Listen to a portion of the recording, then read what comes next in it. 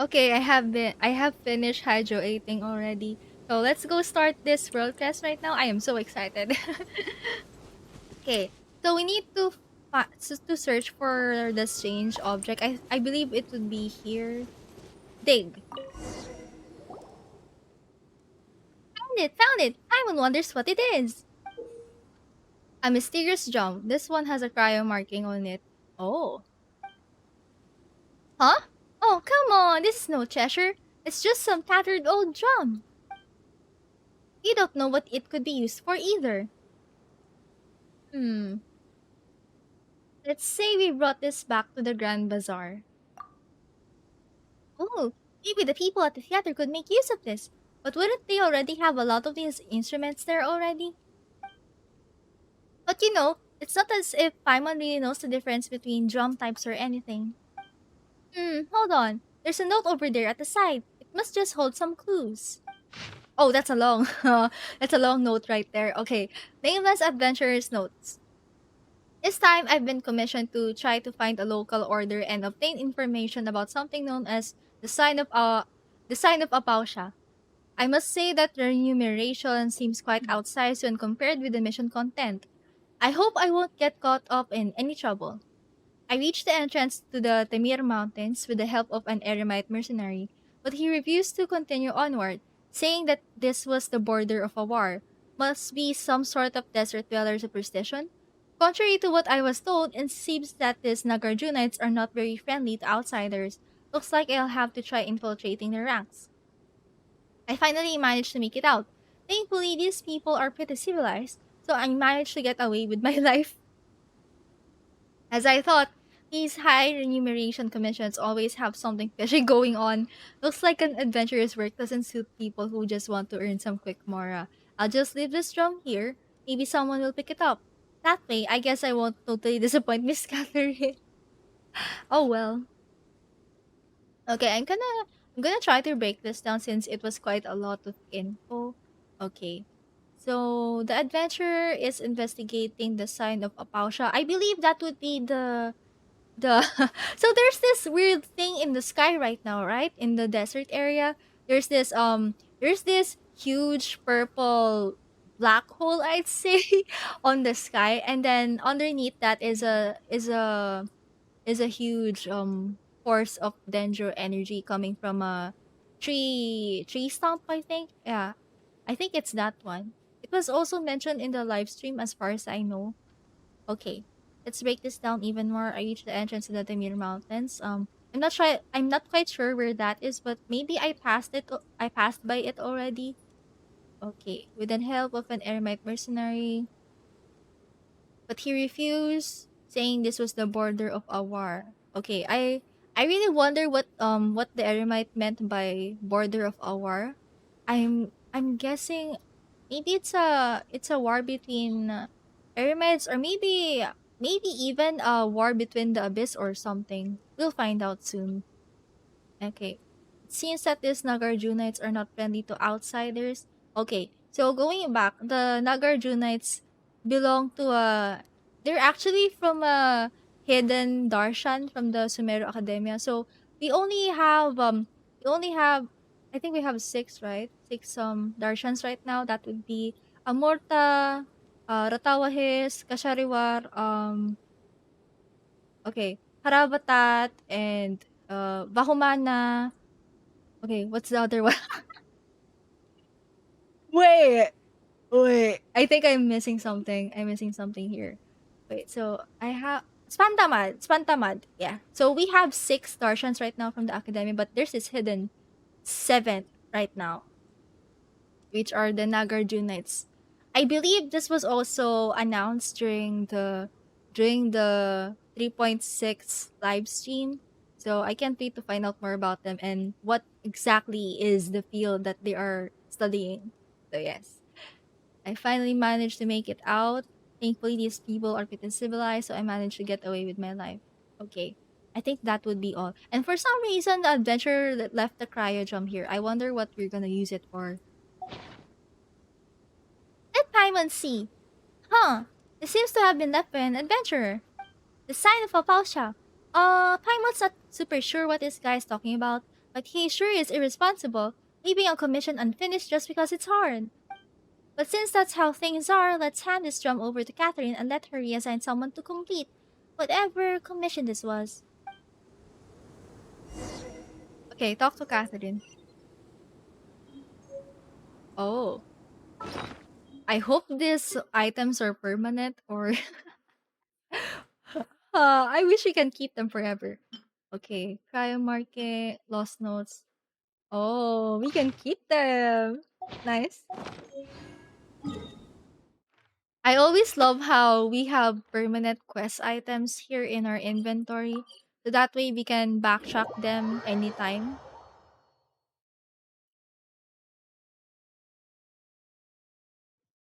Okay. Okay, Catherine, what are you gonna tell us? We need information. Hello there, traveler. Have your recent travels gone? They've gone quite well, thank you. I've heard about your previous adventures. It seems that you've become very experienced.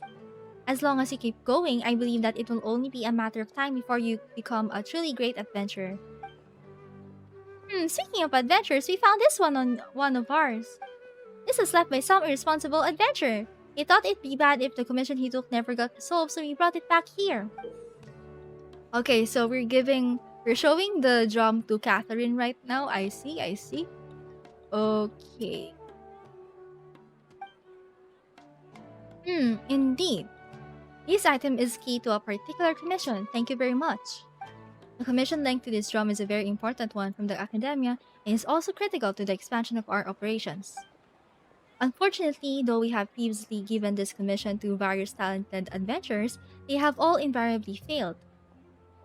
Oh boy, here comes trouble. Well, this is an issue that even the academia cannot solve, so we did expect a relatively high failure rate. Actually, Paimon's getting kinda curious now. What sort of commission is this anyway? Simply put, a recent star observation by researchers from the academia led to the discovery that the northern skies have become blocked by a strange, heretofore unseen phenomenon. Concerned that this would have a great impact on the accuracy of any astrological calculations, the academia immediately put people together to investigate. This resulted in them delving into ancient records, within which they found mention of a strange phenomenon known as the sign of Apausha, which bears strong similarities to the recent occurrence. According to these records, this celestial sign appeared after the disaster that engulfed most of Teyvat 500 years ago. Okay, so this this implies that since this occurred 500 years ago, this was probably during the cataclysm. And I'm just really curious on why she called this a celestial sign, and ooh, I'm excited for that.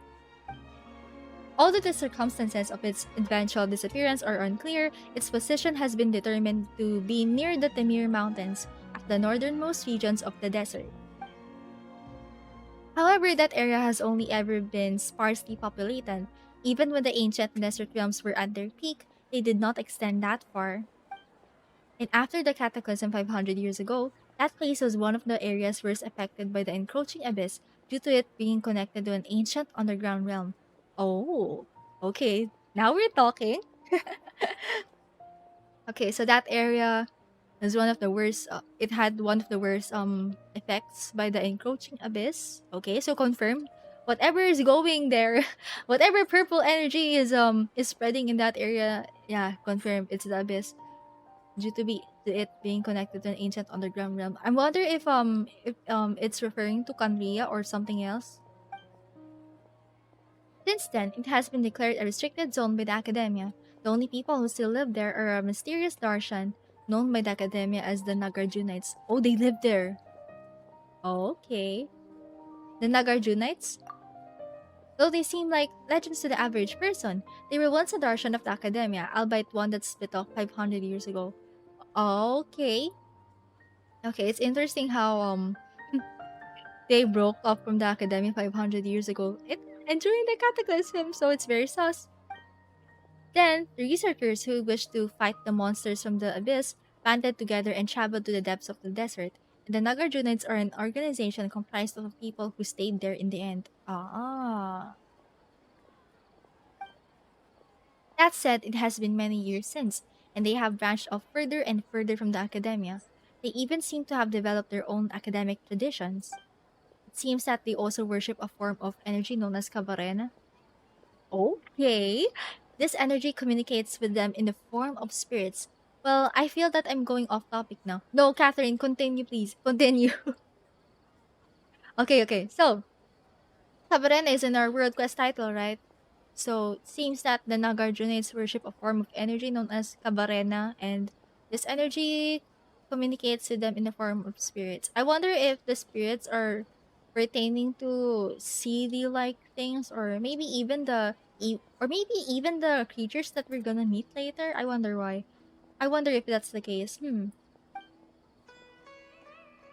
Academy believes that this faction is strongly related to this celestial sign. However, they have not been able to establish contact with this group and, as such, have commissioned the guild to assist in their investigations. It is a win-win situation for us as well. Ruins related to Kanria are located nearby, but exploration in that area has been declared taboo by the Academy until now. Okay, wait a minute. That's a lot of that's a lot of consistent floor drops from Catherine right now. Wait a minute. Okay, so I've already seen the doorway to Kanria many times now in other people's tweets and streams, and oh my god, I really wish that we will pass by there at some point during our streams. Okay.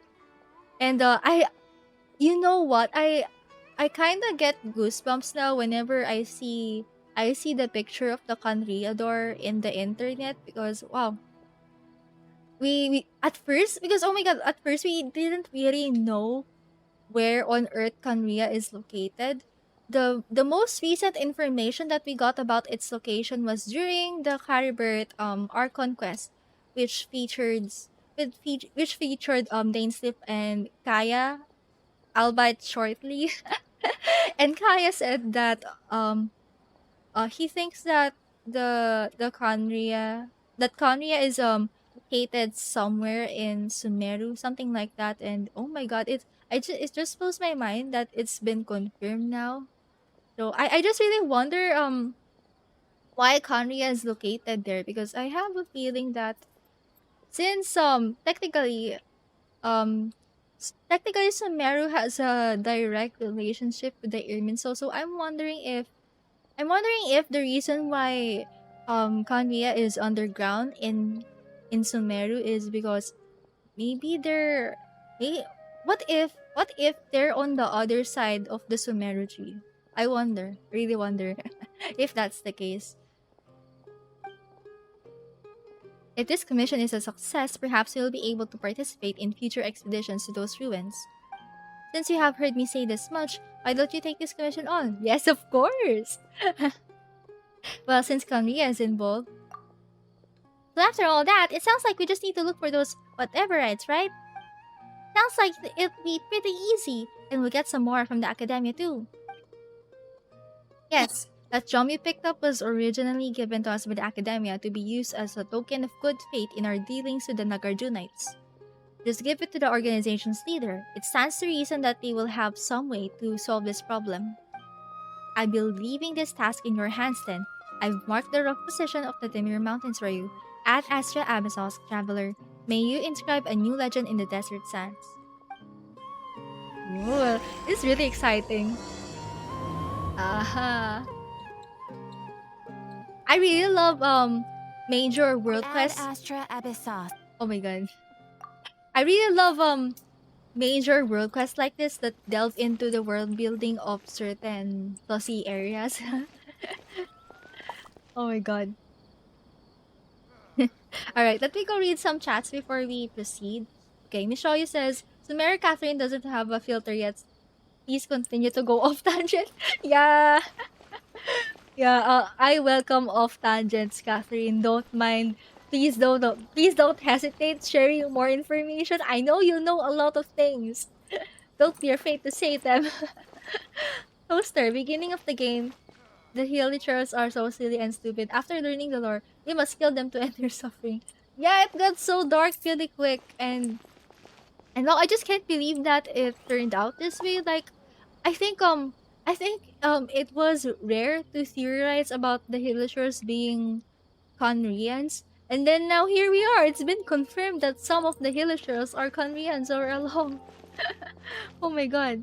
SB, maybe they need to absorb wisdom from Sumeru's soil and sand to carry out their plans. Yeah, I wonder. That would be so cool if they can do that. Yeah. And just notice how a lot of the major lore drops that we've gotten are how do I say this? There a lot of them are from Sumeru. It's loaded, very loaded with information. I mean, it's perfectly understandable since we're already at the midpoint of the game, and aside from that, we're Conria is located here. After all this time, you know what? At first, I was I was expecting that we'll only see Conria as a domain in the very end of the game, but oh my god, we we saw the door earlier than expected. However, we can't really enter it right now, I think, as far as I know. So yeah.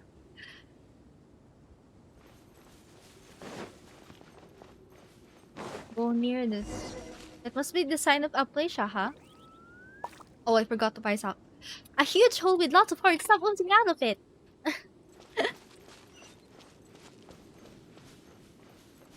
Oh, I love how that new Hilichurl is just vibing at the distance. The new Hilichurls are so cool. I really love their design so much, and especially their weapon types. Oh my god, when are we gonna have sights in this game? I'm losing hope now. But if ever, can we have sights, please, Mihoyo? Okay. Oh, we're approaching the crystals. You know what, chat? Actually, this isn't the first time that we saw crystals. So if you remember the We Will Be Reunited World Quest. I no, not World Quest, Archon Quest, Archon Quest. Okay. In the We Will Be Reunited Archon Quest, we had to go to a domain, right? Where we saw an Abyss Herald for the first time, the Hydro one. And oh my god, that domain is so creepy. I think that domain is one of the scariest places for me in this game, and I don't ever want to go back there again. And if you notice the environment of the domain there, they also have some jagged rocks like this one. However, the rocks have a dark color. Yeah, it's kind of like this one. And then another instance of jagged rocks are there's some jagged rocks in the chasm as well, as far as I know. So if you go to the upside down city, you will see a lot of jagged rocks, dark ones that are surrounding all they're surrounding the soil underneath the upside down city. And then there's actually another example. If you've played the Enkanomiya event back in, I think it was version 2.5, yeah. Um, so we actually got a different it's not actually a different total makeover of Enkanomiya, but there's a different version of the Enkanomiya map, and there are three towers there that have this abyss energy surrounding them, and those three towers have jagged rocks too. But of course, as usual, they are dark colored. So yeah, I'm just wondering if the jagged rocks are kind of maybe there's some sort of environmental effect due to abyss energy. So I'm wondering if that's the case too for this area. However, it seems that the color is it's more on the lighter side. So I'm wondering why that's the case. Yes. Okay, let's continue.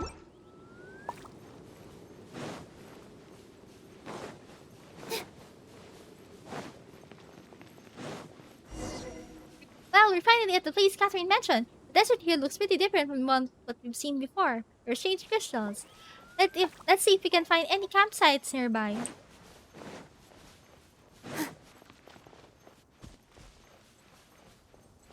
Okay, NPC time.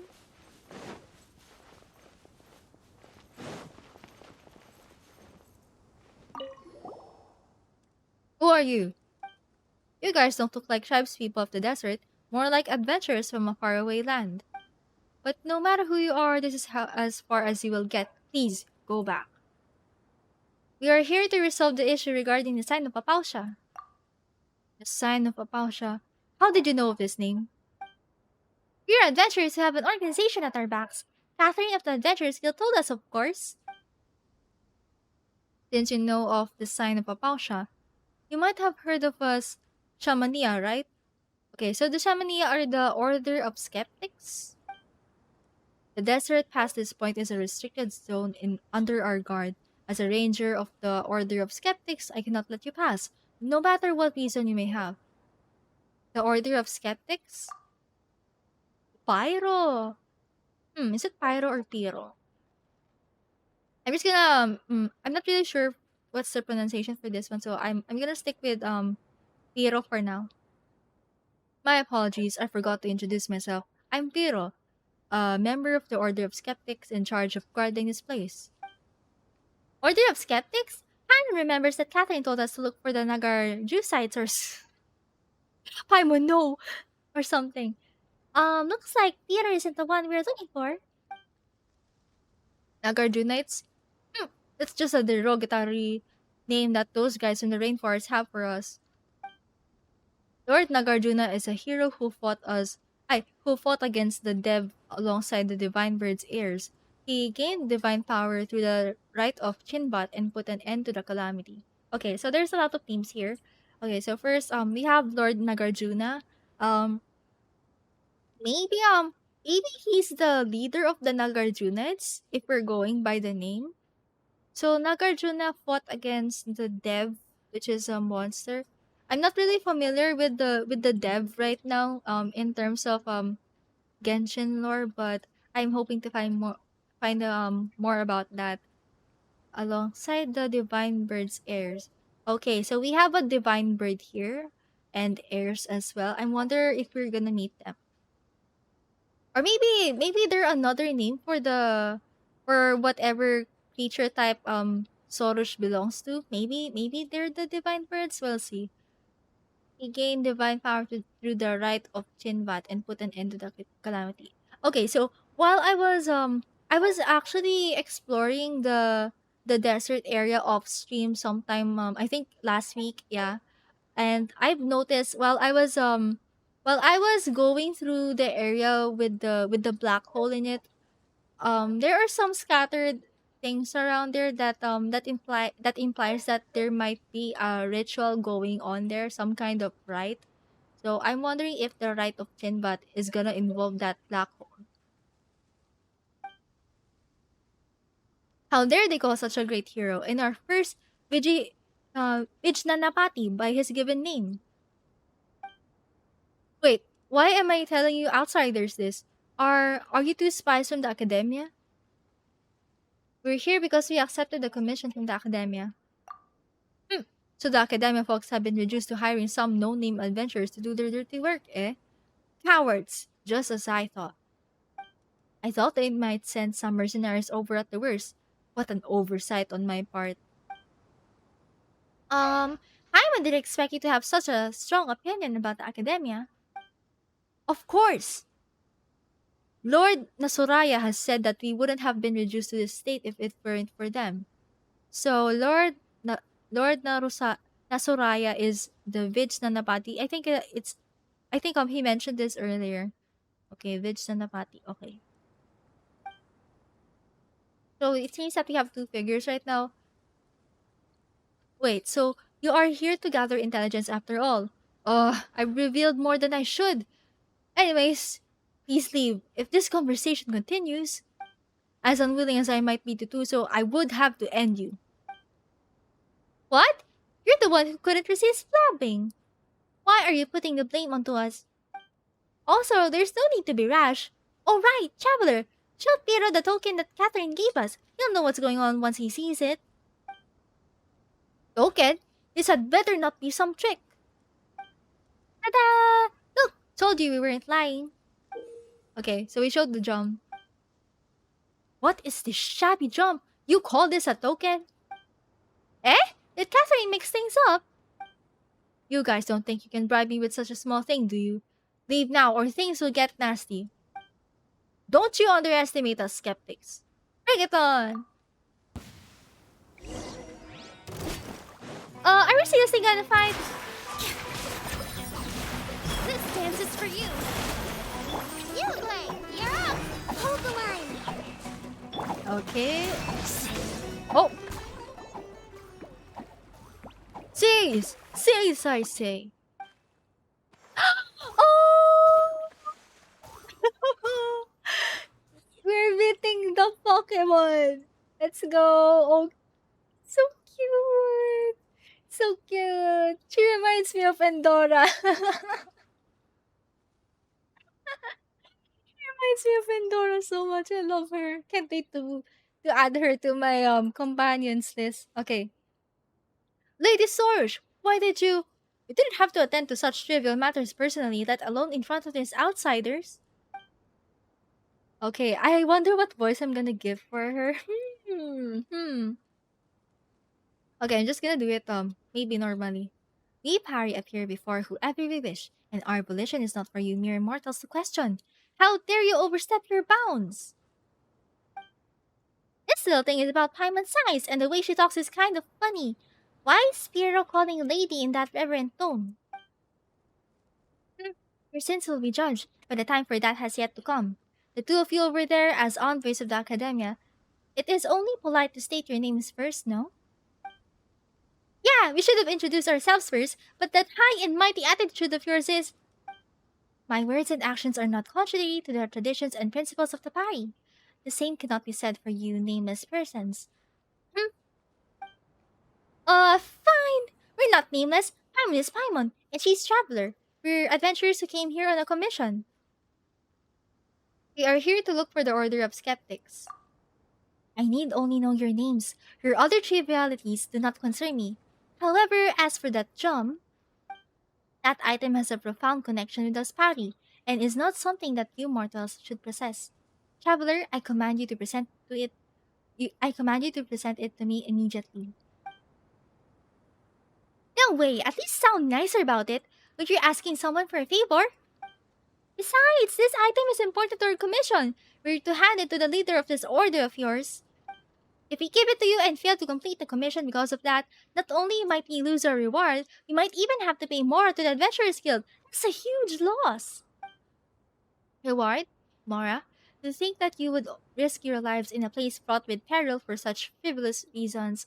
You know nothing of what transpires here. One mistake would send your race tumbling into an internal samsara, and yet you commit deeds that are beyond even our comprehension. Wait, what? One mistake would send your race tumbling into an internal samsara. Oh my god, flashbacks! This reminds me of the Samsara, the Sub-Zero Festival Samsara all over again from the Archon Quest. Oh no! Toaster Paimon is all about Mora. Lol. You humans are such interesting beings. No matter, I shall bring to you the leader you speak of. This item would remain worthy tribute even if you should only present it to me after that meeting. That's more like it. Wait, that's still not right. We still have to deal with that huge hole in the sky, and if we don't... Huge hole? You refer to the sign of Apausha then? And you wish to quell this calamity with mere mortal coils? Ah, how presumptuous! It is the duty of Aspari to eradicate the sign of Apausha. An endeavor that I, Sorush, shall give my all to accomplish. To quell this calamity, I must follow in the footsteps of the divine bird, Simorg, and sacrifice everything that one might call Sorush. Okay, hold on. Okay, so the divine bird is called Simurg, and okay, I wonder if okay, so Sorush says that she will sacrifice everything that one might call Sorush. So this basically reminds me of the Aranara and the mental beings from Nahida Story Quest Act 2 all over again. So if we recall, the Aranaras had to forget themselves at some point.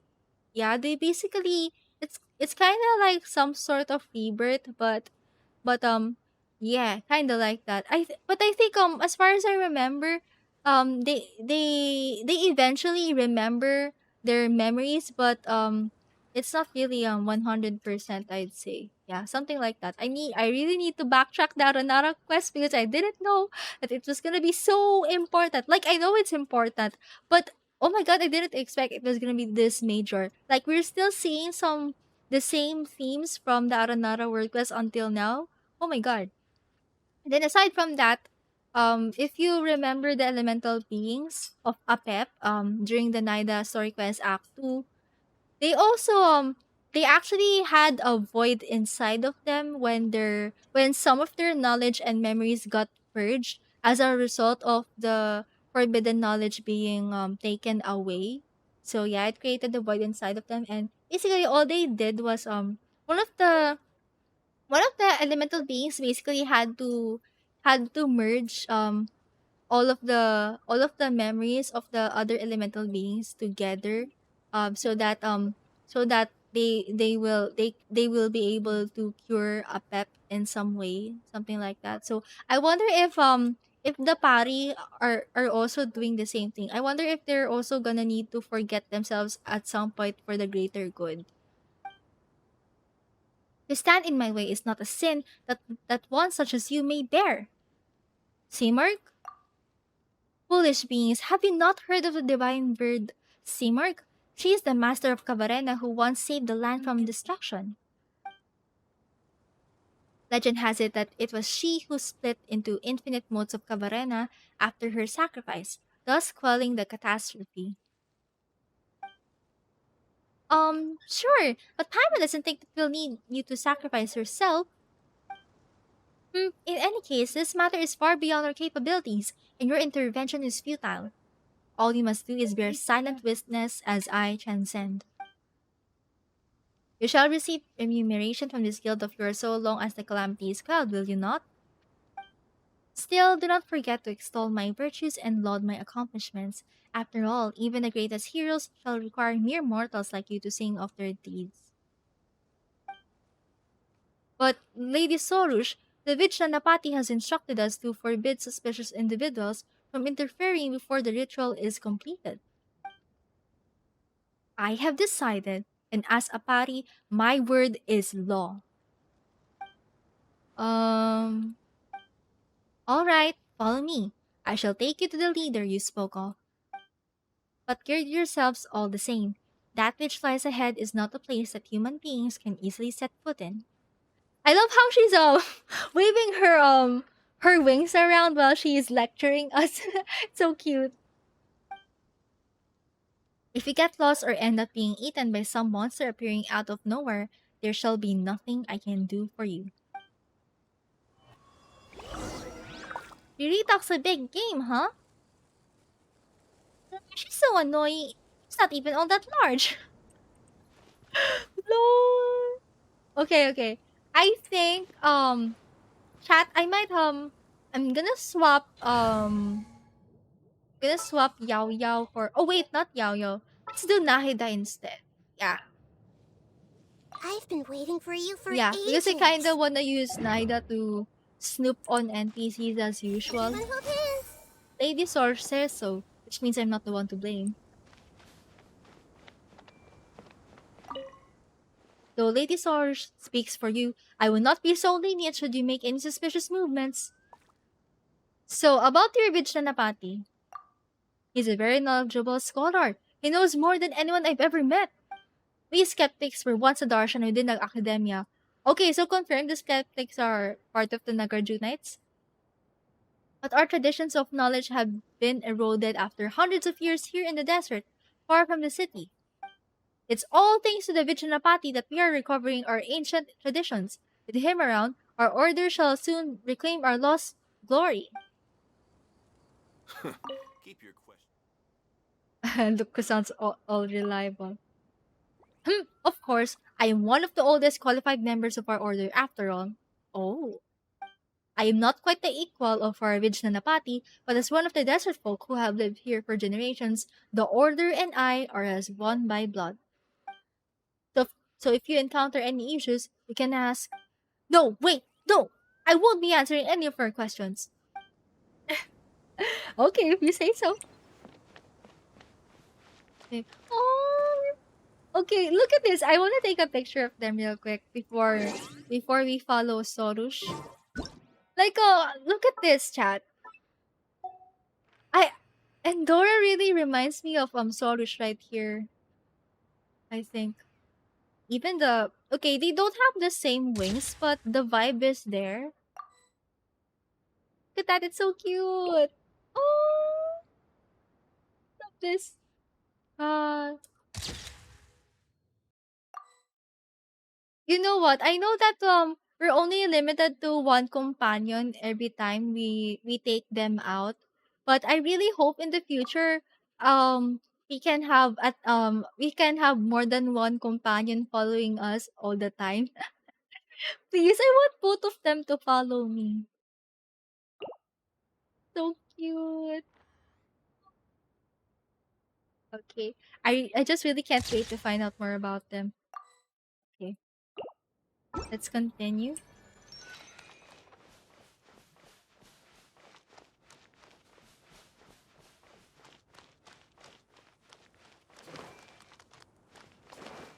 I have two Pokemon by my side.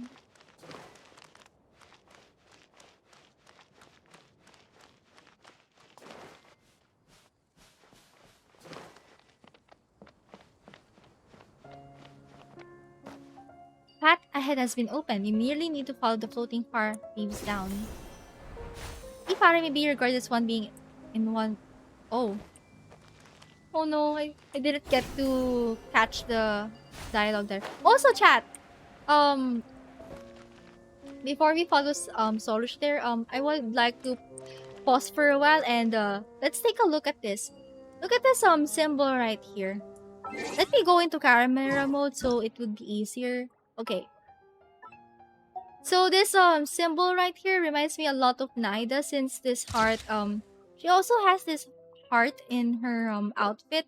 So if we zoom in, there we go. So she has the same heart here. I I've been wondering for a long time why the dendro symbol in general looks like a heart. If you're So not sure I what hope to we do find out next, something about that real soon. Also, how about I take you on a walk? let's zoom this out real quick. Oh my god, this is so cute. It is so cute. Okay, gonna take a top-down pic of that one. Alright, let's zoom out just to see the shape. Okay, look at that. So this four-leaf clover symbol, it kind of reminds me of the designs on Naida's attack. So I'm gonna do that in a bit so that we can see. Alright. Also this one, this teleport thingies, they also have four petals. So I wonder what the significance of that would be. Because usually the symbol that we often see in Teyvat is the triquetra, which has three sides. However, we also have symbols that have four sides too, or 4 points. Okay. What what else? Okay. I'm gonna try to do some normal attacks with Nahida in a bit just to see. Okay. Wow, look at that.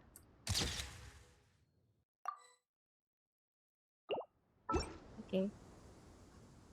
Alright, so okay. It's I'm not sure if it can be seen, but look at her feet. So this she steps on this some kind of keycap or platform thingy that has that same four petal symbol. Yeah, and even if you look at her entire normal attack, so there's this column here, right, on the floor. There are a lot of four petaled things here. Yeah. And then she ends her normal attack with a dendro symbol. That same heart right there. Good thing I have my camera with me so I can Let me take a picture of this. There we go. Yeah, perfect.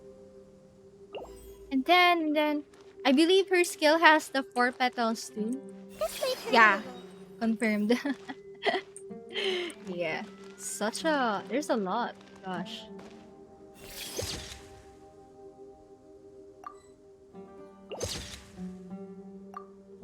Yeah. Okay. I'm gonna take another top-down pick here so that Nahida is at the center. Right. As we gotta love that heart symbol. Yeah, me too. It's so pretty. I just really love when Genshin um how do I say this? I love it when Genshin scatters a lot of symbols, not only in character designs but also in environmental designs such as this one.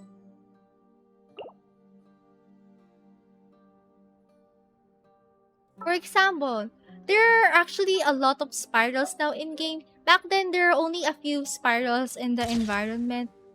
However, ever since Sumeru dropped, there are a lot of spirals in the area, especially this latest area. I've been roaming this area off stream, and oh my god, I have a lot of pictures of a lot of spiral um environmental features.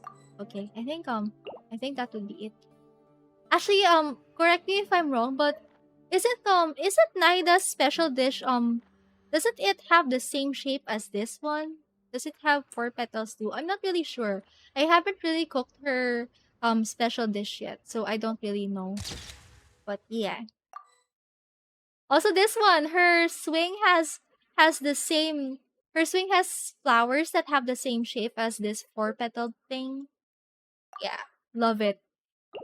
Gotta love the use of symbols here. Oh, also I have a Dendroculus there. I'm gonna go get that. I hope I reach it in time. Okay.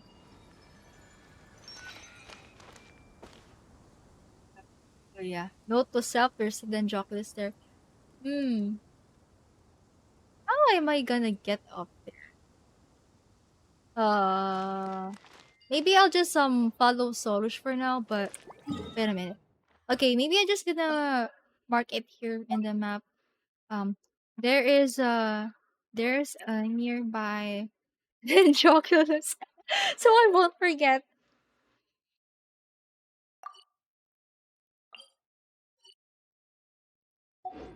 Okay, let's go.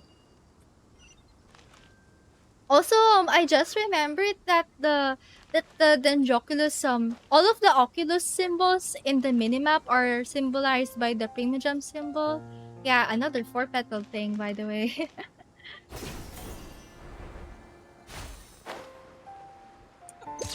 Oh gosh, her glider looks so good with this one.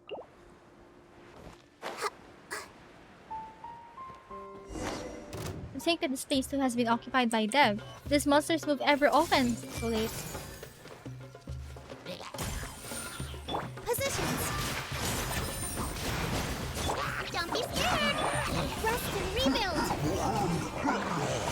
Billowing surge.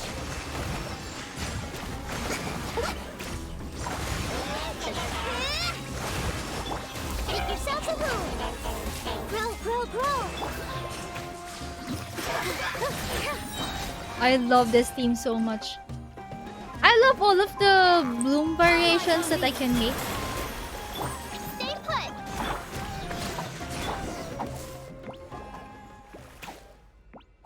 Okay, I'm gonna read chat for a bit before we proceed. SB, this might just be me. I initially thought Dendro symbol was supposed to represent a heart, but then if you turn it upside down, it looks more like a bud that has yet to bloom, which seems more on brand with Dendro. But also, do you know what else is upside down? The Irminsul tree grows upside down. Yeah, actually, I kind of see it that way because if you remember, or if some of you were here during yesterday's stream while we were talking about Nicole, I actually talked about the Irminsul's connections with Nicole. Yeah. And and we actually talked about a lot of plant references like so Genshin has this tendency to use tree metaphors and seed metaphors when talking about fate and such.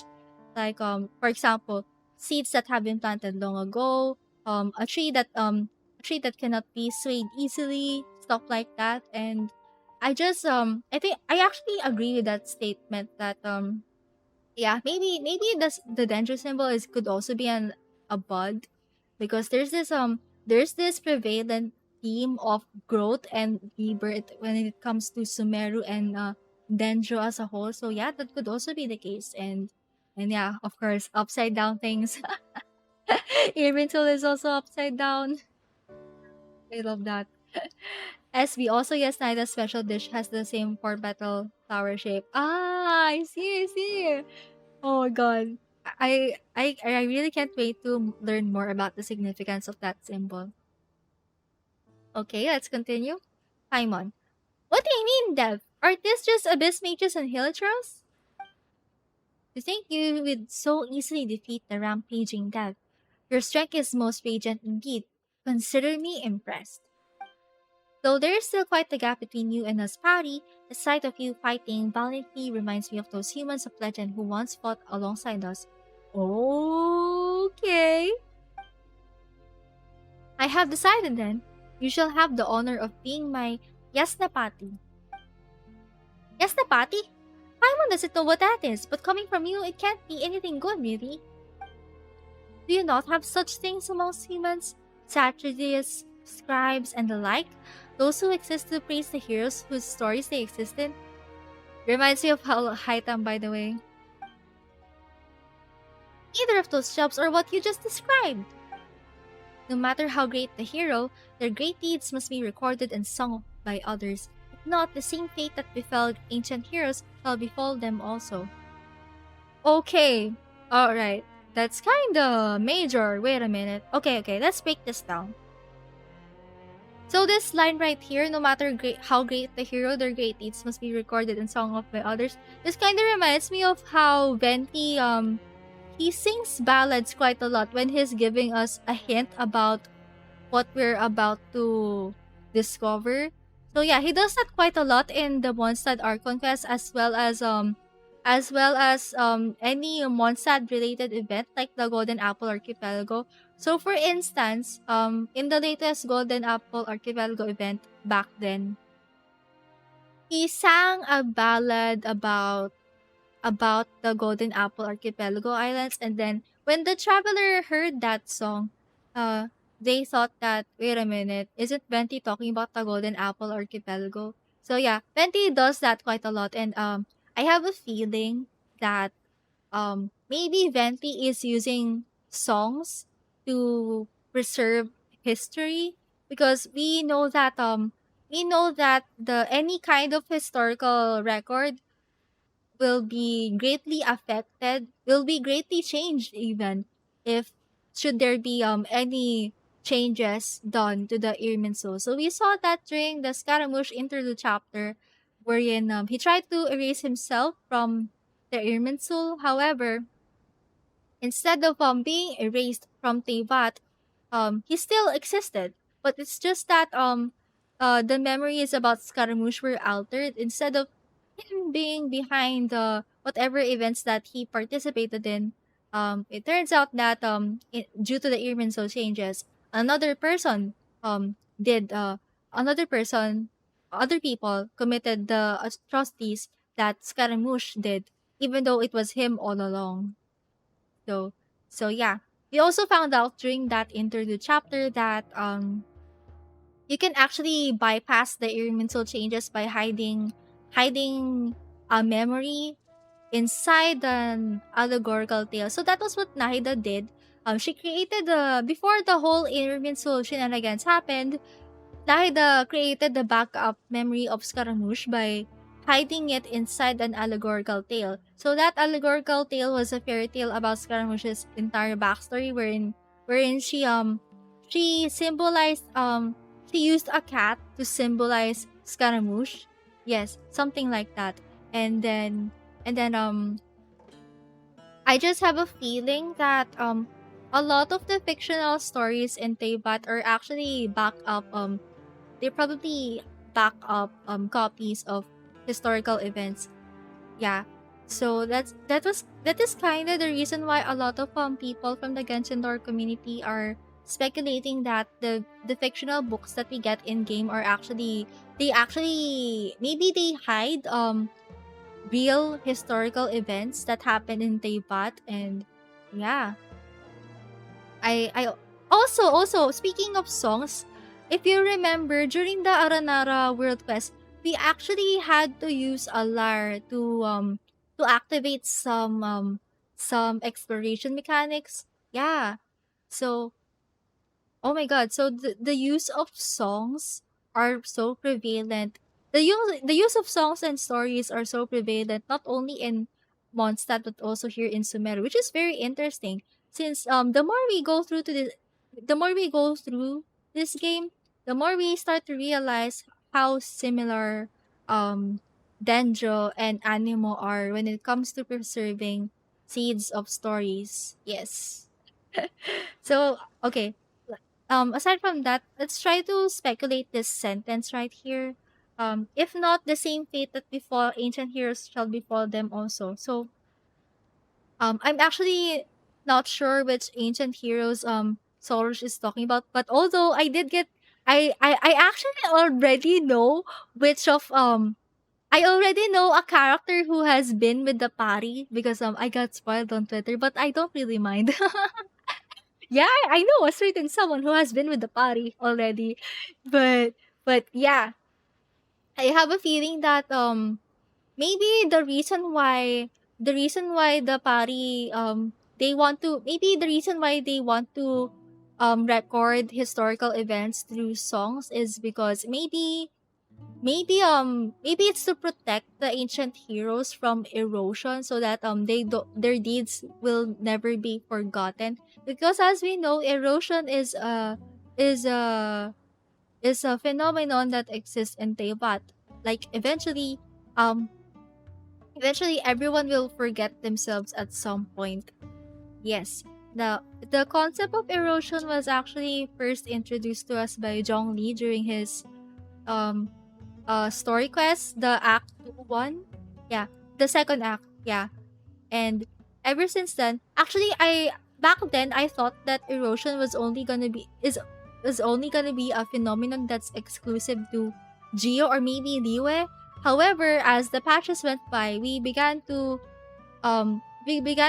discover that erosion actually exists in the entirety of Tibet. Like we learned about the effects of erosion on A and as well as in Azuma and so on. It's been actually even Dane Sleep he admitted that he too is experiencing erosion. Like he actually already admitted in the latest quest that his memory is yeah, his memory is not that great anymore, even though he still has some self-awareness left in him. So yes, I'm wondering if that's the case. Also, SB, I love the idea of having metaphorical backup files in this world. Technology may be wacky at times, but when it does work, it sure is amazing. Yes, so true. I just love how it's such a plot twist that the fictional records in this game are actually the true historical records.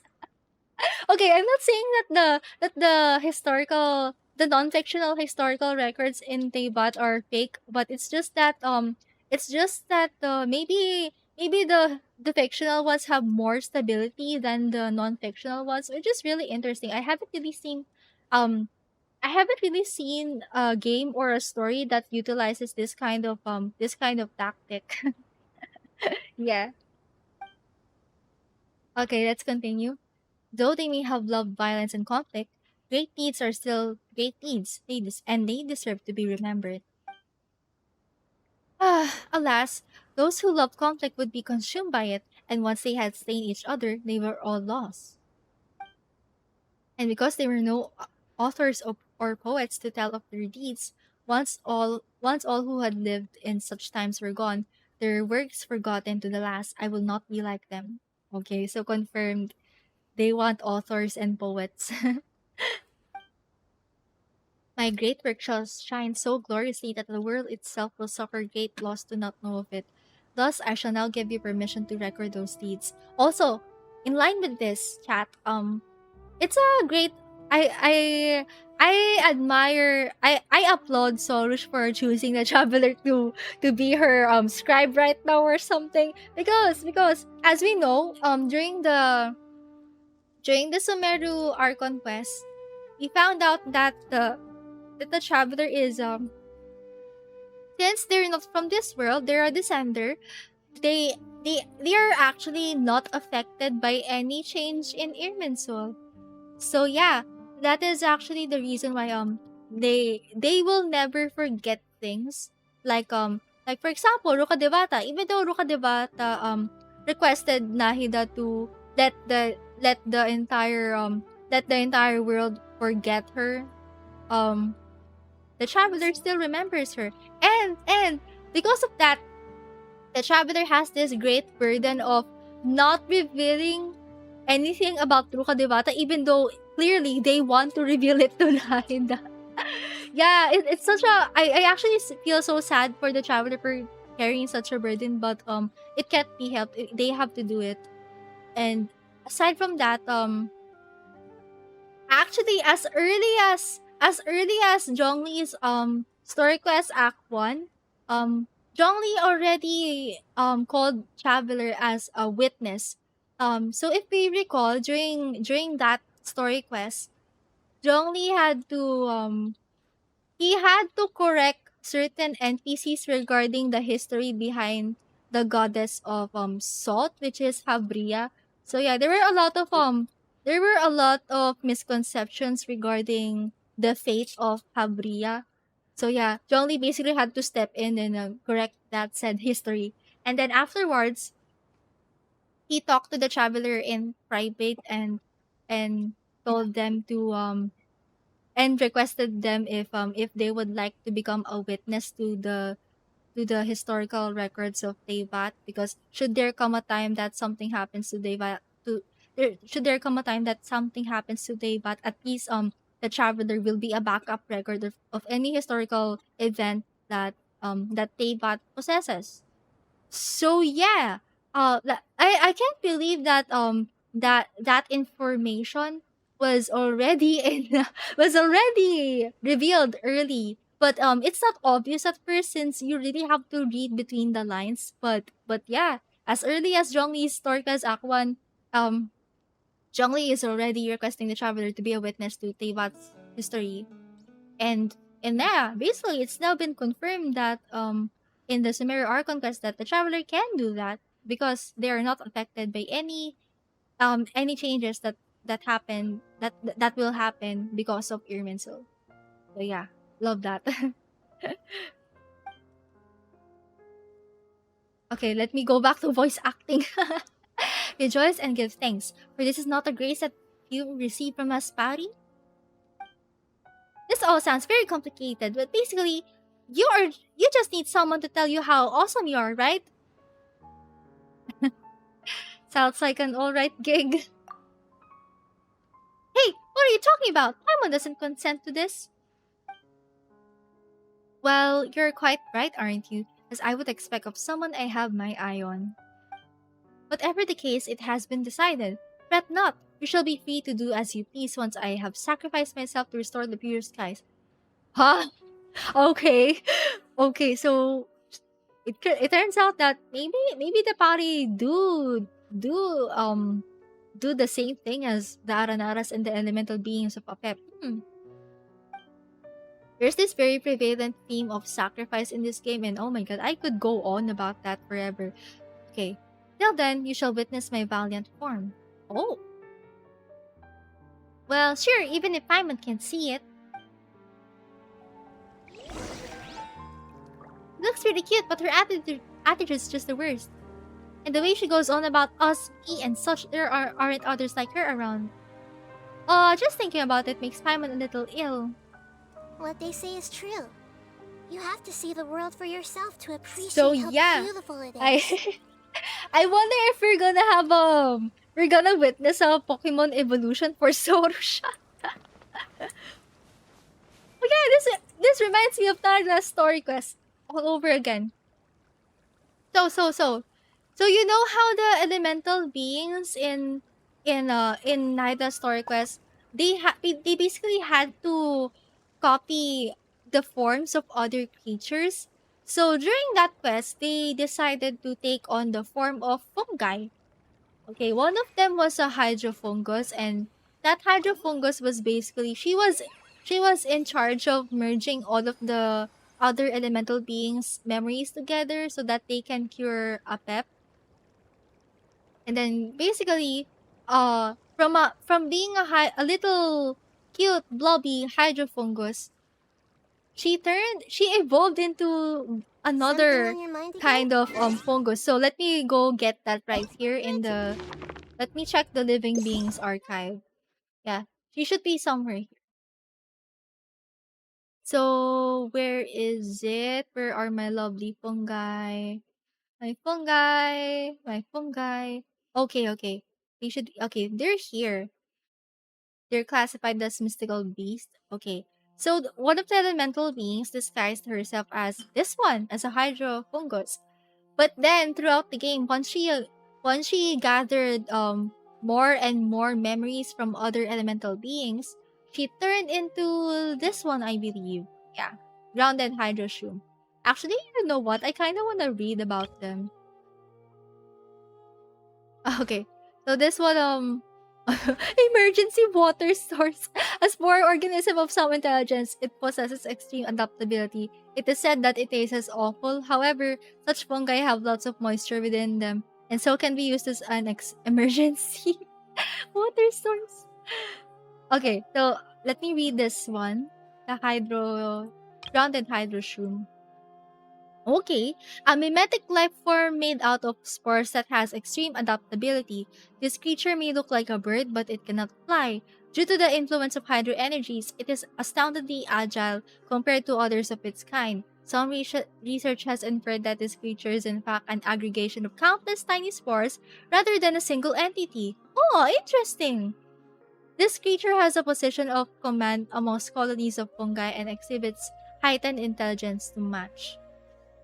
Oh, that is kinda on brand though. So it says that it's an aggregation of countless tiny spores rather than a single entity. Which kinda reminds me of how that certain elemental being who turned into this one, she gathered the memories of the other elemental beings. Wow, love that. Mishoyo, is it just me or the Sumerus gods mostly managed to coexist together up till 500 years ago and didn't fight each other to death in the Archon War? Yeah.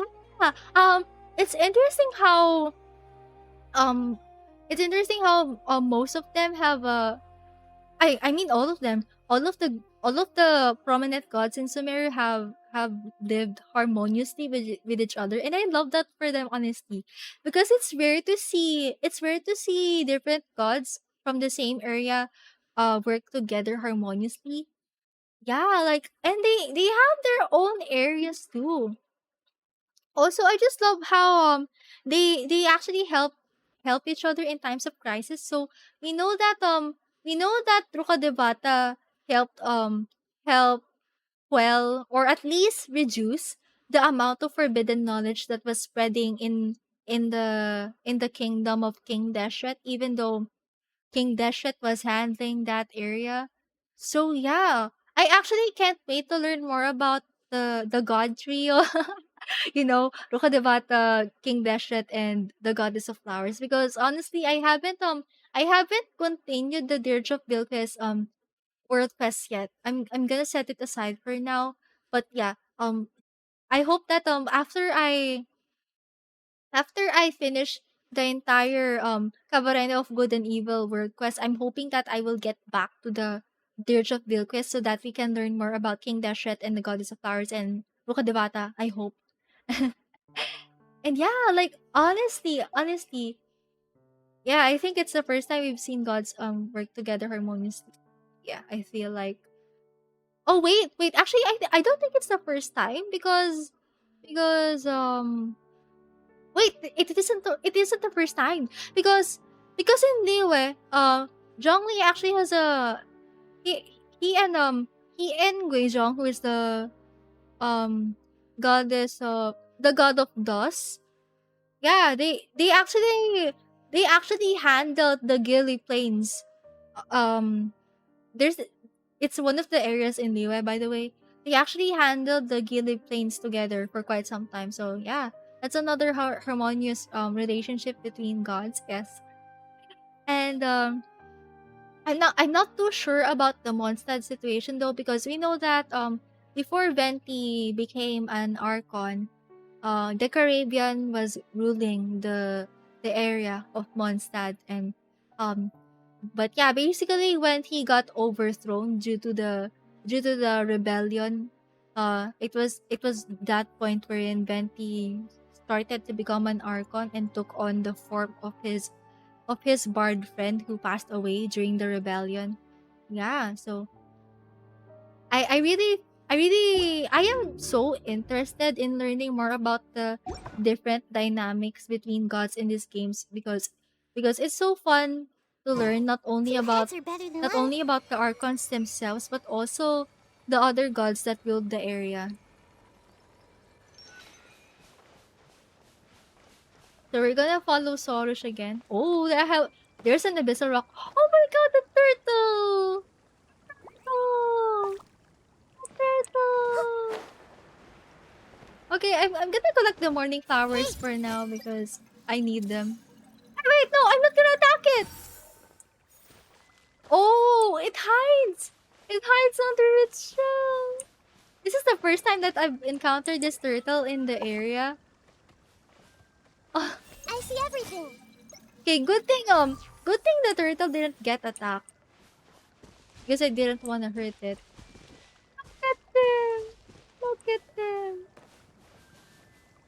Also, by the way, chat, in case you didn't know, during in Naida's demo trailer, you can actually find this turtle. So Naida hops from dream to dream, right? She actually goes to the dreams of children, and one of the dreams contained this turtle. However, it What was they a say is true. large turtle. You have to see the Very, world very for yourself large. to appreciate how So I am beautiful really it happy is. that this turtle appeared here in the overworld, because a lot of people, as far as I know, have been wondering where that turtle can be found, and it's only now that we've gotten to see this turtle in game. Tortoise, I mean. So cute. Show you Master Ugwe. Yeah, Master Ugwe. I think Master Ugwe is one of the most interesting characters in an animated movie ever. Wait, Master Ugwe is the one from Kung Fu Panda, right? Oh god, I love Kung Fu Panda. It's a good movie. All three of them. Yeah, like for real though. At first I wasn't sure what to expect from the Kung Fu Panda movies, but once I got to watch them, they're really good. They have a good story. Yeah, especially the I actually I love all of them. Even the third one is interesting because in Kung Fu Panda 3, um uh the main character discovered that there's actually a homeland full of kung fu pandas, and I love it so much. So cute. Okay, let's follow Sorush once again. I just love how the turtle is just vibing there in the background. Okay, chat. So that abyssal rock thingy right there, it kind of reminds me of, once again, the chasm. So there were some areas in the chasm wherein we, how If do I you're say not this? sure They're what to not do really next, rocks, but how about I there's take you some on a walk? there's some cables that have this sort of purple mark on them that we had to clear out, and once we clear them out, they reveal other pathways to the cave. So actually, I'm wondering how on earth we're gonna clear this out. I might have already unlocked the tutorial for this one. I'm just gonna try to remember it.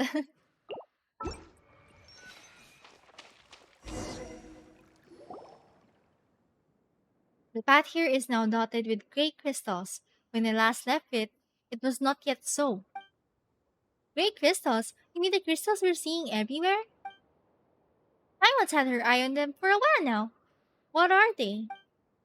Great crystals are remnants of the Blackfire's embers, proof that this land has suffered great calamity. Blackfire's embers? Indeed, I am sure you have heard that a great catastrophe struck long ago, where dark fire rose from beneath the earth and scorched the land. Okay, I'm wondering if this is a reference to the great fire that we saw in one of the Genshin trailers. So if you saw the We Will Be Reunited trailer, it was a very old trailer by the way. We actually saw Lumin run towards so she landed in the is some kind of area that looks like the spiral abyss. However, instead of the regular blue night sky that we see, the sky was crimson and even the moon was crimson. Then after she ran away from that area, she saw that Khvarena has been already engulfed in flame. Like it was a total disaster even. Like there were a lot of cubes, red cubes by the way, floating around and basically it was a mess. The land was destroyed, the buildings were destroyed, everything was just in flames.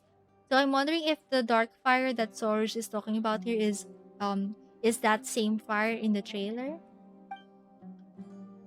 The dark fire opened a bottomless hollow in this land, and the demons of death that crawled through that gap nearly turned this into a lightless realm. Though the gap was blocked by the great tree, the dark fires spread like seeds, and the countless dark and painful memories released by that corruption began to lay down roots and sprout. Okay, so blocked by the great tree. This persisted till the honored lord of Khvarena, the divine bird Simurgh, drank the primordial water left behind by our god, before transforming herself into Khvarena of all kinds and scattering across the land. Okay. Notice the use of the word primordial here. Primordial water. Hmm. Also, I wonder what god she is talking about. Like this doesn't sound like okay, I'm not sure if this is Ruka Devata or the goddess of flowers or who else? Deshret or hey, maybe what if an Archon from another nation? I hope I'm not coping at this point, but what I wonder if it's I wonder if it's a I wonder if it's the previous Hydra Archon. But anyways, okay, so she transformed herself into Kabarena of all kinds and scattering across the land, okay? From that day on, the Kabarena has taken the divine bird's place in defending this land, and those painful memories that leaked out have been sealed by Kabarena. What was left are these ubiquitous gray crystals. Though they seem no different from any other stone, they may contain objects that are yet to be purified. So yeah, actually while I was passing by this area, I actually saw a lot of rift wolves that have been preserved by these gray crystals, but I haven't purified them yet because I don't know how. First of all, I don't know how, and then second of all, I want them to be preserved there for a time because they look so cool, but I know that eventually we're gonna have to purify them anyways. The gray crystals in the area have increased as of late. I suspect that this must have something to do with the sign of Apausha's dark power. But if we use Kavarena's might, we can get rid of these crystals. If my senses do not deceive me, a wandering Kavarena should be nearby. Let us look around. Oh, by the way, chat, I actually didn't notice that Soros right here has a heart symbol. It's the same heart symbol that we saw on the platforms earlier. Yeah, even in Naida's chest area on her dress. Yeah.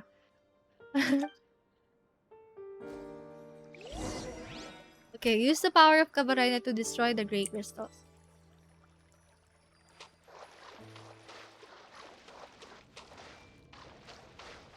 Okay, so let's destroy this one.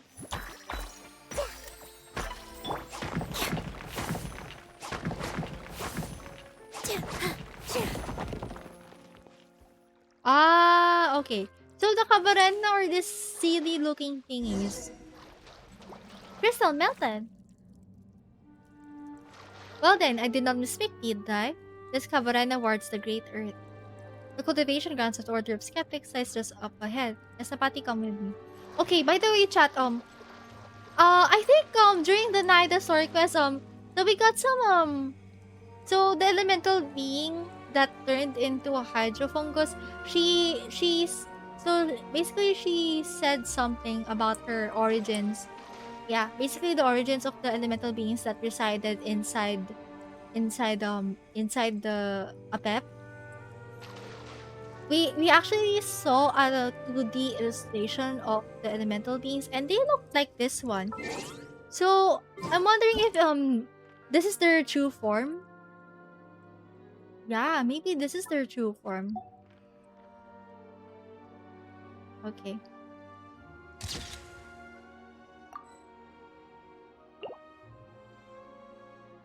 Also, speaking of Sealies, I wonder if the Sealies in this game are just different variations. Like, is this Cavarena a variation of this Sealy right here? Yeah, I wonder. Okay, I'm gonna go inside now. Good thing I already started this world quest because it seems that a lot of exploration First, get into mechanics position are like locked this. behind this world quest. Can only be unlocked through this world quest. So yeah, I think we're Like gonna need that. Sorush a lot for Yep, this one. that's it. Oh, oh, we're gonna go all the way up there. Oh, oh my God, there's a Dendroculus. All right then. Everyone hold hands. Okay, let's try to defeat this.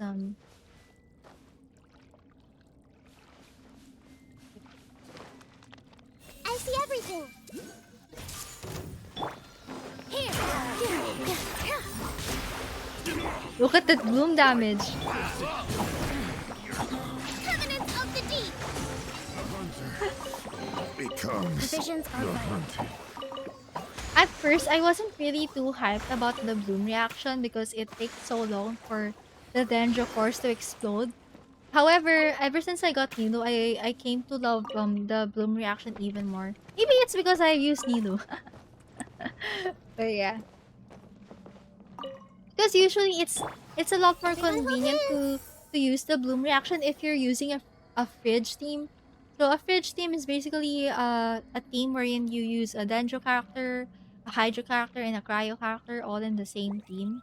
So that the purpose of that is that after you trigger bloom reactions, you trigger the freeze reaction next. So in that way the enemies are kept in place and in that way you'll be close to the dendrocores that you're producing. Yeah.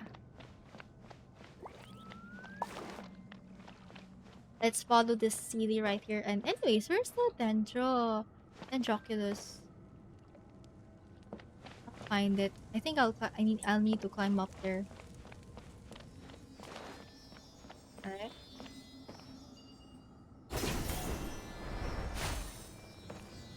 You know, this area reminds me of the chasm all over again. You know, with all this platforms and such.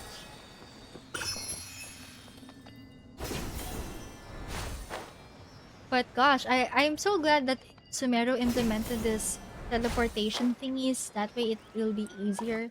I know Inazuma has this, but it was the teleport thingies for Inazuma are a lot tedious to use because first of all you have to click F and then you can only use them one at a time in co-op. So yeah. Good thing for this one, it's a lot easier to use. You can use them instantaneously.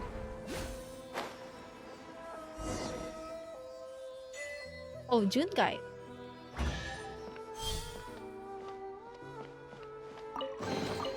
I wonder who this gift could be from. Okay. Let me go check my achievement real quick. Blessed Hamada.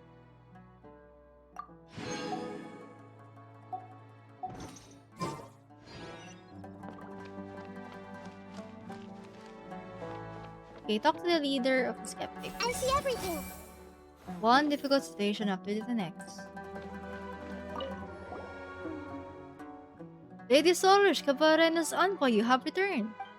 Though it has taken much work on my part, the analysis of documents regarding the rite of Chinbat will soon be complete. According to my research, we need only collect all the great songs of Khvarena next, and your great work may then be completed. Okay, wait a minute.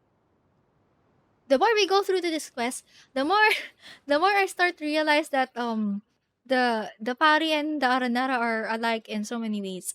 So okay, um so it turns out that they have the great songs of Cabarena, and if you recall, during the Aranara World Quest, there's actually there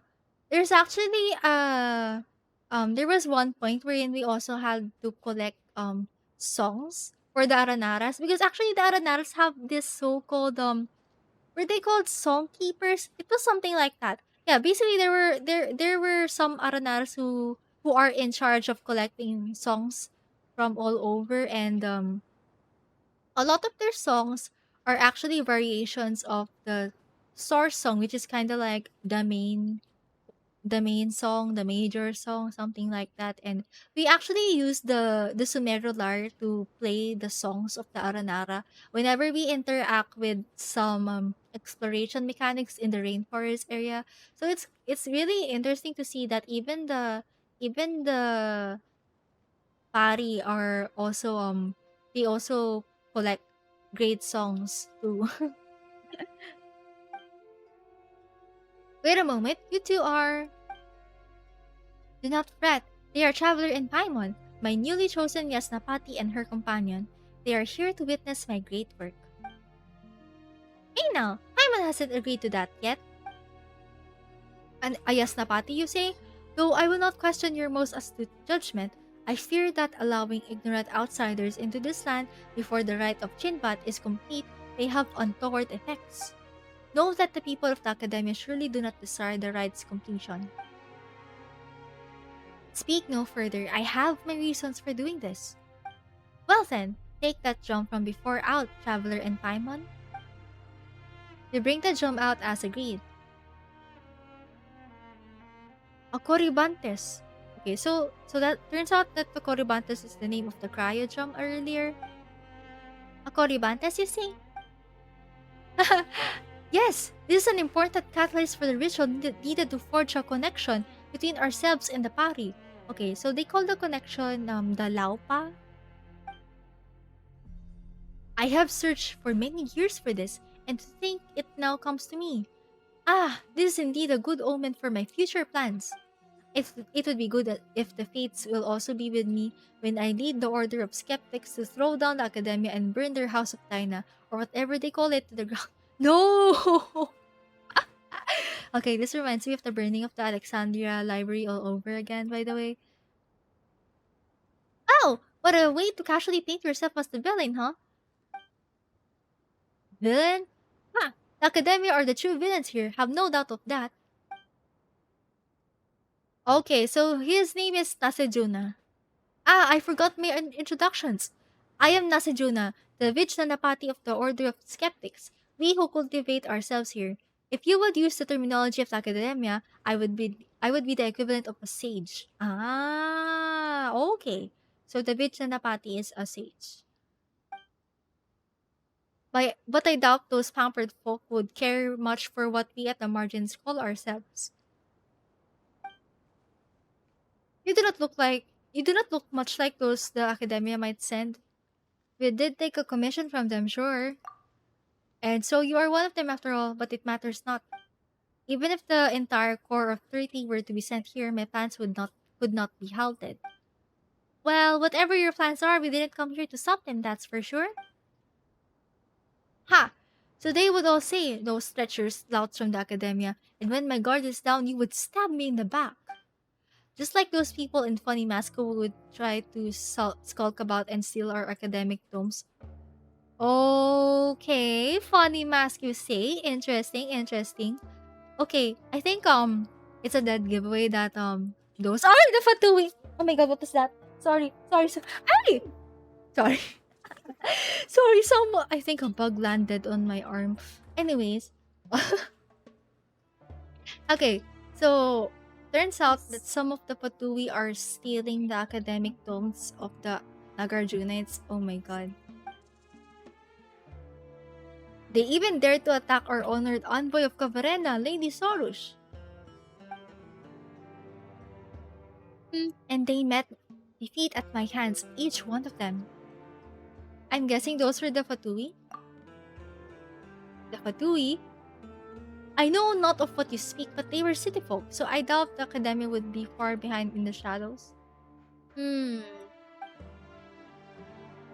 Do not look upon us as some miserable few who inhabit the Temir Mountains. We once had such numbers that all the desert north of Mount Damavan would struggle to hold us. It is only because of our harsh environment and the slander and ostracism by the academia that we have been reduced to this. If it was not for such sage souls as myself holding things together in the protection of Cavarena, we skeptics would have been reduced to nothing long ago. Sounds like quite a disagreement, yes? Catherine said that you have your differences, but it sure looks to Paimon like you skeptics really hate the academia. Say not hate, but rather we simply cannot coexist. When I was young, I did go there to learn in an attempt to mend our differences, but they treated me like an outsider. Though they feign politeness by calling us a branch of the academia, this is not but a means to belittle us. It is said that our predecessors had a clash of ideals with them, and so chose to go into the desert to stand against the darkness themselves. From that day on, we have been holding firm in the war against defilement, defending our land, and what have those useless louses have been doing in the meantime? Compared to those pampered pedants, we who combine thought, word, and deed far better deserve honor for our wisdom. Paimon doesn't quite get it. You need only understand that conflict is the true nature of this world. Kabarena and impurity, Dari in the true way, it is these struggles for supremacy that have kept this world alive, just as surely as this sky does. Okay. These sophists and their fancy darshans believe that the fates of all are inscribed in the skies, and that this is the wisdom that this is the supreme wisdom and truth. Wait a minute. Okay, so fates of all are inscribed in the skies. This speaks this this highly implies astrology, by the way. We just had this discussion yesterday, didn't we? We actually talked a lot about astrology in yesterday's stream because we had the last Hex and Circle PowerPoint stream yesterday wherein we talked about Nicole and Barbilot. So as we know, Barbilot is the master of Mona, and both of them dabble in astrology. Oh my god, so many thoughts. But look, the skies reflect defilement itself. Surely their truth then is an imperfect thing. Interesting statement. Perhaps nothing is truly perfect. Ah, thank you, Thus. Then we might yet be friends. If time permits, we may discuss this issue in more detail. Soraya, this is not the time to talk about such things. Have you not seen how the grey crystals hem us in ever more tightly? If you do not extinguish the sign of Papausha soon, things shall grow most perilous indeed. Well, speaking of the sign... Right, that's right. We were tasked to fix this whole thing. But after all this talking, we still don't know what it's supposed to be. Ha! Well, our plans also involve extinguishing that celestial mark. As for what it is, If it must be described as anything, let us call it the water surface. Hmm. Okay, as for what it is, if it was okay, that's an interesting choice of words, by the way. Water surface. Hmm. I wonder if this kinda if this is kinda a reference to the sky being a sea of stars, but let's see. The water surface? Your explanation's just making things more confusing.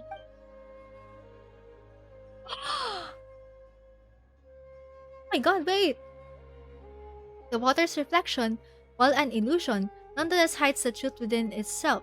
So it is with the skies. It is like a mirage if you have seen those before. Oh my god, chat. This brings us back to the entire astrology conversation again from yesterday. And Hydro too, Hydromancy too. Okay, so let's just let's just recap for a bit. So hydromancy is actually the method that Barbadot and Mona use to conduct astrological readings. So in hydromancy, they have to look at the reflection of the stars on the water so that they may read the fates of other people. So yeah, this entire sentence by Nasijuna right here, it really reminds me of hydromancy. Like the water's reflection, while an illusion, nonetheless hides the truth within itself.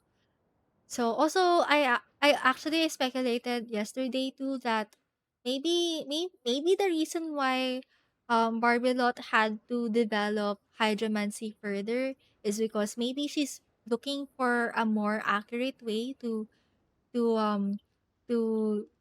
a more accurate method to read astrological to do astrological readings more accurately. So yes. And by the way, Nasajuna also mentions the mirage here. The second time that we've encountered the word mirage in Genshin was during the Golden Apple Archipelago event once again from last year. So during that event, we got to witness the memories of Mona, Fischl, Kazuha, and Shinyan in the form of domains and islands, by the way. So basically, they call the domains and islands there as mirages because because the Golden Apple Archipelago Islands during that event were a lot, they look a lot different. Instead of being the standard islands that we saw during the first ever Golden Apple Archipelago event, which was I think 2 years ago, this second version of the Golden Apple Archipelago, um, most of their islands have different themes according to the character. So there are islands that are inspired by Mona. There are some that are inspired by Fischl, others inspired by Shinyan, and others inspired by Kazuha. So their backstories are reflected by the environmental design of those islands and as well as their domains. And yeah, they're actually called mirages for some reason. Also, chat. Actually, during that event, the reason why the Golden Apple Archipelago Islands took on the form of the characters' backstories is that there's actually a group of Fatui there that conducted an experiment, an illegal experiment, by the way, because they did it without the permission of the higher ups from the Fatui. So yeah, one of them is a researcher, a Fatui researcher who made a machine that can mimic the power of dreams, which is a power that is used by Nahida, of course. And yeah, even Nahida suspected that probably someone is trying to copy her power of dreams in the Golden Apple Archipelago. So yeah, that was the technique that the Fatui used to create this said mirages, the islands and the domains. And yeah, it didn't go well on the Fatui side because so here's how it went. For the Golden Apple Archipelago cast, for the playable characters, that is um as a result of the entire shenanigans in the Golden Apple Archipelago, they got to witness the memories of their of the characters that were in that event. Yeah. However, in the case of the Fatui, they fell into madness. And you can only wake them up by giving them an object that is significant to them. So, as far as I recall, one of the Fatui, you had to give them a locket containing a family picture, something like that. Yeah, basically, they will never wake up unless you give them an object that is important to them. Yeah, the experiment basically backfired on the Fatui. Yeah.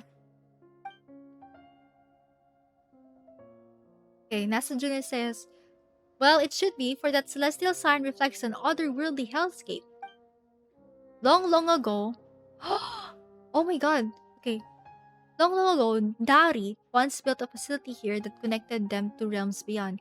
Okay, so all this time, Dari is another name for Kanria. Oh, I actually have it. I think I'm missing a world quest, by the way. I think there I haven't really done the ruin golem world quest for the desert, by the way. Both the first desert area and the second one. So I'm hoping that I could learn more about Kanria or Dari from those world quests because I'm not really sure. I haven't done it yet.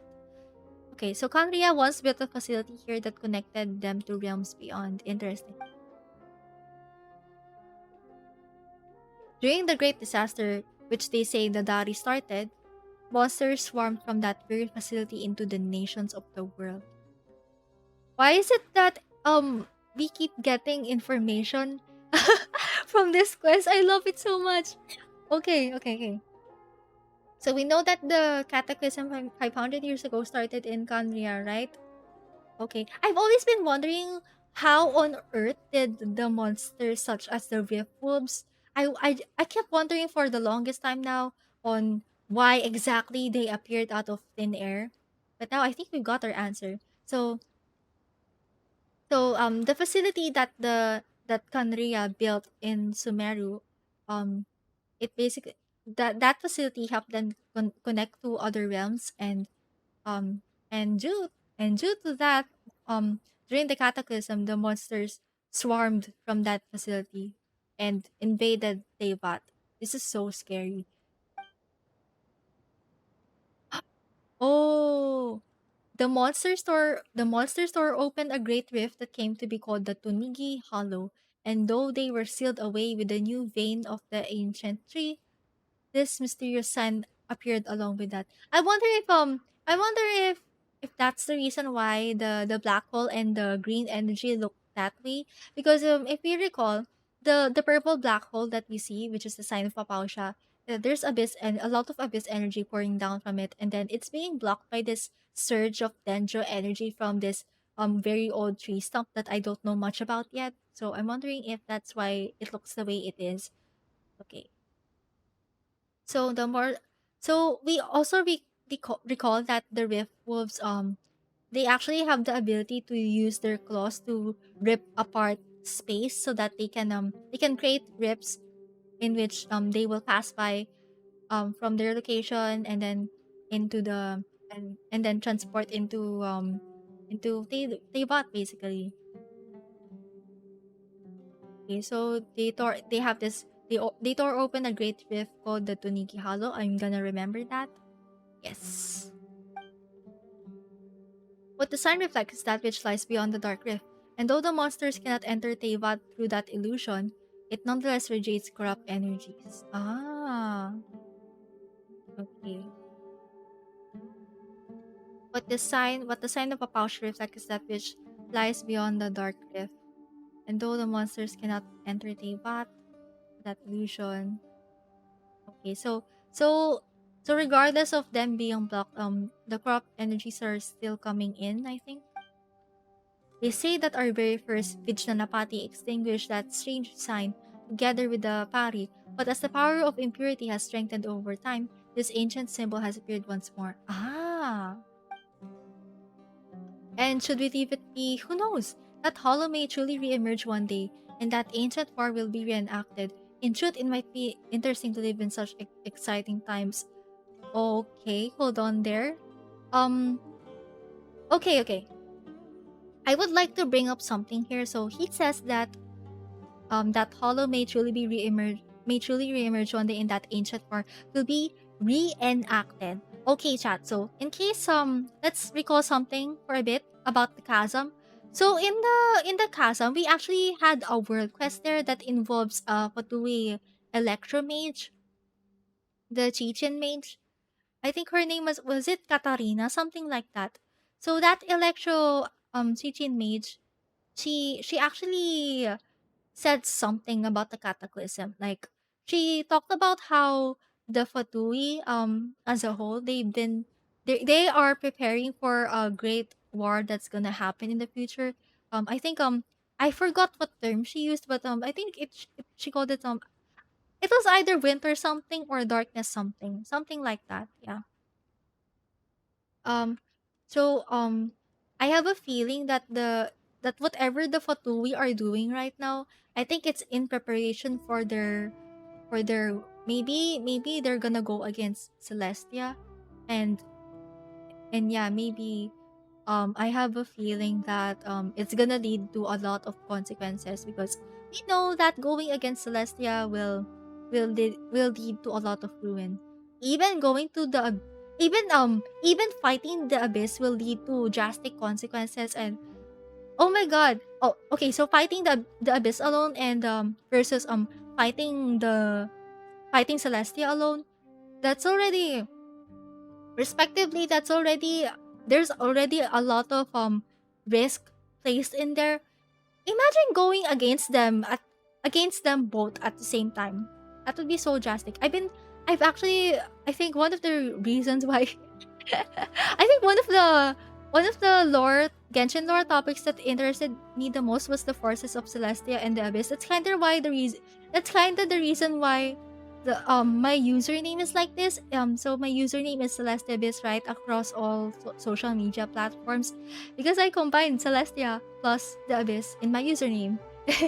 And I just think studying these two forces in Genshin is interesting as a whole, because if we compare the two of them, even though both of them are opposite forces, both of them actually pose great risk to the human realm. Like no matter what force is in power, it's always the human realm that's gonna be affected. They're always they're always um they're always caught between the two forces. And it's so sad, by the way. So yeah, I just have a feeling that if the two forces go against each other once again in the future, it's gonna be a disaster. Truly. What? No, that wouldn't be interesting at all. It matters not. Timur drank the Amrita left behind by our god, transmuting herself into the limitless Khvarena. As the heirs to the divine bird, solving this problem is the mission that we Pari have. Okay, so they're the heirs to the divine bird. I see.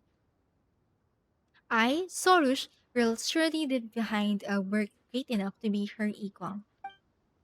Of course, Khvarena's envoy, and we of the Order of Skeptics shall surely help you see your duty through. What's with all this talk about sacrifice? Is that really necessary to solve this problem? Well, in truth, I do not know. All documents regarding the sign of Apausha have long been lost, and the traditions and rites surrounding it have also ceased to be passed down. If it had not been for me constantly looking up what documents were left, there might not have been any more left to know that the rite of Chinvat existed at all. According to my research, the Pari are the descendants of Simurgh, and should therefore also have the power to transform into Khvarena to purify the land. Okay, so Simurgh, the divine bird, her descendants are the Pari, which includes Sorush. Okay, I'm trying to break this down one by one. And then the Pari have the power to transform into Khvarena to purify the land. So the Khvarena are the little Or the little green orbs that we saw earlier, the one with the wings that can be used to purify any blockages, any abyss rock blockages in our pathways in the caves. Yeah. And would you not say that the grand sacrifice to save the world on the part of the divine bird's heirs very much suits our order's style? What? That's so haphazard. The sacrifice you're talking about doesn't sound like a small thing either. Why aren't they talking of other ways to solve this issue? I'm not sure there's gonna be some alternative, right, Traveler? It's always been this way, hasn't it? Yep. I already said that you need not interfere. Simply witnessing my sacrifice shall suffice. It is something worth celebrating that we party should sacrifice ourselves to purify the earth. Well, you say that, but I would ask that you keep a respectful distance from that which you do not comprehend, outsiders. But since this is the case, well, I was planning to investigate the Tunigi Hollow to make preparations for the rite of Chinpat anyway. Why don't you come along? I trust that you also wish to see the scars left behind by a fissure that once led beyond our world's bounds. Yeah, I am. You know what? As we go through this quest, I just become more and more excited. Like, who would have thought we'll get so much Kanria lore from this? When you see it, I believe you shall understand. Well, Paimon is kinda curious. Sound plan. In that case, I shall lead the way.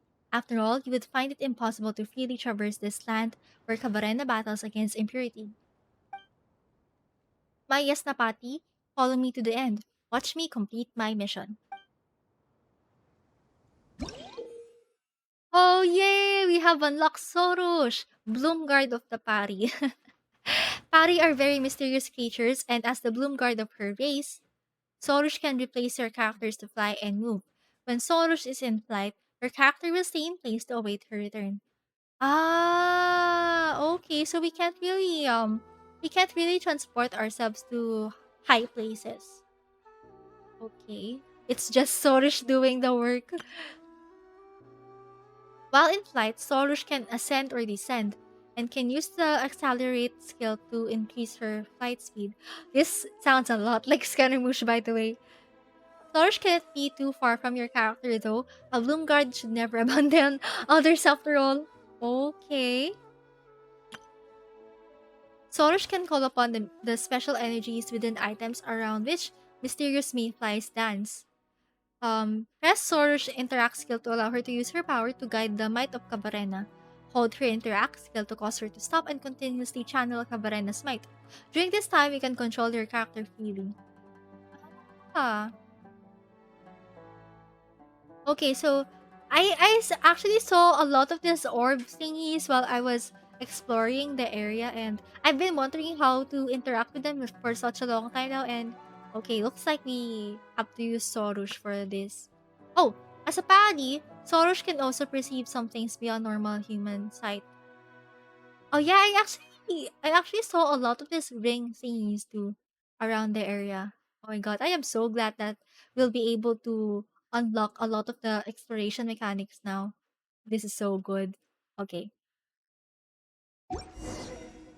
In that case, let me take you to the place where my fated sacrifice shall take place. My Yasnapati and this, I shall simply call you Pale Floater. You are, after all, as foolish as Spectre. Objection! Objection! Paimon's not going to take that coming from someone who's more annoying. Yay! We're gonna equip Sorush now. But first, let me claim my Primo Gems. Okay. Okay, Something bye-bye, on your mind again? Endora. We're gonna replace Let's you work now through for it a together. bit.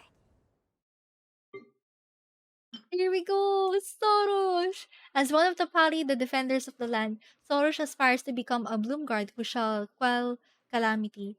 Having formed a connection with one whom she trusts, Sorush now traverses the defiled land alongside her Yasnapati. Two heads are better than one. Oh, so cute. Oh, what? Wait a minute. Oh, I couldn't use the camera. Oh, okay. That's Oh, Oh, this is so cute. They're just flying around. Okay, so the Tuniki Hollow is right there, I think. Oh, it is so cool. Okay, so we have what's this E do? Oh, we have a skill button too. Oh my god. Okay, wait, chat. Notice this flower symbol right here? This kind of reminds me of the Aranara quest. So at the finale of the Aranara World Quest, there's this one Aranara called, I think it was Arama. Um, Arama basically also collected all of the memories of the other Aranara to defeat the avatar of Marana, which is basically a big ball of abyss energy. And yeah, actually when Arama was at their full strength, Arama also released a flower a flower symbol while blocking the ball's attacks. There's a lot of similarities. Oh my god. I think this one has a sprint too. Ah, it's like the Scaramouche mechanic. It's a lot slower, but wait, Solush has a higher stamina bar than Scaramouche in flight mode. Whoa, this is so cool. You're gonna experience a better version of the Scaramouche flying experience. So cool. Okay, I'm gonna go down for now. Oh, this is so cool. Okay, before I forget, I'm gonna take a picture of Solush and me. Yeah. So it turns out that I can't really use my camera while I'm equipping Sorush. Okay. I love her animations. So cute. Gonna have so much fun using her. This really brings uh a lot of new exploration mechanics to the table.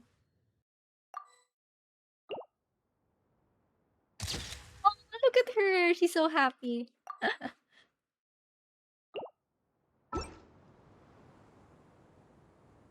Okay. Go to Tunigi Hollow.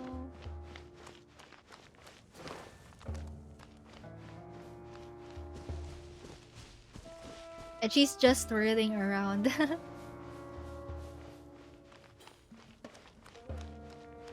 Okay, I keep wondering what these things do. Oh, inspiration knowledge.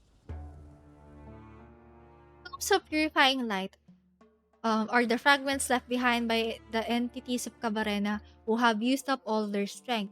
Only Pari such as Sorush can retrieve them. Some plumes will flee when Sorush approaches.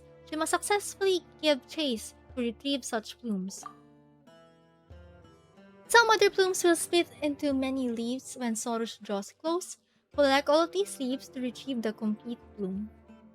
Ah, okay. Alright. I'm gonna have to use Sorush for this one. Alright. Oh, she has the Ascension mechanic. And the Ascension doesn't require stamina. Love this. Oh my god, Scaramouche walks so that Sorush could run. Fragment left by Camarena. Carrier of fast memories. You know what? Let me read that real quick. I wonder if it's here. Oh. Mm, maybe it should be here. Okay, this one. Plume of purifying light. Fragment left by Camarena. Carrier of fast memories. Yeah. Okay. Returning to myself now. There's a loading screen every time, I can't believe there's a loading screen every time we switch back to the character. Okay, let's climb up here.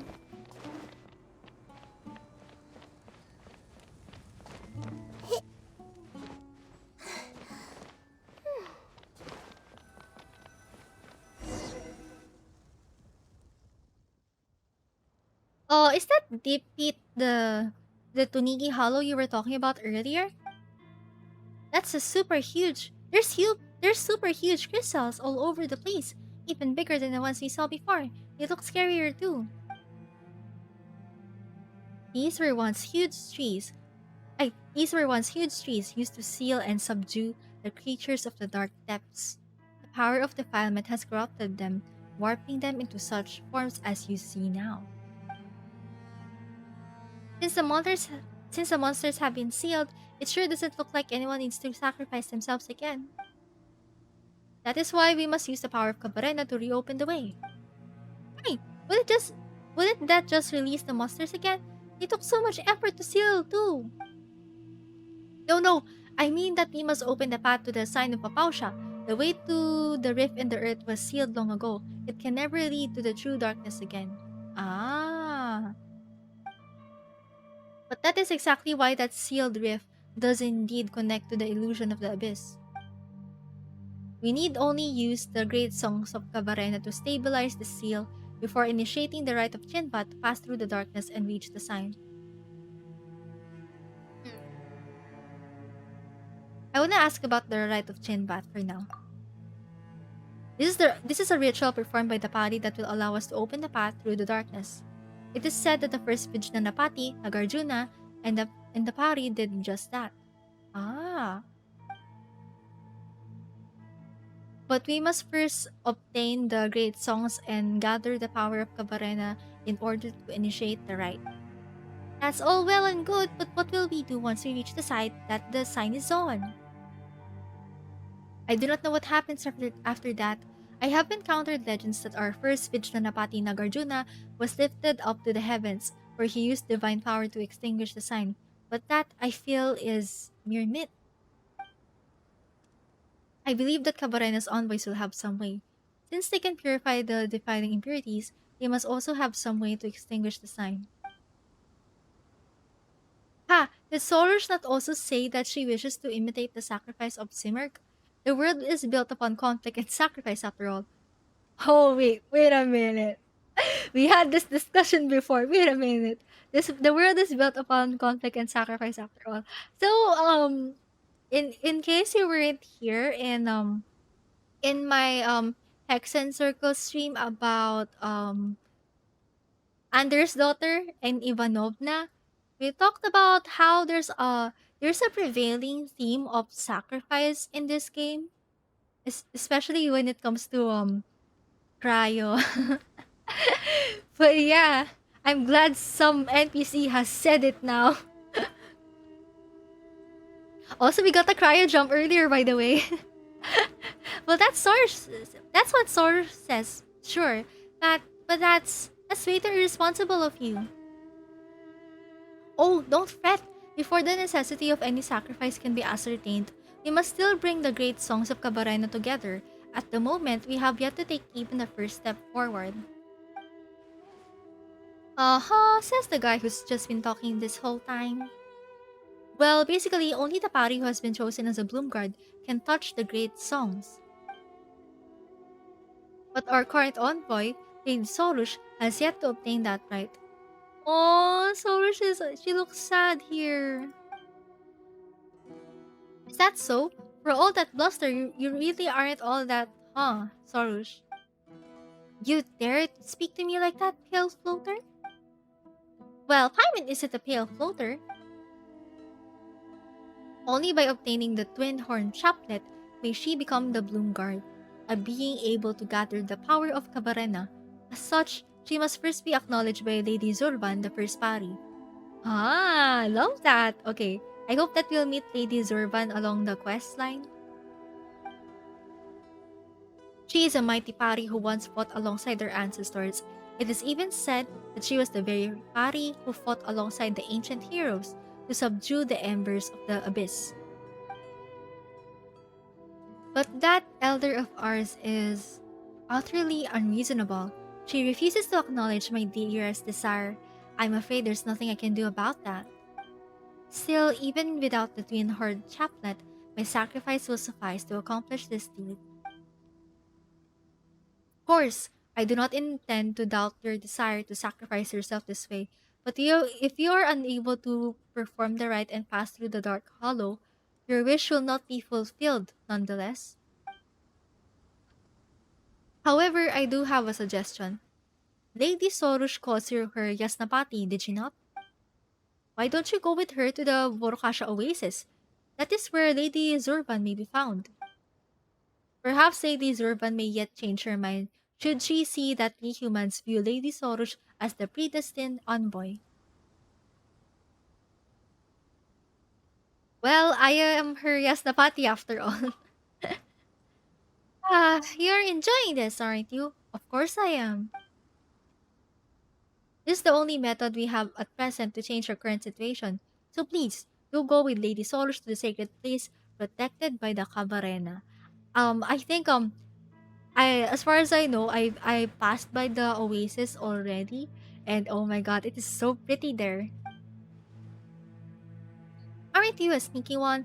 Looks like you're the only person coincidentally out of a job. Of course not. There is much I must do. For example, the preparations for the rite of Chinbat still must be done. I must also consult the words of the ancient scribes once more to ascertain the locations of the great songs. As for the Kori drum you brought, I believe I may now form a connection with the Pari who sleep at present once more. Their awakening is necessary for the rite of Chinbat to occur. Regardless, I leave the matter of the twin horn chaplet to you two. Once everything is complete, let us meet at the campsite upon the Temir Mountains. Exciting! Oh well, so we have to look for that Pari Elder, right? Well, let's hope she isn't as nasty as Sorush is. Oh god, we're gonna go to the oasis. Let's go. Commit it to memory. I need to do some investigating first. Wow. You know what, chat? The first time I saw this saucy hole right here, I got so I think my jaw dropped. My jaw dropped when I saw this If you're thing. not sure what to do next, how about I take you on a walk? Genshin has this tendency to include spirals in their landscape, especially if that place is a significant one, like the chasm. And yeah, I actually passed by a lot of spiral things in this desert area. I think we're gonna pass by them again as we go through this quest. Okay. But yeah. But before we proceed to the next part of the quest, I'm gonna take a quick bathroom break for now so that I can yeah, I need a bathroom break. So yeah, while I'm on my bathroom break, please don't forget to please grab a snack if you have to, drink some water, check your posture, and yeah, go to the What they bathroom say if is you need true. to. You have I'll to be see the back in a world for bit yourself to appreciate how beautiful it as I is. play some background music to accompany your waiting time. Okay, I'll be back in a bit, chat. Just stay tuned.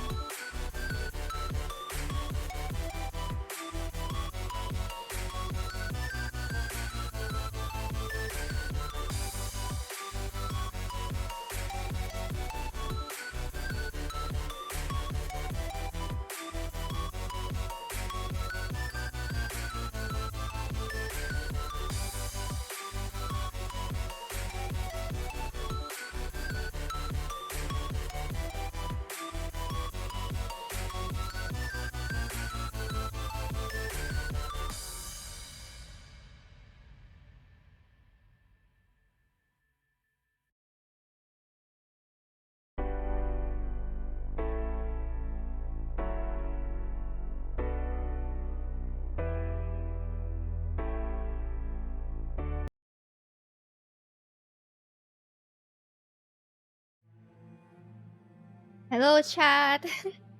I'm back. Okay, before I proceed, I would like to take a I would like to share a quick announcement, especially to those who just tuned in on stream. Okay, so like we've said earlier, my next stream will be on April 30, Sunday at 10 p.m. GMT plus 8. I will be playing Honkai Star Rail for the first time, and yeah, I am super excited for it. I'm gonna go into this game almost completely clueless. So yeah, I really can't wait to dive into this turn-based RPG. Yeah. And I can't wait for the story too, since even though Honkai Impact, Genshin Impact, and Honkai Star Rail are kind of have standalone stories. In some ways, they're connected. But yeah, so yeah, I really can't wait to try out this game. Also, by the way, in case you didn't know, the pre-installation for Honkai Star Rail is now available. You may now download it on your devices, and I'm not yet sure how many gig it's gonna take. I haven't done my pre-installation yet, but yeah, good luck with the downloads, and yeah, see you on Honkai Star Rail. Okay, now let's now proceed to our main program. We will be continuing the Khvarena of Good and Evil. We're gonna go to the Oasis right now, as said by the characters, and yeah, let's go there, shall we? Okay. All right. Something on So your mind again? I wanna read this first. Okay. Go to the Borokasha Oasis. To solve the anomaly that has appeared in the sky, you must first go into the desert to make contact with the Nagarjunites. Oh, okay. So it's basically the same description as a while ago. Through it Okay. together. Two heads are. All right. So Wiki Hollow. So basically, the abyss monsters emerge from that black hole thingy on the ground. That is so crazy. Like imagine all of the rift hounds and rift wolves emerge from that area. And yeah, speaking of rift wolves, we have some crystallized rift wolves here. I wonder if there's an exploration mechanic for this one. I want to go find out first. So, hmm. There we go. New exploration mechanic. Nirodha fruit. The Nirodha fruits are born by special plants that have been nourished by the Amrita, and their juices contain that same mysterious power. Fresh Press Soros's interact skill to cause her to harvest Nirodha fruits and gain the ability to throw them, using their power to stand against the impurities. As they contain Amrita, the Nirodha's fruits juices can also melt through special crystals created from solidified Amrita. Mm. Okay, I'm gonna try this out for a bit. Uh, um, I'm not sure if I have the power to do this right now. Is the E1 the interact button? I actually forgot. Nothing seems to be happening right now, so maybe I need to achieve some sort of evolution before this. Yeah, I'm gonna exit out of the Sorush form for now. Yeah, maybe we'll get back to this later. Oh yeah, by the way, Primo Gems. Alright.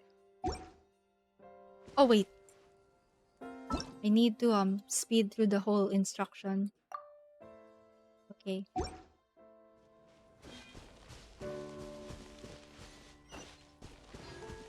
Like, look at this. I know they look pretty, but they actually look so cool too. I've been taking pictures of these things ever since the desert region dropped.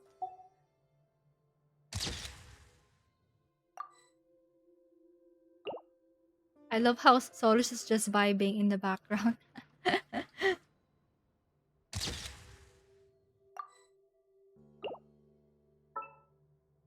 I think Rift Wolves are and Rift Hounds are are some of the most deadly enemies in the game, especially with their corrosion tactic.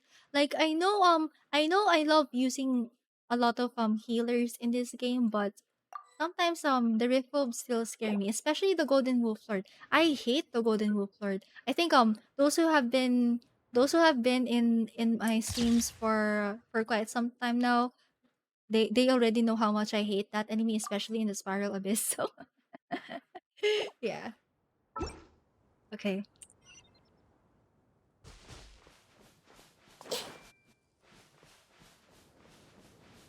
Okay, so there's a Khvarena there. I'm gonna go approach that real quick. Oh,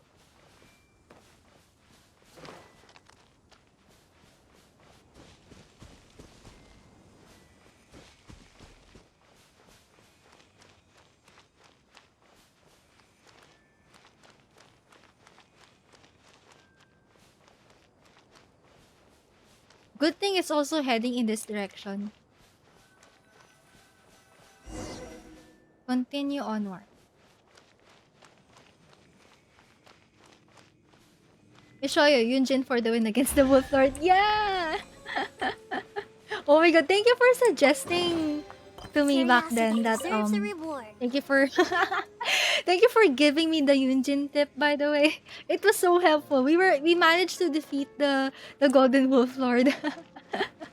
Okay, that's all. Let's go use Sorush for this one. Alright, new exploration mechanic. Burgeoning Spirit? These tree vines have ensnared the scattered Khvarena. Sorush can use her power to extract this energy and channel it into the vines. Some tree vines have been affected by gray crystals and require additional Khvarena energy for their snare to be loosened. Hmm? Okay. Alright, I'm gonna try my best to do this mechanic. E. Whose descendant are you and what's your name? Oh. I love this mechanic so much. Can I go down? Uh okay, maybe I should exit from this form yet. I can't seem to go down. Wait a minute. Okay. Okay. Let's use Sorush again.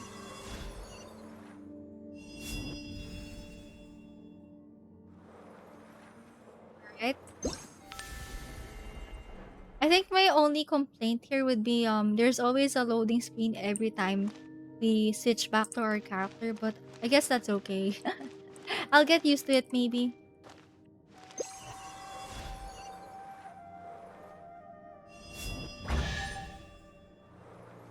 Alright.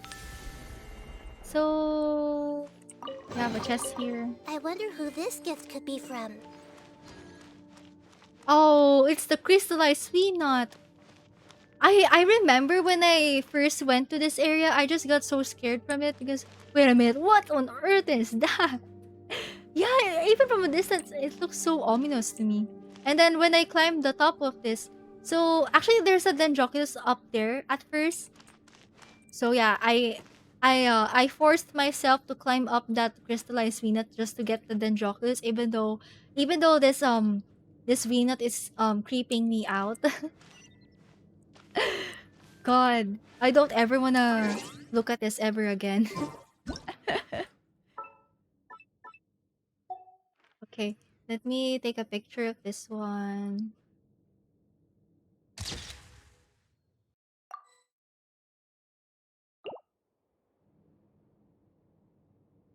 I just really hope that this Venus will not come to life. I hope we don't have to I don't I hope we don't have to purify this because I would really hate if this suddenly springs back to life.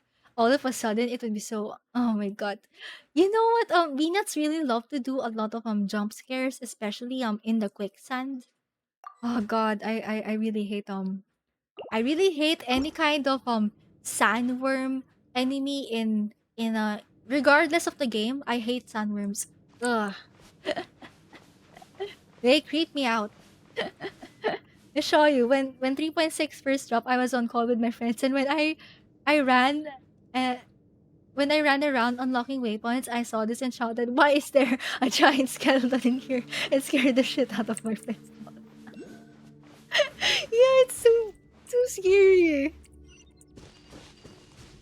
Oh god. I don't ever wanna look at this ever again. Okay, but before that, okay, let's go Sorush mode right now. And oh wait, actually I can um wait a minute. I can't seem to go down. I can only ascend, not descend. Why is that? Okay. I'm gonna exit the Sorush mode and I'm gonna stay closer here so that we'll get a better angle. Alright, there we go.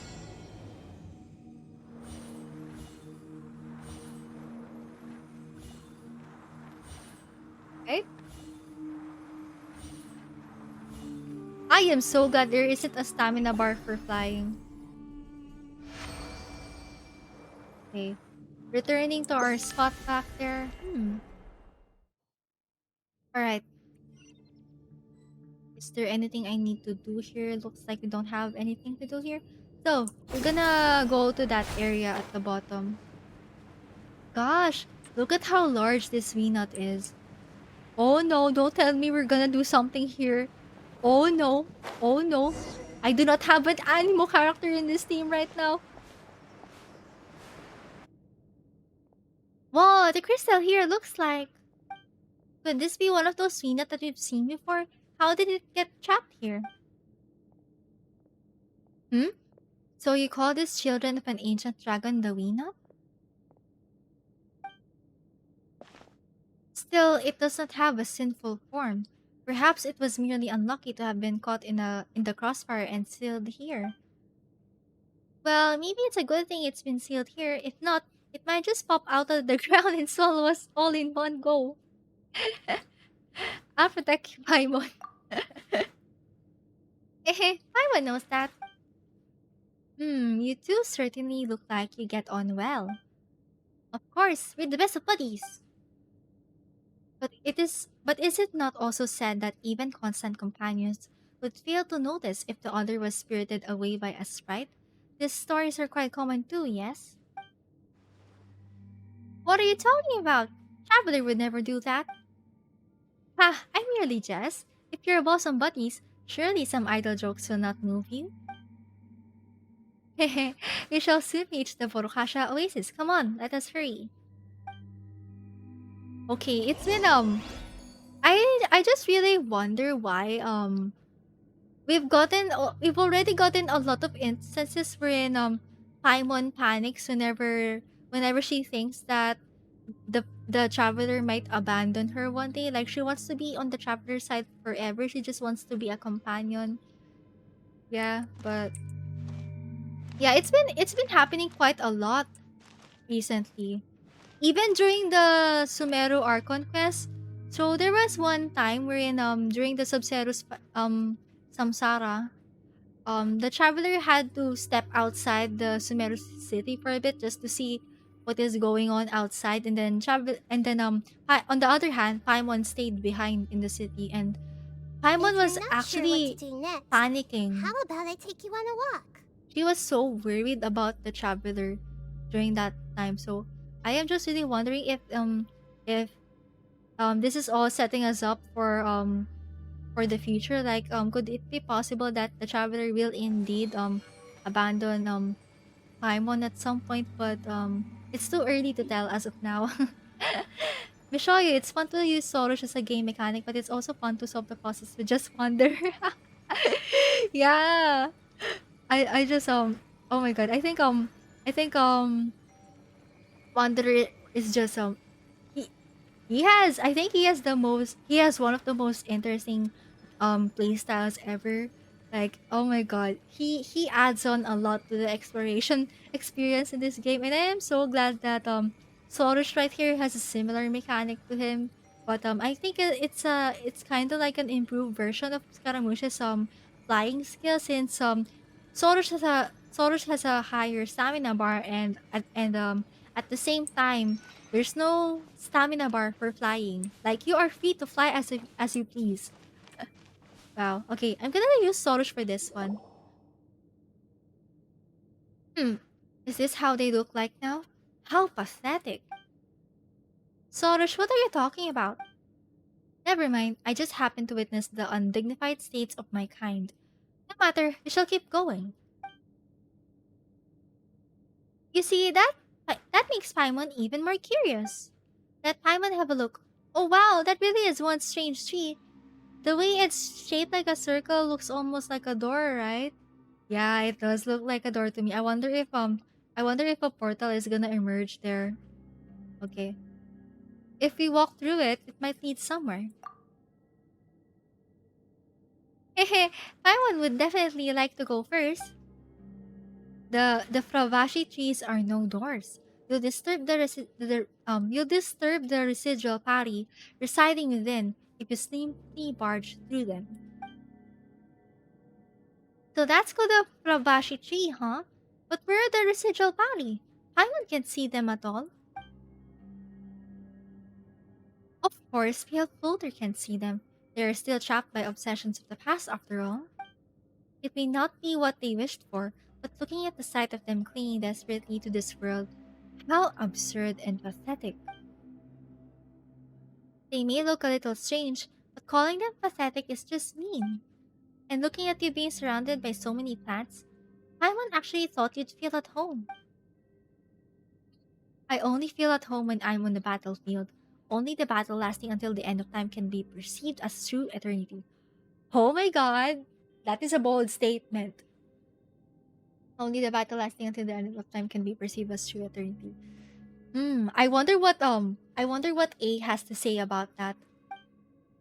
Now that you're following me, you'd better grasp that as early as possible, Pale Floater.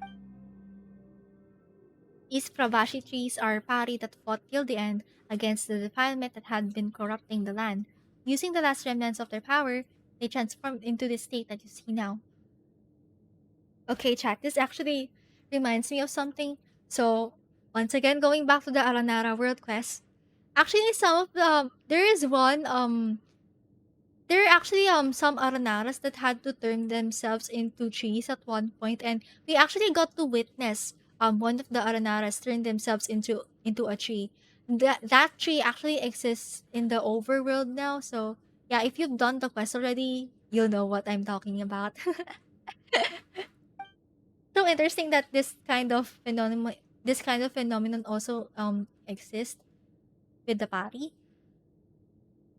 They exhausted their strength to the point where they could no longer maintain their form and were rejected by the Vorokasha Oasis for being tainted. Ah.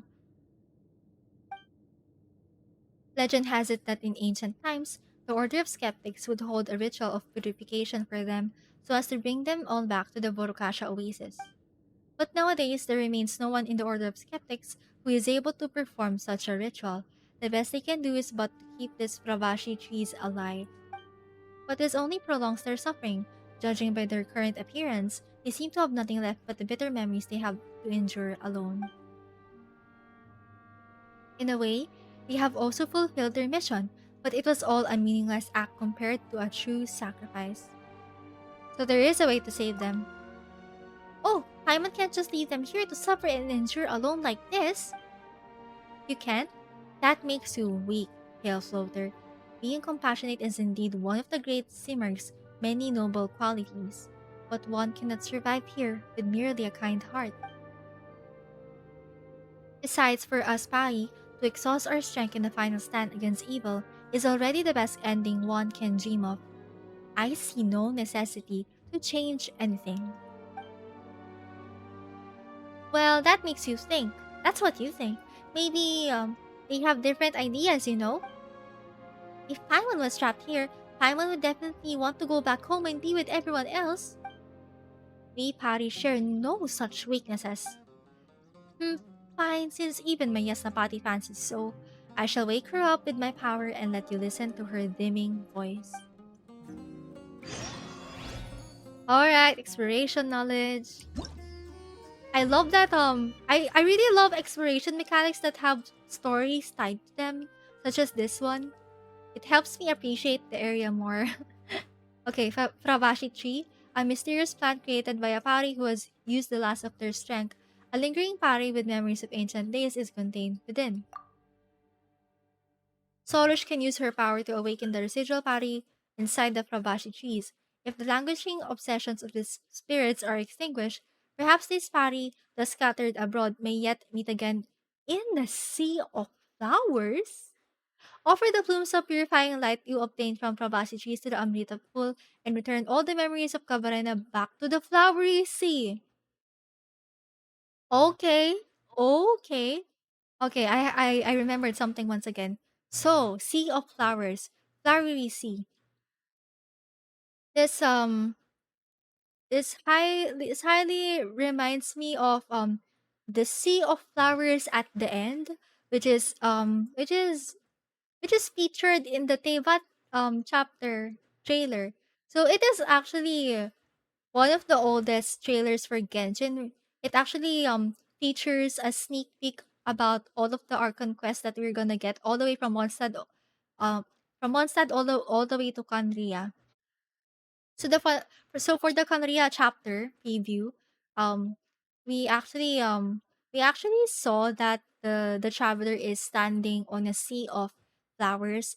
That flower is called the Intevat, and okay, so that is actually just to show you. Oh wait, wrong button. Wrong button. Okay, let me get traveler here real quick. So for Lumine, um these are the flowers on her Uh, hair. They are called the Entebats, and it is actually the national flower of Canria. And during um during the Requiem of Echoing Depths World Quest, I know Archon Quest, um, they instantly revealed that there is something special about these flowers. So these flowers actually have a very short lifespan. I think it was 2 weeks. I think when they're planted in the soil. However, if you pick these flowers and yeah, if basically if you pick them up, they're no longer on the soil, they will harden. Their petals will harden and basically it's one way of uh, preserving uh, the flower. And yeah, uh, speaking of the going back to the Travail trailer earlier, let me just show you something. So in the trailer, as I've said earlier, we saw a sea of Intevat flowers, and notice how the Archon quests that are related to Traveler are look at this cover. Oh, all of the Traveler related Archon quests have this sea of flowers on the cover. So I am wondering if the sea of flowers that the party are referring to are actually a sea of Intevat flowers. I would really love to see this area. I Oh my god, I think that would be so pretty to see. And I wonder when we're gonna see them. I think I've already accepted at this point that maybe we're probably gonna see them only many years from now, but I am hoping that we get a flashback of some kind, maybe some kind of domain. You know how sometimes we get transported to the Irminsul during the Sumero Archon quest. I'm hoping that we'll get a scene wherein we get transported to the Sea of Flowers temporarily. Yeah, I would love to see that, I think. Okay, so I'm gonna use Sorush right now to do something to this tree. Okay. Alright, switching to Sorush right now. Oh wait, what? Oh wait, I already used her.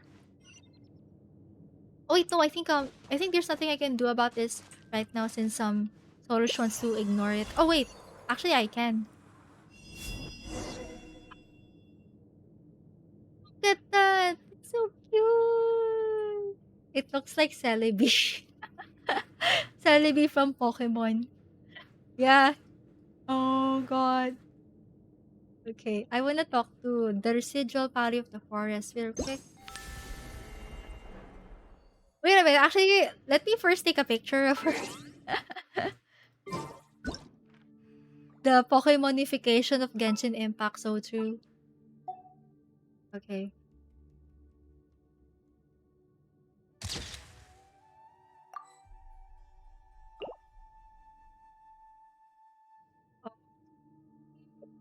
Also, I love how the hairstyle is different for this one right here. Okay. I wonder if I can read this mind. Everyone hold Oh hands. no. Okay, I can't. First it's those huge dogs and now it's those huge bugs. Please, help me bring whoever's been left behind here. Okay, so I think that's... Look for the residual body fragments scattered around. Oh, okay, okay. Alright then. Looks like this is part of the world quest. Okay then. Alright. Good thing there's a marking for the tree there so we can go back to it anytime. Alright. Time to find those fragments.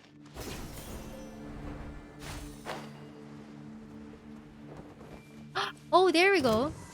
No, I don't have time for fighting. Anyway. Oh well, I don't have a choice. Sharing my knowledge.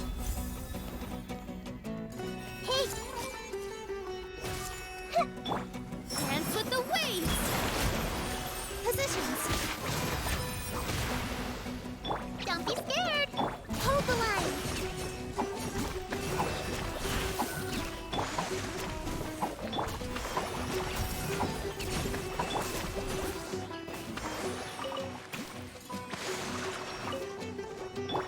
Stay put. Okay. So let's go back to the task at hand and collect these fragments. From the wing nut once again. I cannot believe this. Okay. I'm gonna have to use Sorosh here.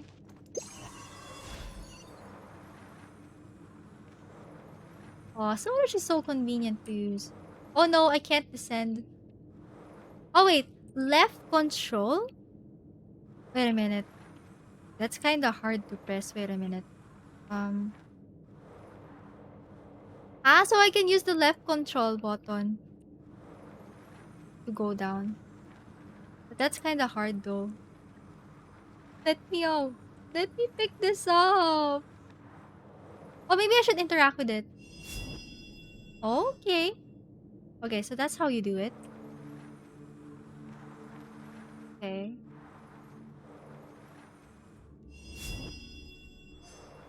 There's another around here somewhere. Okay.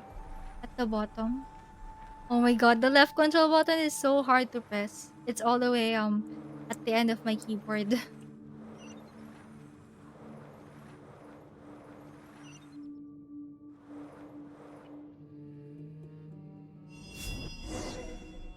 Alright, let's go back there.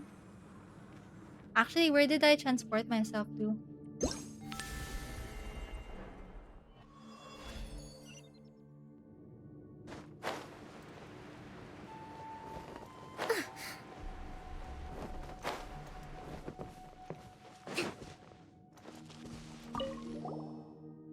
Phew, finally, I can take a break.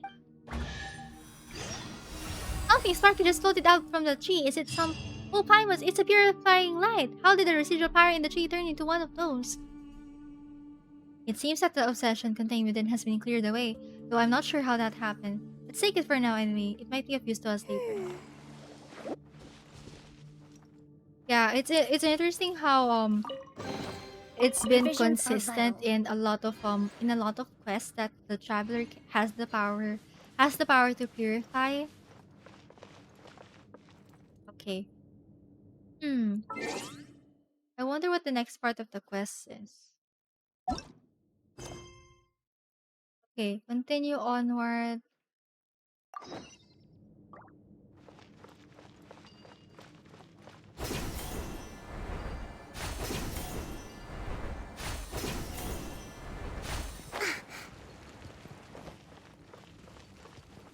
Also, I'm just really wondering why we have different ores in this area.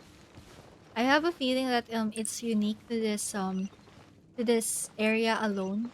Because sometimes if you've noticed, all of the areas that are affected by the abyss or celestial nails, um their landscape always changes drastically after the impact. And then aside from that, it's so interesting to me that in Sumeru, we've been seeing these three-petaled flowers quite a lot. It's kind of like they were placed here on purpose just to guide the way. Yeah, a lot of the times all of these kinds of flowers point towards a certain direction in Sumeru. And it's so weird that we can't really pick them up.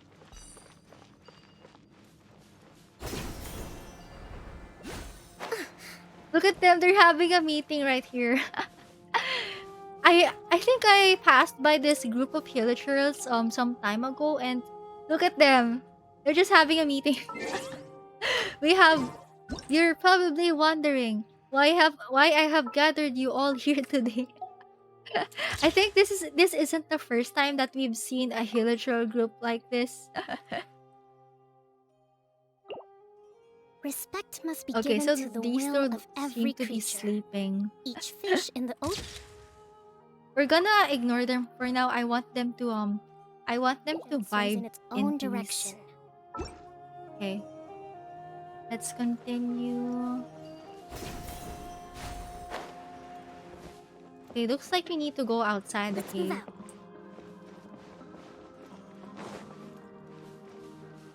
Alright, we need to use swords again, it seems. Alright, let's do this. Oh, there's a puzzle there. Okay.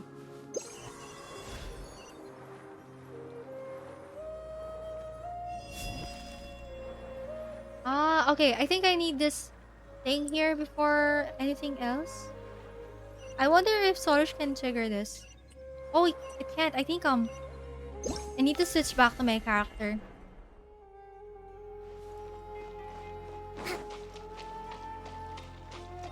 Alright. Pick up. And then we'll use it here. I hope okay, nice, it's working. Place it down, switch to Sorush. Use this thing. Okay, let's do the same step for the rest. Pick up.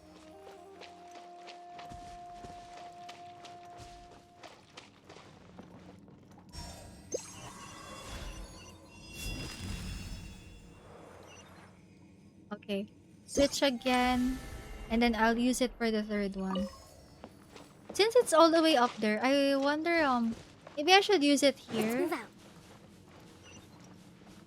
Oh wait, actually it's working. Wait a minute.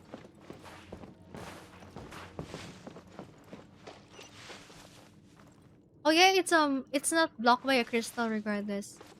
Anyways, I'm just gonna place it here. Switch to Sorush.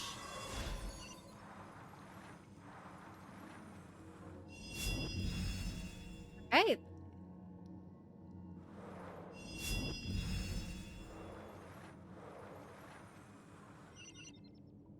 Okay.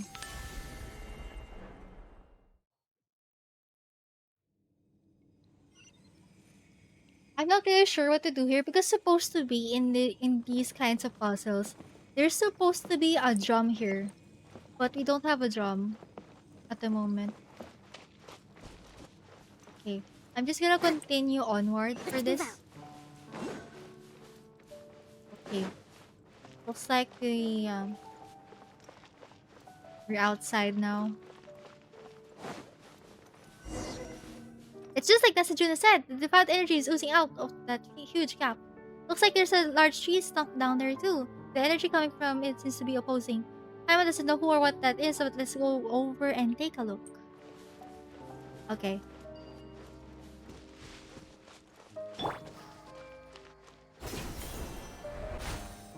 Alright, Sorush time.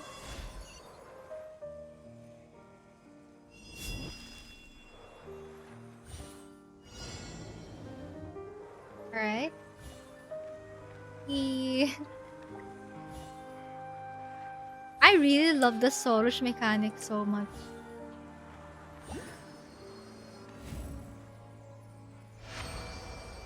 Okay. Going back.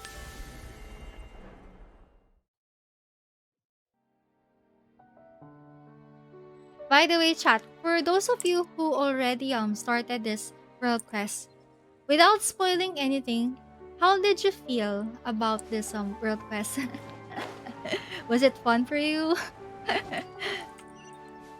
I've been hearing a lot of people say that they really enjoyed this world quest.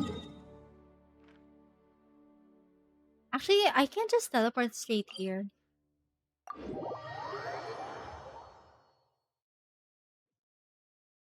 Okay, so we're now at the oasis, and oh my god, I just cannot express how good this how beautiful this place is.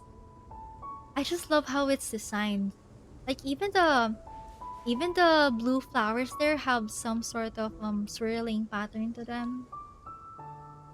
Okay. I'm gonna have to go here now to the next quest location. I show you, it was the first desert world quest I was able to digest at an easier pace. Oh, I see, I see. Yeah, it's been going good for me also so far. Like, I just love how the information is presented to us gradually. I didn't think there'd be such a huge patch of green on the other side of the mountain.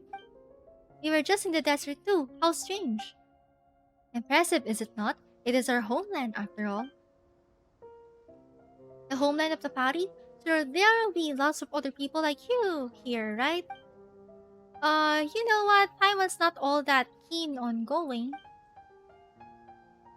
Should you not be excited beyond words? And the big tree stump over there looks like it's holding up the stuff oozing out the that big hole. That is the harvest. Oh, a new word. Harvest tong, the sacred form of the god that has granted us Pari life. It is not just some large stump. Harvest tong. Okay. That's a god?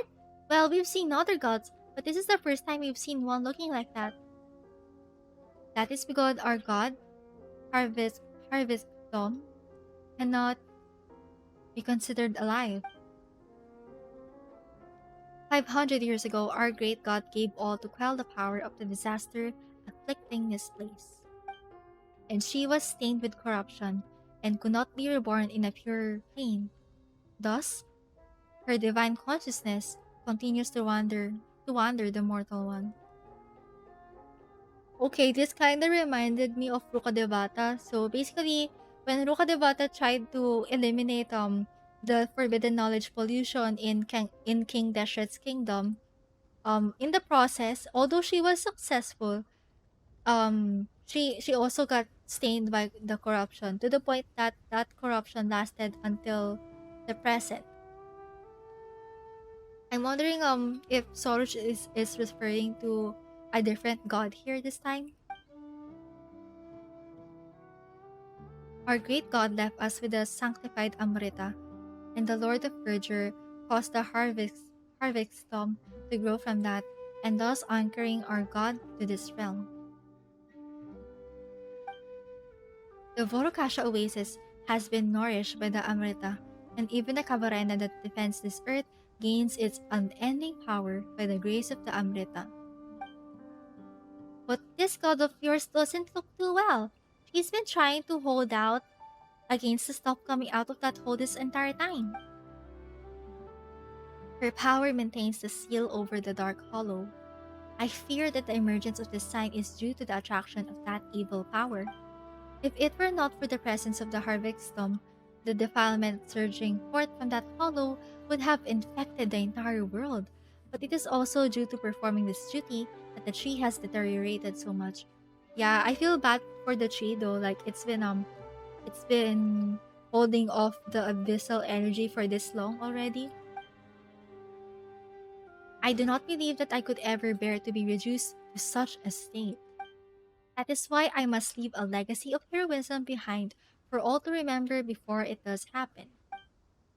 Well, never mind that first. Let's go look for this Zurban person, shall we? We get the chaplet and fix the sky real quick. That might make your god feel all better too. Alright, so I I I got so surprised by Paimon's use of the phrase fix the sky. So yeah, basically this is the in the permanent game content, that is, this is the first time What that they say we've is seen true. a You hole have to in the see the world for sky. yourself to appreciate how And then beautiful aside it from is. that, if you've done the Golden Apple Archipelago event, the second one, in Fischl's domain, you can actually see that the sky in her domain has a lot of cracks on it. Like it's really shattering. And I'm just really wondering if I'm just wondering if the sky is gonna fall. I'm wondering if the fake sky of Teyvat Something is on your gonna mind fall again? at some point to Let's reveal work the through true it sky, together. since Two we've heads are heard the better than one. speculation that the skies of Teyvat might be fake ever since the Unreconciled Stars event. Anyways, in Shoyu, probably because I am not able to keep tying in King Deshet lore with the Golden Slumber timeline, we were kind of fixing history we were gaining at the same time. Ah, yes. I am not actually actually, even if I already did the Golden Summer World Quest a few months ago, actually even I become confused quite a lot about the timeline for the Kingdom of King Deshret and the Goddess of Flowers. So usually for King Deshret and the Goddess of Flowers lore, I tend to watch other recap videos by other people from the Genshin lore community, just to be kinda up to date with the King Deshret lore and Goddess of Flowers lore that we have right now. Because honestly, I think among among all the gods that we have right now in Genshin, I am I am probably King Deshret and the Goddess of Flowers are probably the gods that I know least about at the moment, because I haven't been up to date yet. But I'm hoping to learn more about them. Okay, so it looks like we're gonna have to head on to that tree over there. But first, let's go grab this Dendroculus. And there's a chest there. Let me go grab that real quick.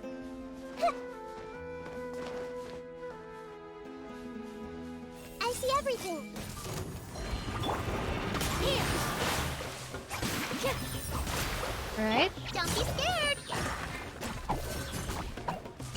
Allow me. This way through. Earlier, the Temple of Wisdom.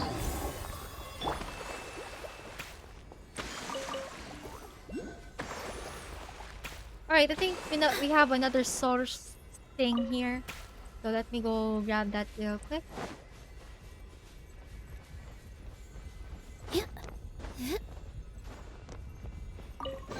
Until now, Let me help you pack this up. I still can't believe that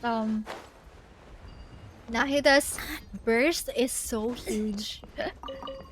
I still get surprised every time her dome spans almost the entire area. Okay. Oh, there's a lot of exploration stuff here. Gonna have to I wanna take a look at them before we proceed to the tree. Hey, that's a lot of stuff. Oh, there's a flower over there. Hmm. How do I do this? Let me use Sorush first. Okay, I'm gonna go down for now. Hmm? Also, there's a chest there. Oh,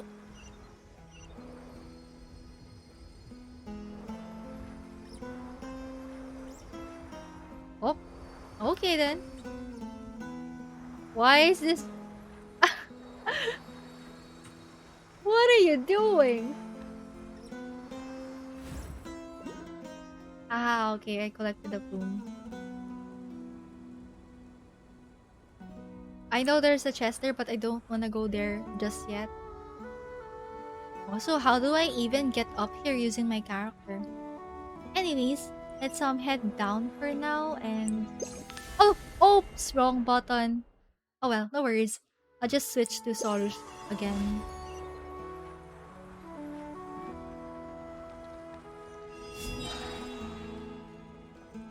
Oh, okay. I think I need to find how do I do this, by the way?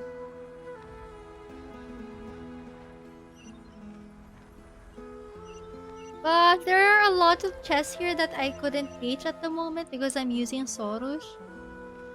Oh well. I. Oh my god, I think I did something wrong. Right. Wait. Let me let me do that again. I keep misclicking the Z button. Oh god. Okay. I don't know what this oh my god, is that her burst button? It's her burst button. Oh my god. I think this one is used to break some crystals, but there aren't any crystals right now here. So what if I use it on the Hilichurls? I won't I wonder what's gonna happen. I know they're just vibing there. Look at them. They're just sitting there in the corner. Uh they're not gonna detect me by the oh, don't stray too far. Okay then. Alright. Mission aborted. I'm gonna I'm gonna let them have their fun. Okay then. So it looks like I have to use this power somewhere else, but I'm not really sure where. Is there anything here? Oh, I'm straying too far from the area. Anyways, yeah, I'm just gonna return there for now.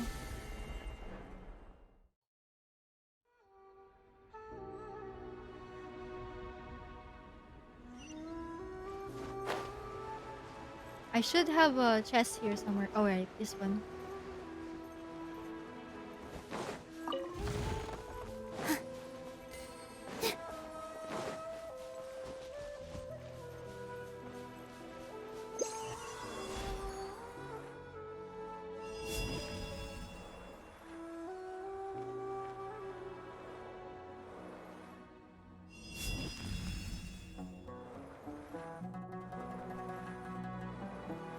Kinda hard to press the left control button all the time. Alright, I have a chest there.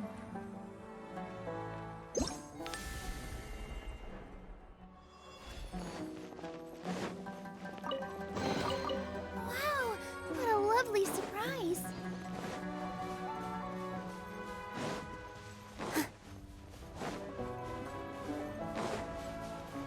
Okay, I'm gonna return to the quest area for now. I'm getting too distracted by the new exploration mechanics that we've seen so far.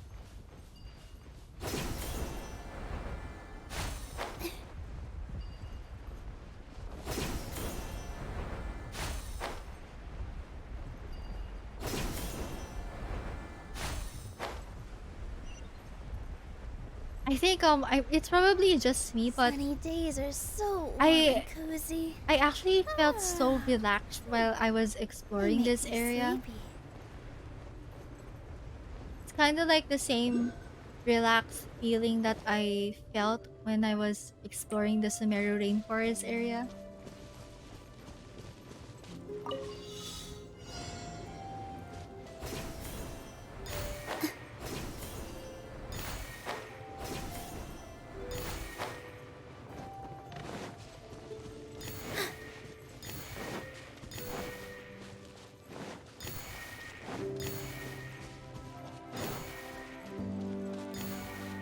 Wow, it's so pretty.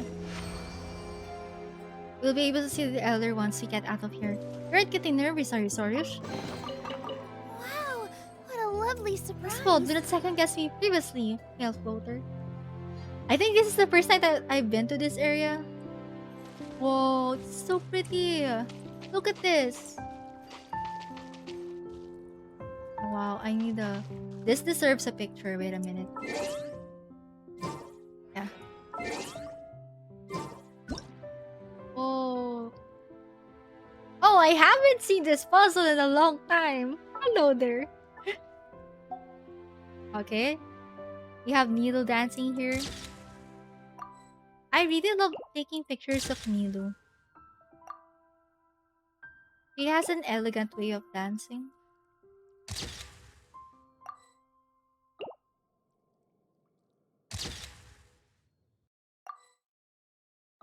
Okay, let's take her out of the picture for now. And Okay.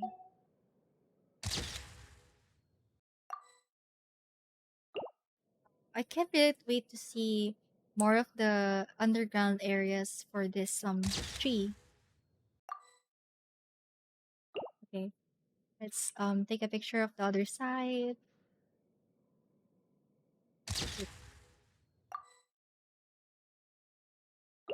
Right.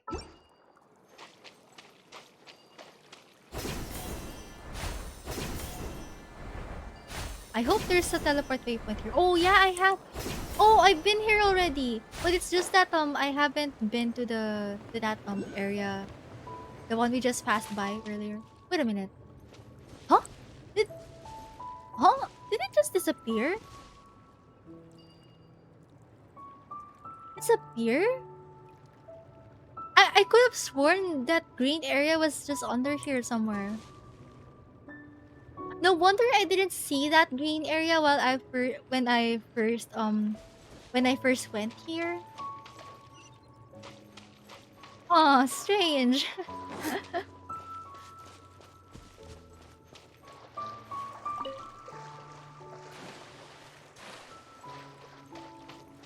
Oh, there's another party there. Sure, probably because it only shows up at night. Oh, huh. There's a schedule for it. Oh,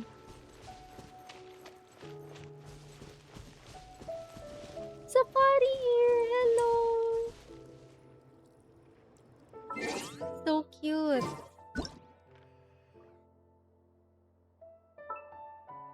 I just love how different they all are. It reminds me of the Aranara all over again. Like even the Aranara had different designs and colors. Which reminds me, I actually haven't collected all of the Aranara yet. I haven't so there's this underground area in Sumeru wherein there are a lot of treasure chests Relaxing there. days like this. So basically to unlock all of the treasure chests there, you have to find all of the Aranara that are scattered across the Sumeru Nice. rainforest, and I Let's haven't take it found them easy. all yet, as far as I know.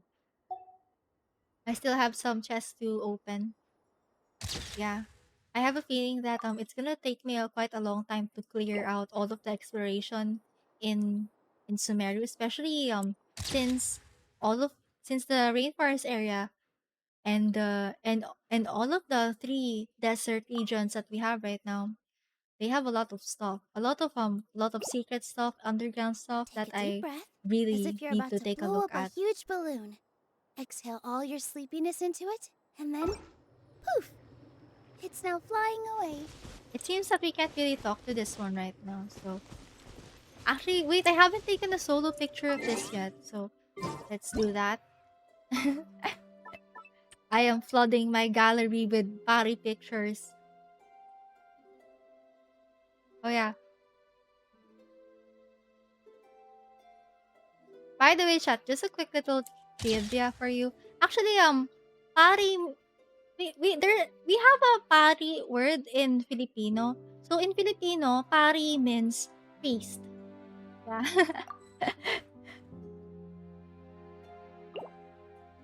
Okay. Looks like we have to talk to that purple one over there. Oh, this one is Zorban. Okay. Before anything else, let's add them to the Pokédex. Aww. Wow, she looks old. She looks like a supreme being. Look at that headdress. Sure, I like Zervan. They look like they were wearing a monocle. Oh yeah, right. I see it. I see it. She looks like that one old principal. She has this sort of headmistress aura around her. Okay. Yeah. You know, a headmistress of a school. Oh my god, I love her. Okay, time to take a picture with the three of them.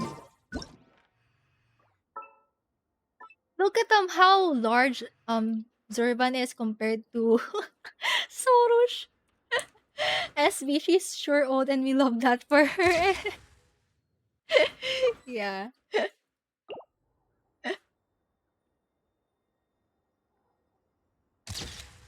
Okay. Alright, let's talk to Zurban. Well, if it isn't Sorush, such a rare guess. It has been a while, Elder Zurvan.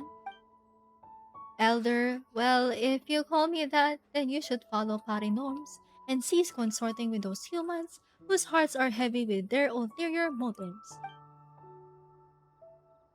I haven't gone against our norms. I have only made contact with humanity to find a way to extinguish the sky fire, just as the divine bird did. And that is why you have learned all that claptrap about sacrifice from the humans. We party care nothing for such foolishness. Is it our duty as party to sacrifice ourselves in the battle against the defiling impurity? Await the call of destiny, Sorush. Only humans rush in blindly. This destiny you speak of is a nebulous thing. I cannot simply be expected to sit and wait for it. And that is precisely the danger. The chaplet you see contains the highest authority over Khvarena. In giving it to you, I may as well be handing the power of Khvarena over to those untrustworthy humans. Can't you just have more faith in me, Elder? You two, looks like we're being left out here, aren't we? Also, it seems like Sorge loses that cocky attitude of hers in front of Zurban. Huh? She's probably just fond of weird roleplay. Perhaps she has other hidden facets to her person. That's a scary thought. Well then, little one, you came with Sorush, yes? This is not a place that ordinary humans may visit lightly. Let me see. Well, you certainly aren't from the order of skeptics. You seem to be outlanders, in fact. Well, in matters of courtesy, I suppose you two shall introduce yourselves first. I don't ask humans for their names often, you know. I'm Paimon, and she's Traveler. We're... I am Sorush Yasnapati. Her Yasnapati? Oh, interesting. We might have had a little misunderstanding somewhere, though. This is the forbidden land of the Pari, the paradise nourished by Amrita, the shrine at which we pay reverence to our great god. Only heroes who have forged bonds with Pari, and pilgrims who have come to genuflect before our god may enter. This is a new word to me, by the way. What on earth is genuflect? Wait a minute. I'm gonna have to let me go get my trusty friend Google. Oh no, they're not my trusty friend. Okay, genuflect meaning. English is so hard, even though it's my second language. Okay, genuflect, verb. Lower one's body briefly by bending one knee to the ground, typically in worship or as a sign of respect. There's a word for that? There's a word for getting down on one knee? Oh my god, the more you know. Okay, new word everyone, genuflect. To get down on one knee.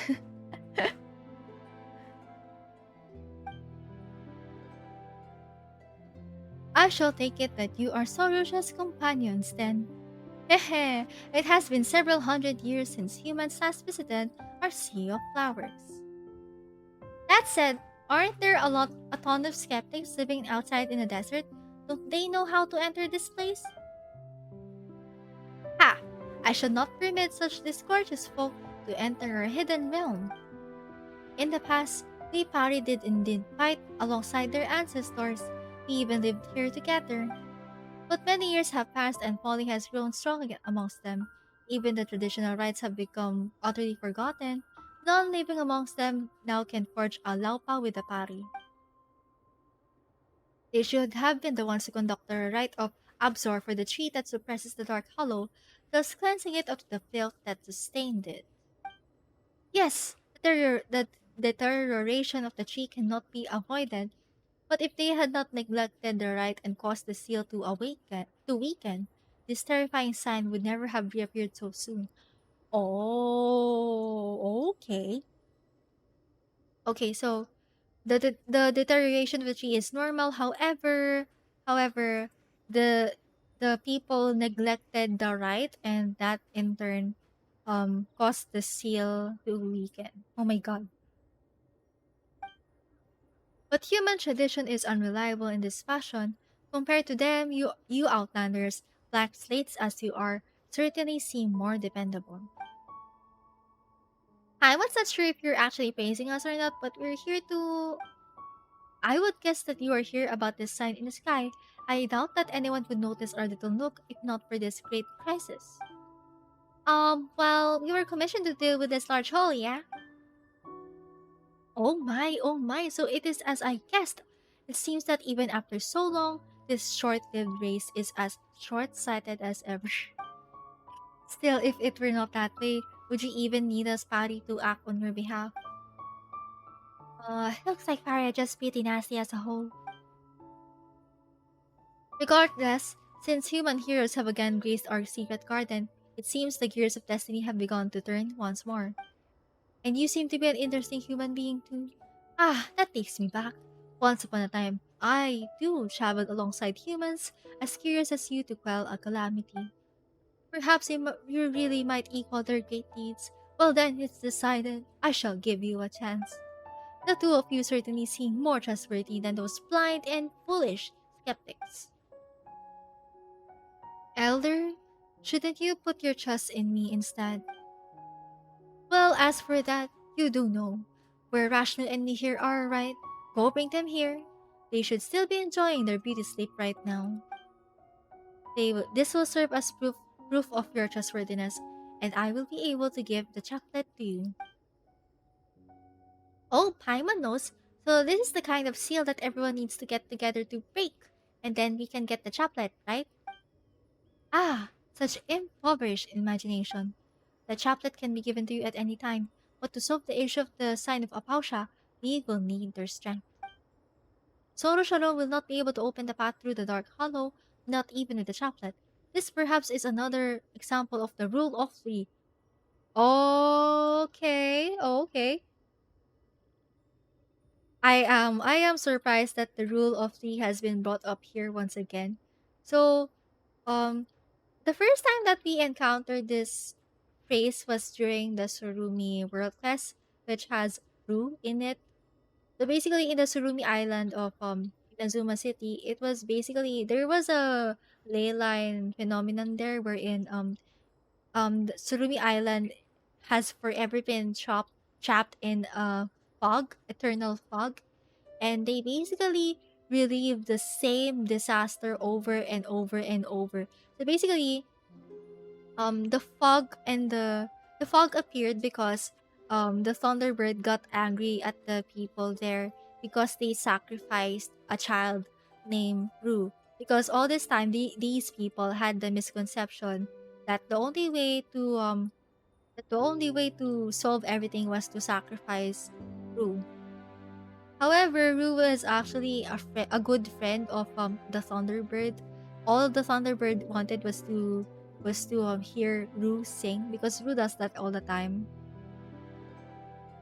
However, since Ru got sacrificed, the Thunderbird wreaked their havoc across the land of the Surumi Island, and yeah, that's why most of the population of the ancient civilization of Surumi Island got wiped out.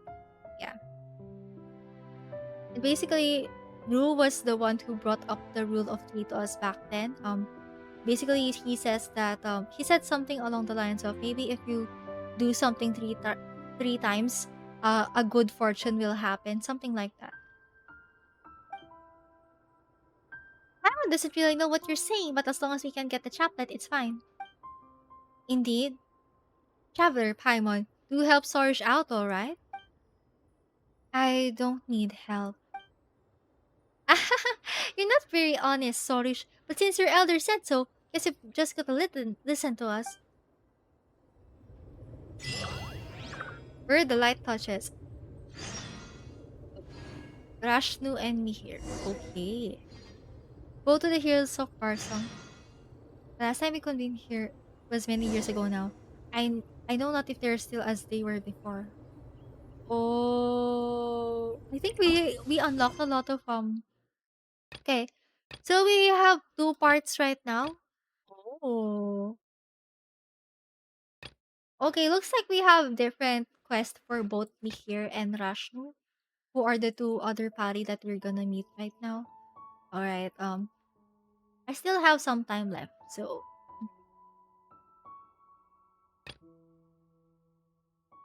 for this one, we're gonna go to the swamp. While for this one, we're gonna go to a giant tree at the hills of Parsum. I kind of want to do this more at the moment, so we're gonna start this one. Awakening's real sound. You need to help the Parimihir and Rashnu to obtain the chaplet. Rashnu seems to be around the giant tree at the hills of Parsum. So let's do that. But however, Surban here seems to also have another world quest. Yeah, let me go to talk to Surban first. Well, if it isn't Sorush and her Yasnapati, my, even Paimon's here. Hey, what do you mean even? That's offensive. From the looks on your faces, you found something interesting, haven't you? I was not sure if interesting is the right word. He tells Urban about the Frabashi tree. Ah, the one we passed by earlier, the circle tree. I see. Now, where should I begin? What you just described is indeed a Frabashi tree that Apari has transformed into.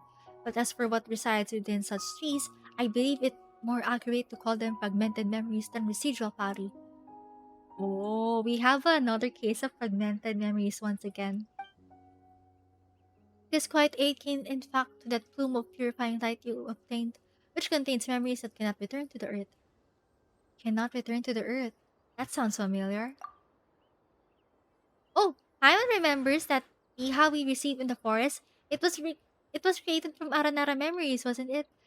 Yeah, this one. I actually keep forgetting about the Biha. This is actually an item that we received in the Aranara world. And yeah, it's created from Aranara memories. Aranara. So you know about those carefree creatures. That makes things much easier to explain then. Unlike us, the Aranara are born from the land. We are born from the Vorokasha oasis, and we shall return there eventually. The god safeguarding this place is rejected by the time flowing throughout this land, and so are we. Oh, okay. The god safeguarding this place is rejected by the time flowing throughout this land, and so are we. Rejected by the time. I love that. That said, this is all what we wish for. After all, it is our purpose to keep the defilement from flowing into the land along with us. And in the Amrita pool, we get to wash off whatever filthiness that once tainted us. It's like kinda like a pool of purity. You know what this reminds me of, chat?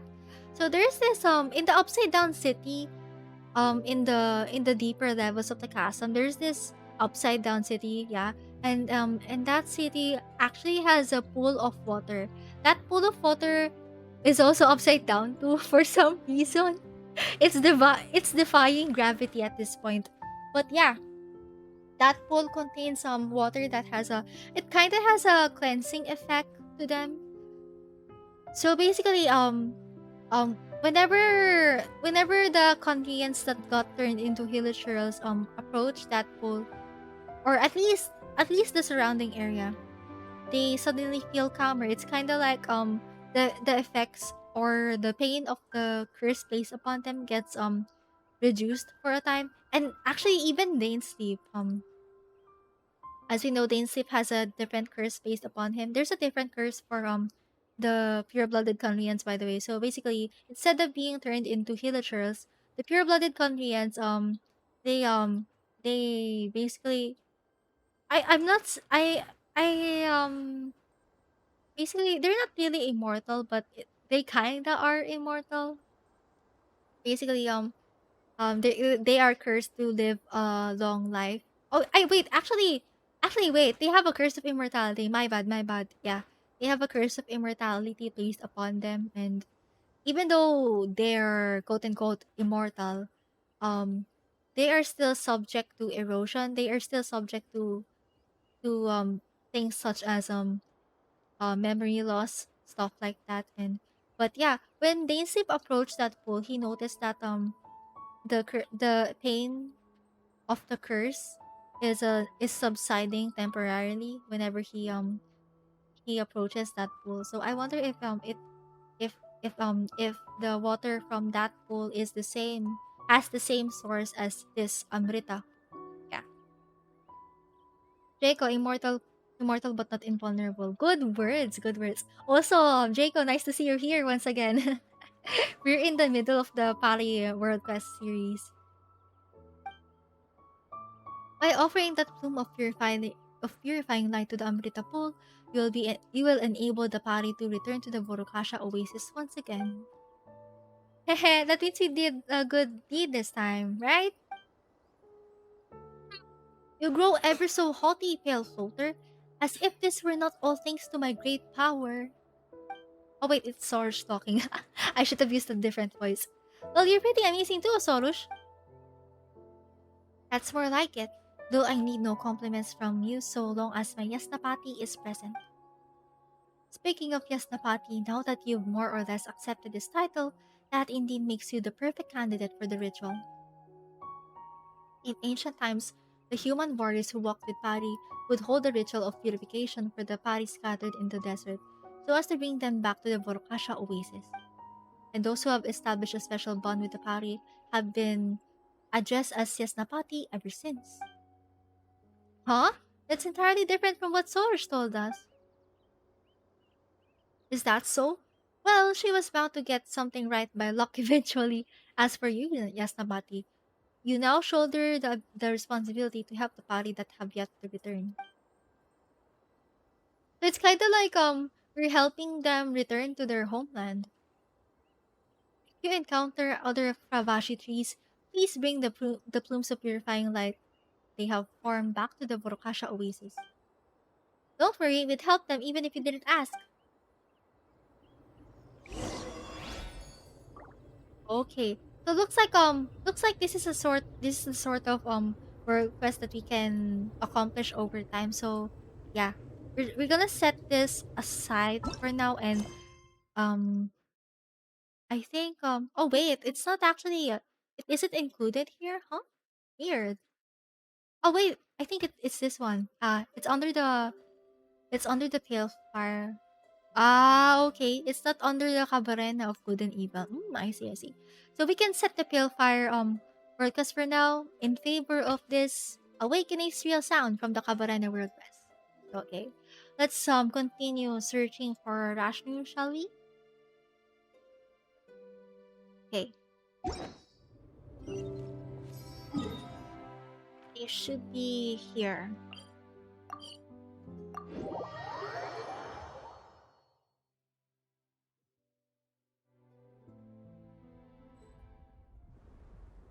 Also, let me just say that that the fig tree there is just so pretty. Yeah, I think it's one of my most favorite trees in the game.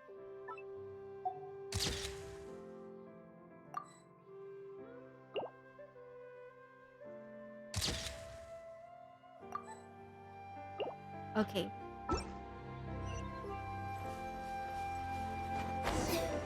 That's she. Rashni is there, but let us draw near. I fear that returning Rashni. Oh god, the dialogue is way too fast. I wanna. I'm gonna have to read that in my VOD, I think.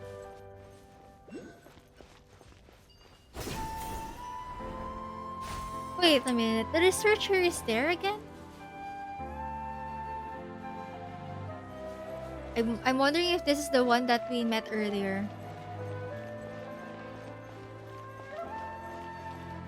Yeah, it's him. Nasajuna. Huh? It's you, Nasajuna. What are you doing here?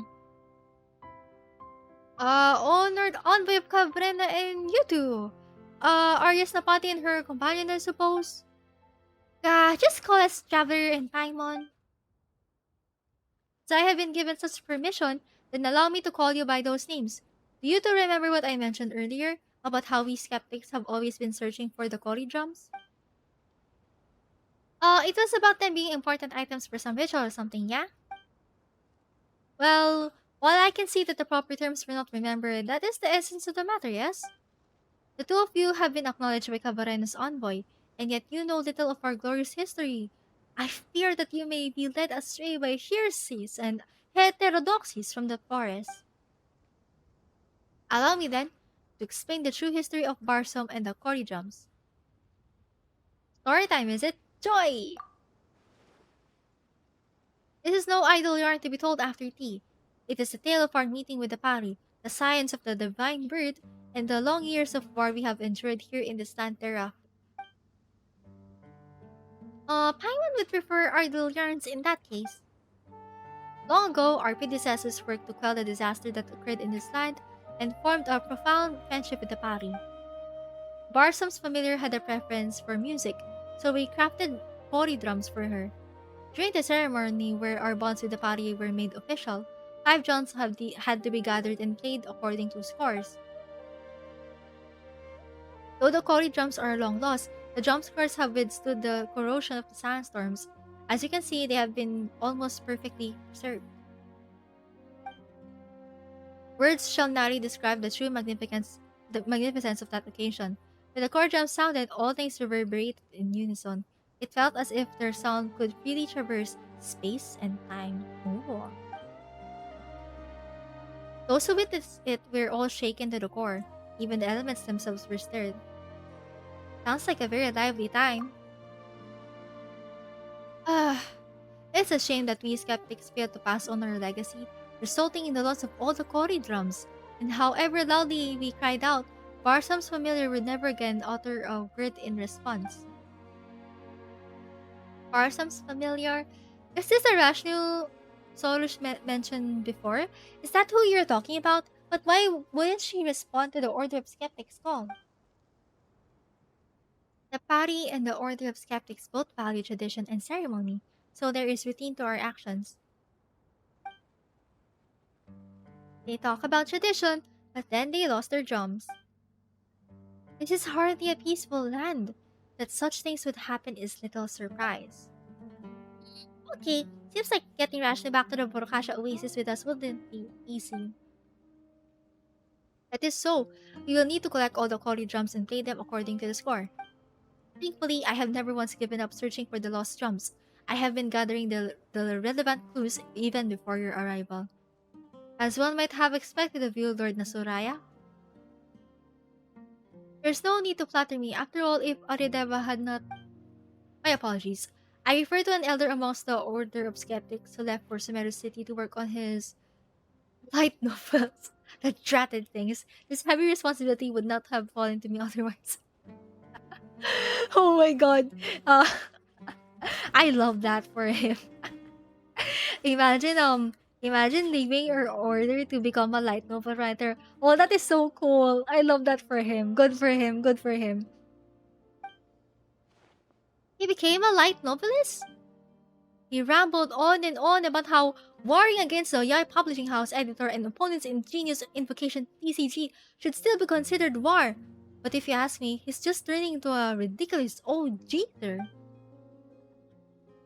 But he's still an elder who knows more about our heritage than I do, so I have to ask him for information regardless of any disagreements we might have. He's reluctant to answer any questions that don't have to do with light novels and card games, though. It took me 3 whole questions to receive a single reply. Anyway, it took me a great deal of effort just to gather clues about the Cory drums. Yay, new clues! But Nasajuna, if you had the clues all along, why didn't you go look for the lost Cory drums yourself? That's an easy one to answer. Traveler, it seems like you're not in possession of a vision. That's right, I'm not. And yet, you're capable of bending the elements to your will. What an inviolable gift. Unfortunately, I wasn't blessed with such a gift. So it is good that you are here. I mean, we could save quite a lot of trouble for Lady Sorish with your help otherwise. I would have to make other arrangements. Haha, but just as I said before, it seems that even fate is on my side. Lady Sorush and you two, please come with me. Hidden treasures may be found closer than we think. Ooh, I wonder what we're gonna find here.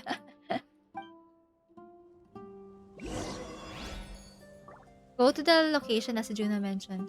Okay, so turns out this is part of the world quest after all, so nice. Okay. Do we have a Relaxing days Dendroculus like here? this are nice. Let's take it easy. I wonder if I'm sure it's not on top of the tree. It should be maybe here in the tree hollow. I haven't really Oh no. Okay then. Not really sure where the Dendroculus is.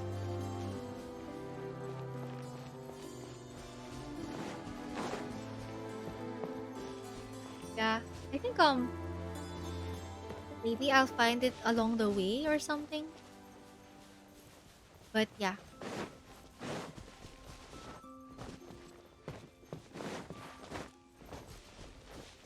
I have a feeling that we might have to do something for this tree. Oh, I have an exploration thing there. Let me go see that.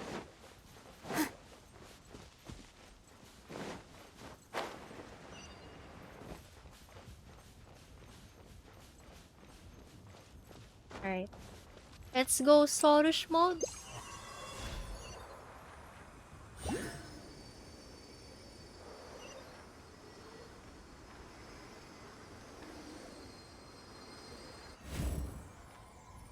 Alright, we have another purifying light.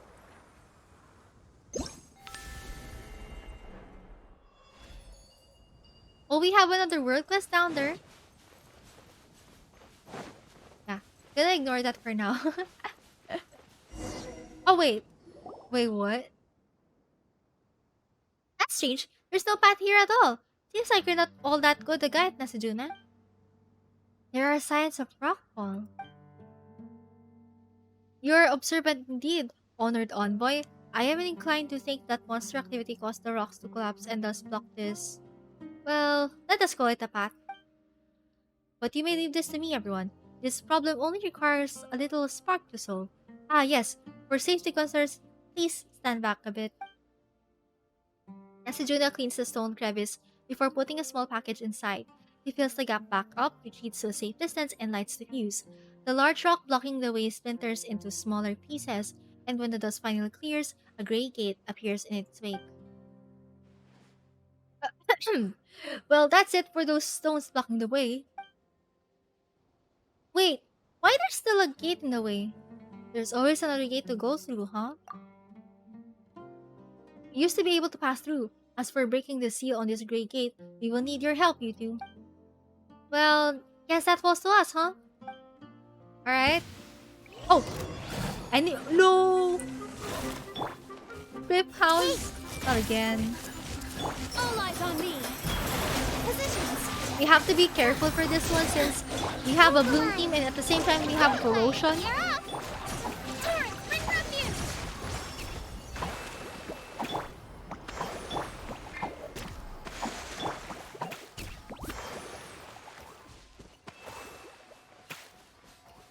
Search for clues in the cave. So there's nothing I can do about this right now, so we're gonna have to search around the area.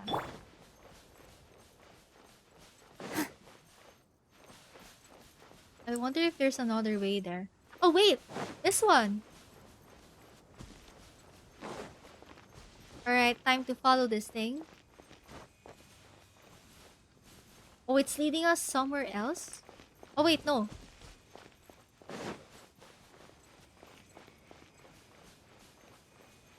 Also, I already noticed this danger symbol before, and I wonder why it's there. Okay, I'm gonna have to. Oh, I love the lamps here. Seems like there's something buried beneath the sandpass here. How about we take a closer look? I'm guessing we need animo for that one, so I'm gonna switch to Scaramouche in a bit.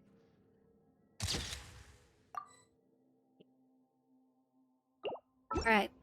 Let's replace maybe Yao Yao. What do you want from me? Oh! Too Here!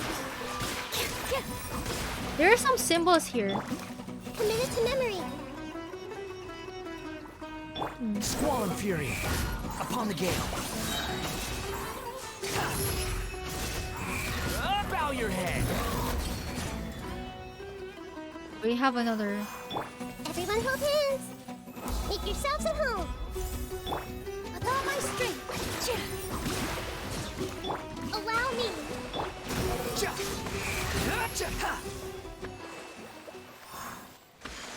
Okay. Let's switch back to Yao Yao. Okay. I'll take good care of. Alright. It's so dark in here. Oh god. Okay. As far as I know, okay, this one. I wonder how we're gonna use this. Oh! Oh! It's a whole drawing. Wait a minute. I'm gonna take a picture of this real quick.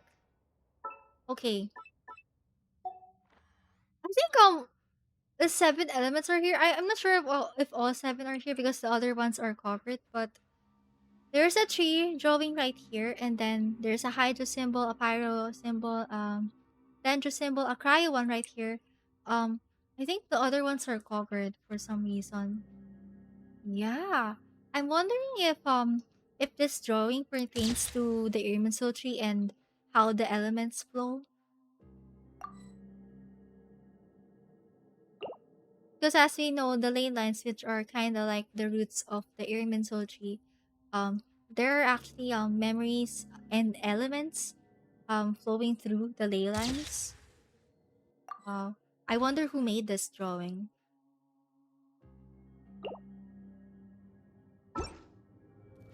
Also, wait, I forgot to claim my achievement.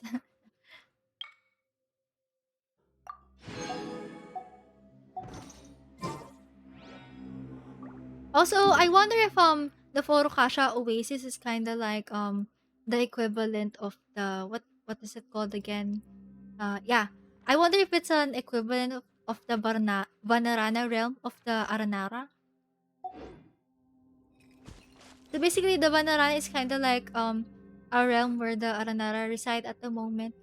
So back then, the Aranara used to reside in this area right here. Where is it? The old Banarana. Yeah, it was a lush green forest back then. However, due to this due to disasters, the Aranara had to live somewhere else. So they live right here now. They created a dream realm wherein they could reside freely. That would be the dream Banarana. I think they have a term for that, but I don't really remember it right now. But yeah. Okay, so there's a bell here. I think we passed by some bells in the area. Pick up. This place is full of great crystals. Nasajuna looks around a bit before collecting some scattered records and browsing through them. It is not too far from what I expected. The mechanism that sealed the dendrodrum was once here, but it has been destroyed. There are even some notes here that show where the other quarry drums might be found.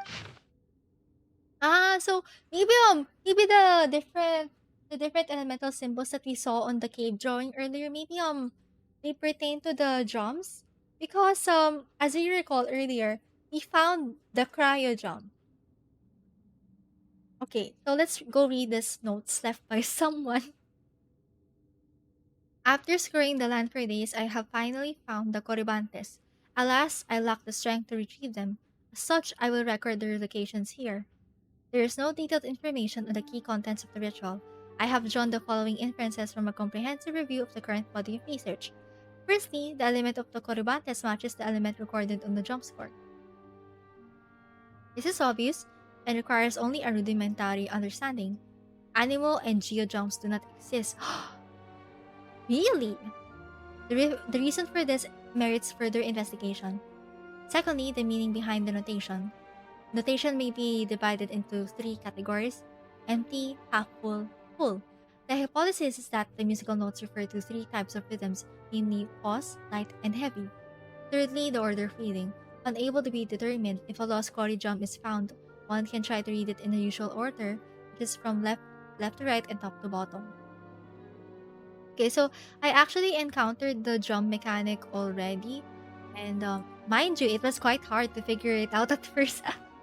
Okay, it looks like from the looks of things, I think we're gonna have to go to the areas that have missing drums. Also, Commander Josh 20, thank you for the follow. Welcome to the stream. Okay, so looks like we need to find three other jumps. The note says that there are no animal and geo jumps that will help us that actually helps us eliminate some stuff. So okay. So we still need to find the pyro, hydro, and the dendro jumps. Yes. Commander, hello. Hello, welcome. Welcome to the stream. Nice to see you here. Okay. I actually wonder why the animal and geo jumps do not exist. But my speculation for now would be first, maybe it's because Animo and Geo are neutral elements. So we know that Geo doesn't Geo doesn't have any other elemental reaction besides crystallize, right? And it creates shields, sure, but it doesn't really do that much. On the other hand, the only reaction for Animo would be swirl. Yeah. Also, hmm. Also, I wonder if is it because Venti and Zhongli are the two oldest Archons that we have so far? Is that the reason why we don't have Animo and Geotraps? but but yeah, hmm maybe Animo and Geo have maybe they have different characteristics in terms of I don't know, erosion, time, maybe something like that. Maybe they're much more stable compared to the other elements? I wonder. Okay, so let's go back to what Nasejuna is saying. As the elders put it, when the Kori jumps were lost in a single night, the order of skeptics was overcome with great grief. Losing the jumps meant losing the bridge that connected them to Barsam's familiar, and from then on, the young were never again able to listen to her teachings. This was a grave incident indeed. Great efforts were made by all to search for the drums thereafter, but few gains were made due to the obstruction posed by the defiled energies. According to the elders, this is one of those old locations. But as you have seen, those without the power to combat the brute might of the defilement, those who cannot wield the elements, and those who have not obtained the trust of Khvarena's envoy are unable to reach this place. Aryadeva also attempted to retrieve the dendrodrum here in his youth, but he did not succeed, and has been silent about the matter ever since. Ah. A sense of responsibility, perhaps, or was it pride that closed his mouth? You know, when you said that the Order of Skeptics had a terrible relationship with academia, Paimon thought that you'd all just stay here. Now that there's that big hole in the sky, never mind not coming back to help out. Don't you think it's kinda weird that he's just over in Sumeri City writing his novels and playing his cards? Perhaps he can achieve in fantasies what he could not in reality? Hmm. You mean writing the story of his failures into a light novel but changing the ending? How's that supposed to solve a real life problem? People need hope in their lives even if it isn't real. Well, Paimon thinks that sticking together is our best chance of fixing the skyhole problem. It concerns Soros too, after all. Hehe, your concern, Paimon, is rather wasted on one destined for so grand a sacrifice as I. Or perhaps I should say that evaluating the choices and fates of others is itself an overly prideful act.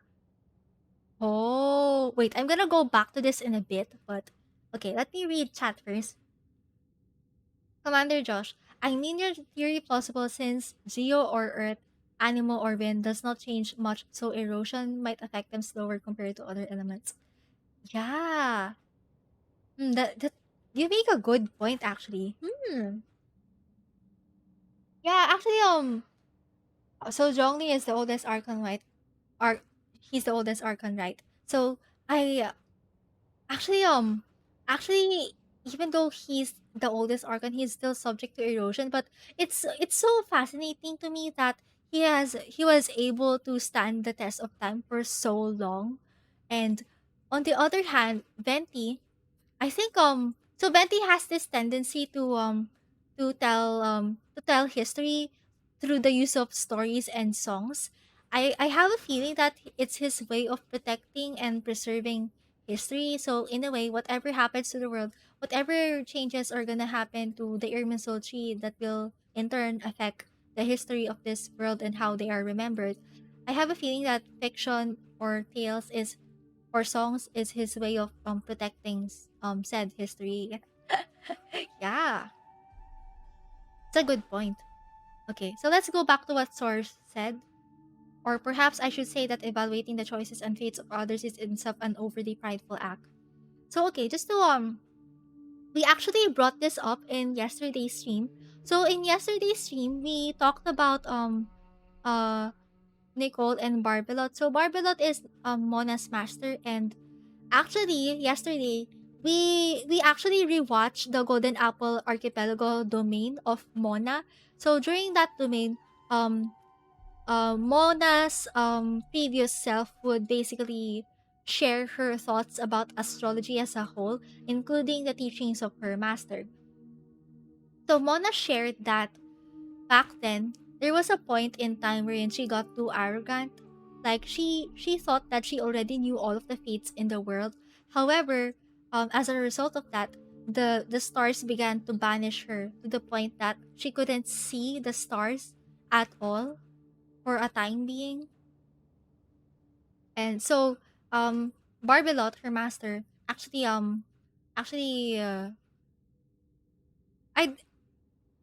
I wouldn't say she scolded her, but basically she just warned her about the consequences of arrogance in line with astrology.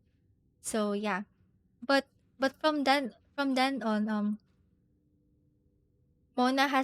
Mona began to realize her mistakes, and she was able to see the stars again. And yeah, I have a feeling that humility is a trait that is required for astrologers, so that in that way they will be able to conduct astrology without being consumed by arrogance. So yeah, it's fascinating to see that Sorge also brought this up right here. Paimon just oh, Traveler, help Paimon out here. We're to respect their wishes and wish them well. Aren't we also supposed to ask them to leave it to us? I do thank you for your aid, of course, but do not forget, I am the main character of this. Well, looks like Sorge here has a main character main character syndrome. Like even from the beginning of this world quest, Sorge is really out here willing to sacrifice herself for some reason. Anyways, Nasijuna says, regardless, now that we know where the Cory jumps are specifically, we just need to retrieve them all. Although the trial here has been destroyed, that may not be the case in other places. Whether they are or not shall be a little issue. Let us leave that task to Menyas Napati. This should be no issue to someone of her caliber, no? Of course, we're professionals, you know. In that case, you can find other Cory jumps so long as you follow these notes. I leave that to the two of you. Good luck! Right, Traveler? Remember to record the jump scores on the stone walls. We definitely need them at some point. Okay, copy jump score. Ah, okay. I wonder if we're required to take a picture of them. But yeah, I was gonna take a picture of them anyways. Alright, right. Let's go find those jump scores. Um Wait a minute. Let me go check them out first. Oh, they're scattered all around. Yeah. Okay, looks like they're outside. I'm gonna go look for the nearest one. So let's head on here first.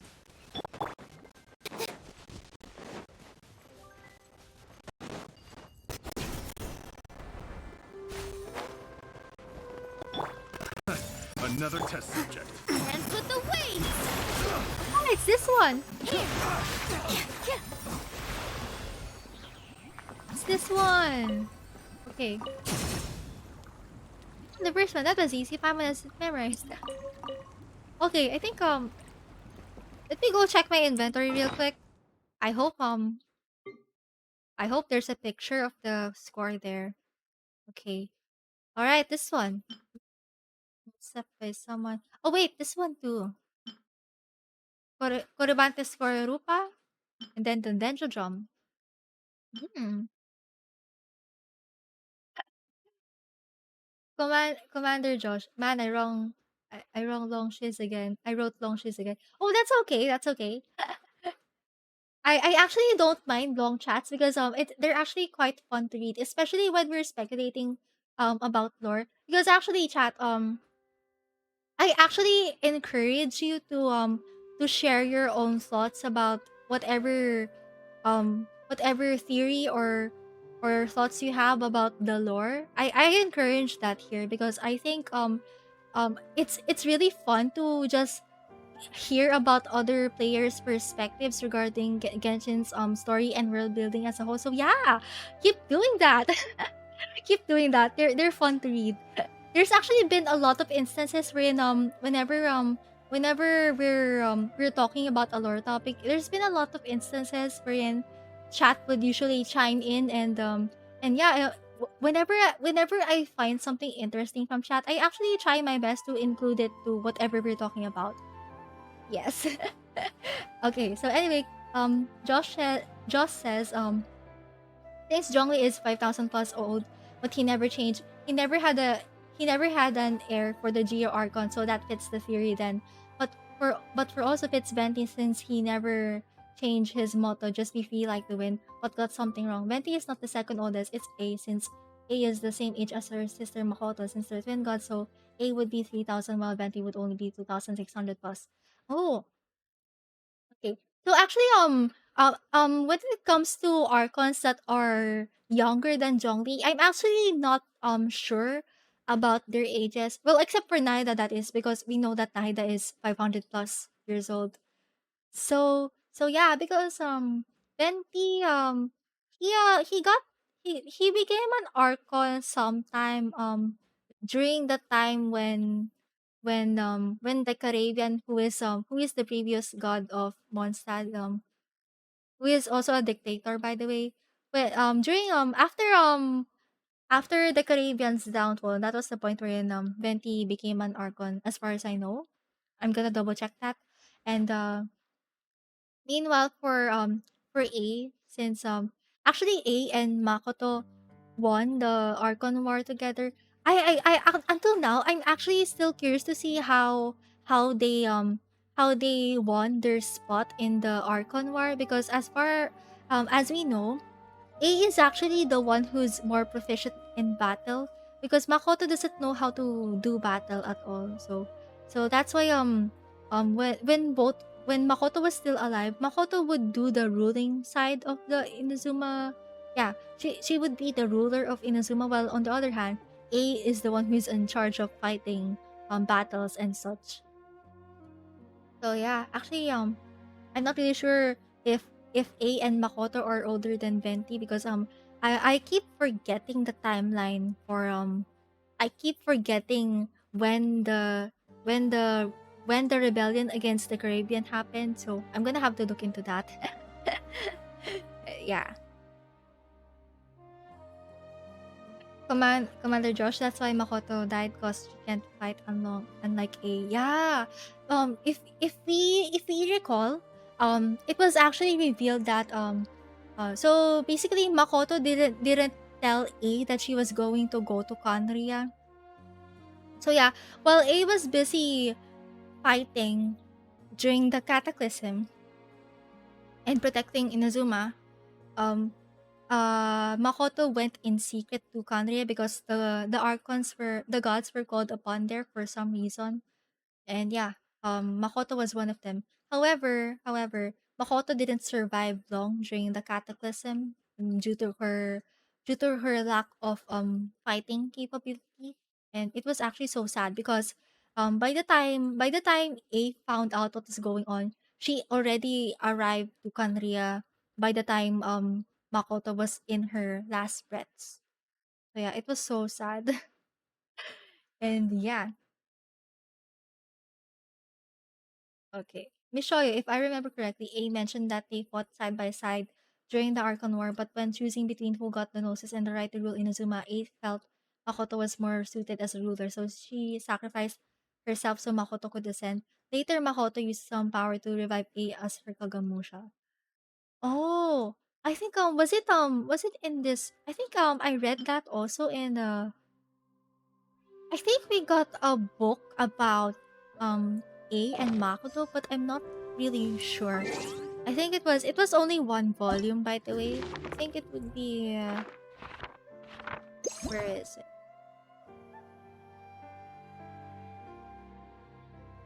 It should be somewhere here.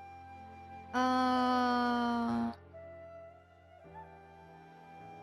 hmm. This one. I think this is it. This is it. um this one, this part right here. From the day Narukami Gongen, the first shogun, began her dominion over the land of Inazuma, she was accompanied by her younger twin sister. Shin and Kage, light and dark they were, mediating and holding court, ordering and giving battle.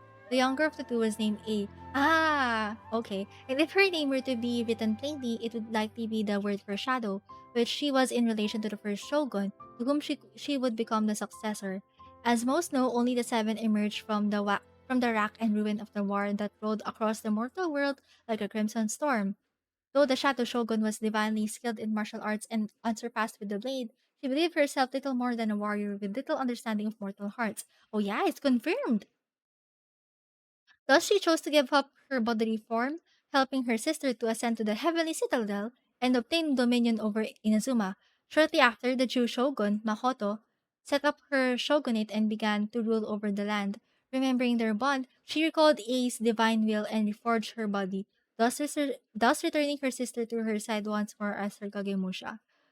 Whoa! I see. Mishoyo places Mike. Hi Makoto, please explain how you managed to bring back A from the dead. Yeah, she should explain herself. Okay. Josh says, but Penty was already alive for about a couple centuries before the Archon War started, so his estimated age was 2,500 to 2,600. Ooh, I see. Okay, okay. Yeah, I really need to give myself a refresher on Ventilor at some point because oh my god, there's a lot of stuff that I don't remember about him, including Mondstadt. Wait a minute. I'm gonna have to see if I can search the Genshin wiki just for a bit now that we're on this topic. Okay. Um I'm gonna be opening my wiki in the background. Okay. Venti lore wiki. Alright. I'm gonna switch to my browser screen in a bit.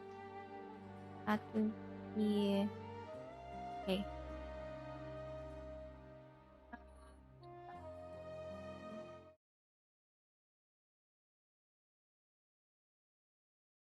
Alright, this one. Okay. I'm gonna try to find his lore once again.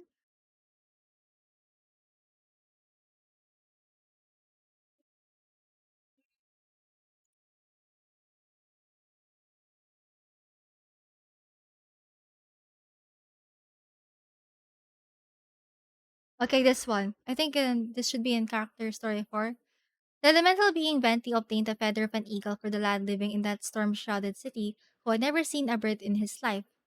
So yeah, back then Venti was actually a very cute small blob of a flying blob, a very cute sprite.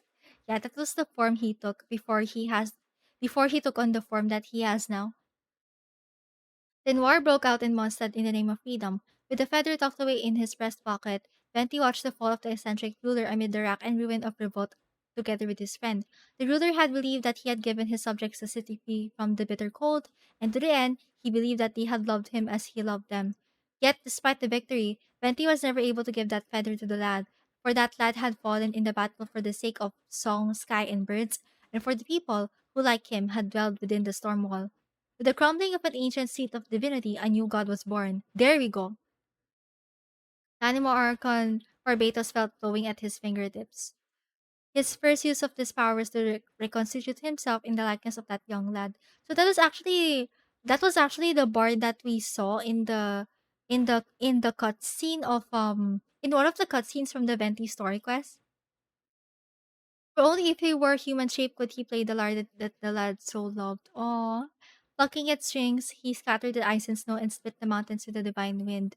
He bade Mondstadt become a city of freedom, a nation without a king. Uh, in future, he believed it would become a better, more romantic city. Surely he too would have wanted to live in such a place. Thus, a new age began for Mondstadt.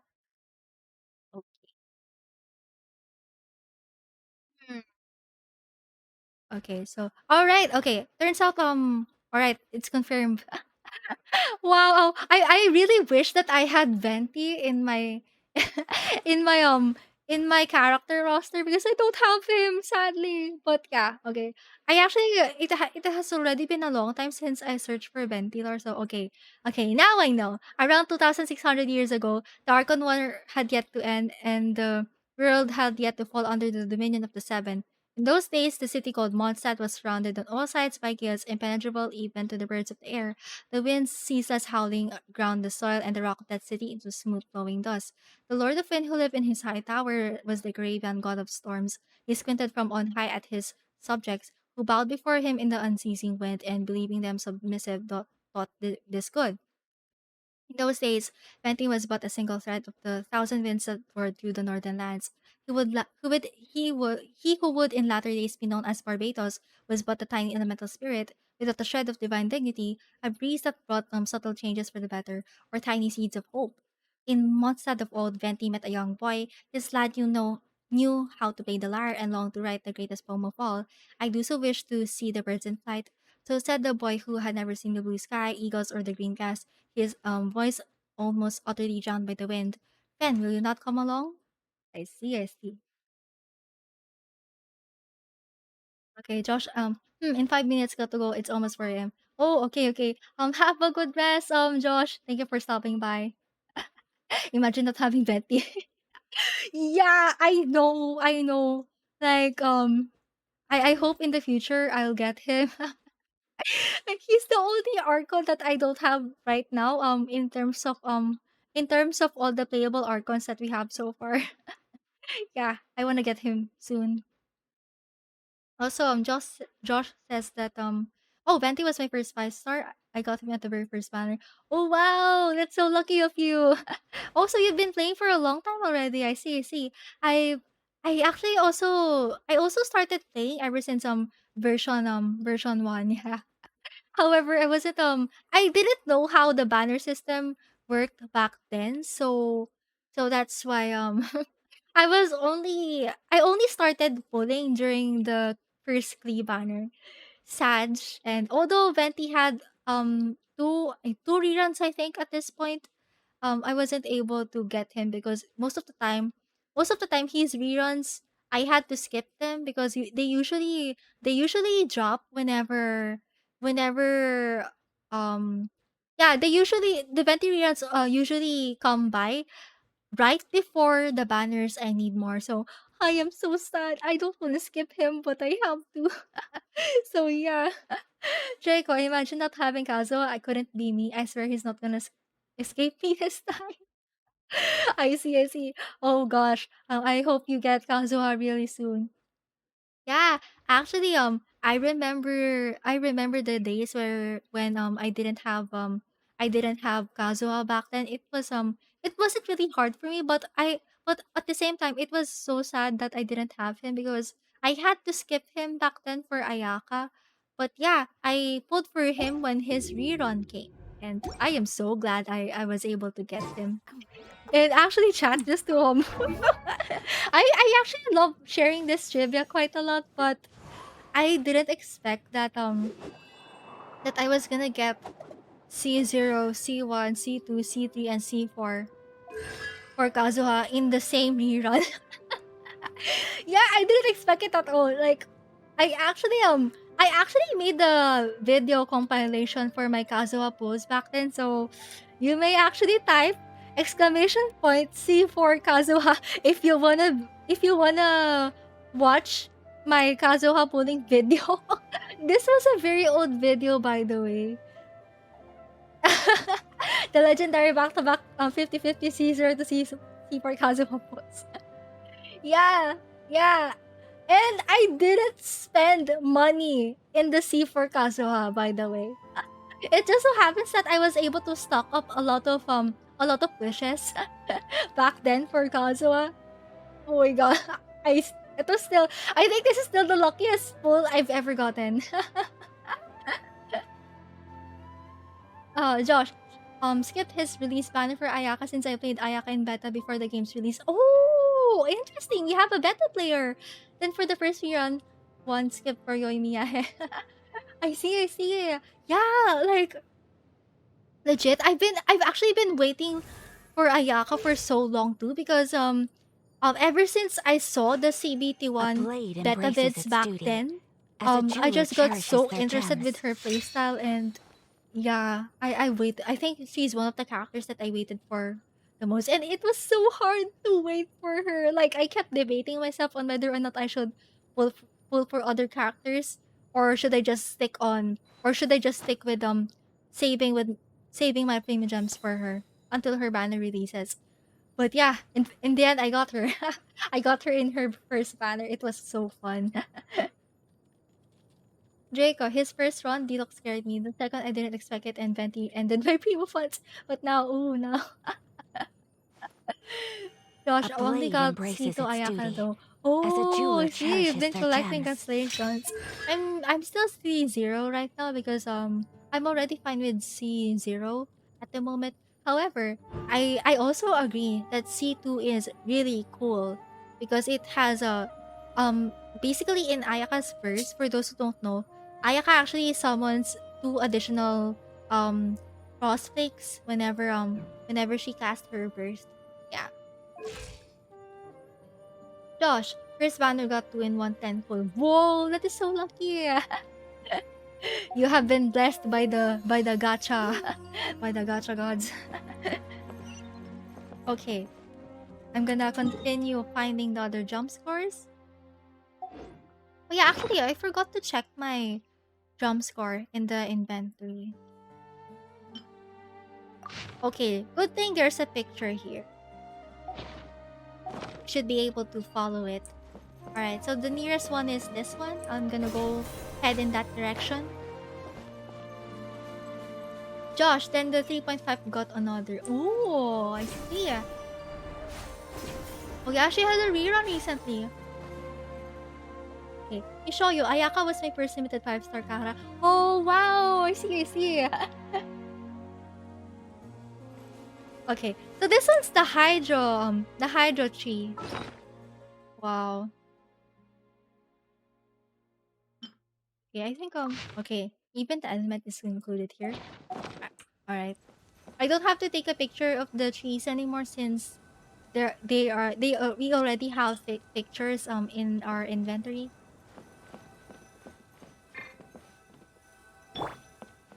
Hey, A it's new almost job. straight. Rest and reboot. Don't be scared. Okay, let's go copy this one. Was it There's a done? jump scare here as well. Let's take some notes. Okay. This quest is a lot easier than I thought. So let's go proceed to this one right here.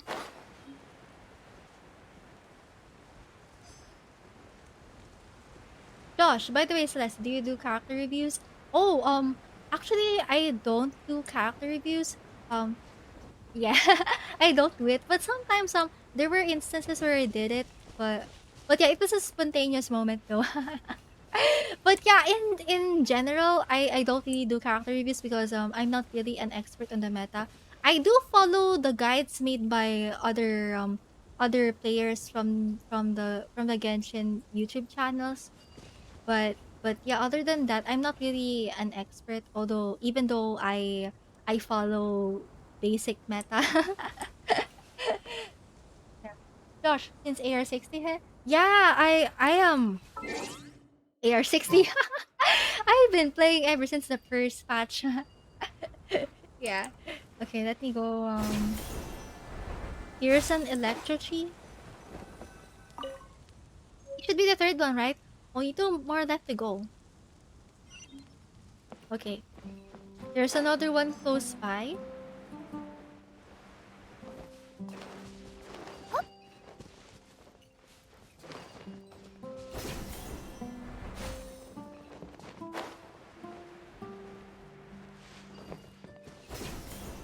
Okay, this one's a pyro one. Oh no, Pine is having a hard time remembering what was drawn. Oh? Okay. I hope there aren't any missing symbols here. So this is the electro one. Good thing the pictures are clear. Hydro, then pyro. Okay, alright. Good thing there aren't any missing notes. We have a music CD right here. Alright. Okay, we're now proceeding to the cryo tree drawing.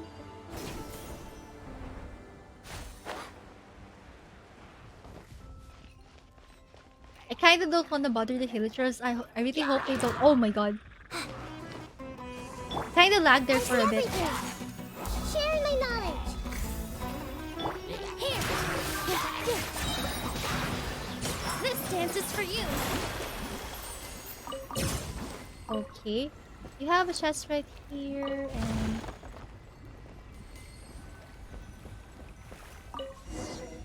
well, that's the last one record. The time to look for the other core gems.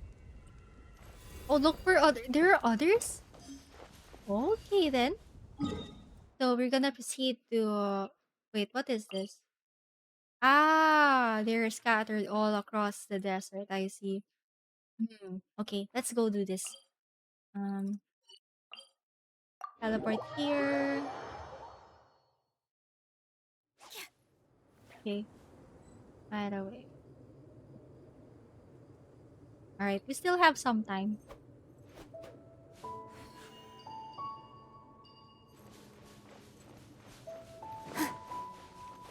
I just really love the music here in this latest desert area.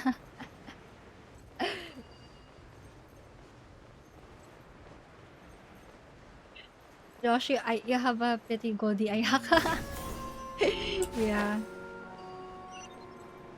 Okay. Should be at the bottom. Oh, there's a CD here. Okay. I wanna follow this CD first. Also, dendro crystal flies.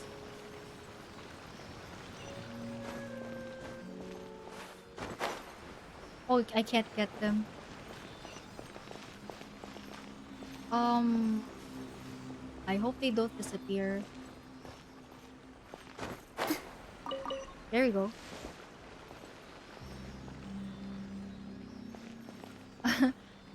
Josh, my god, 370 are running. Oh, are you looking at my profile? Are you looking at my profile? Yeah, oh yeah, I made it public. Oh, you're an Enka? Oh, I see, I see. Yeah, I have a pretty high ER on Raiden. Okay, let me go follow the Sealy right here.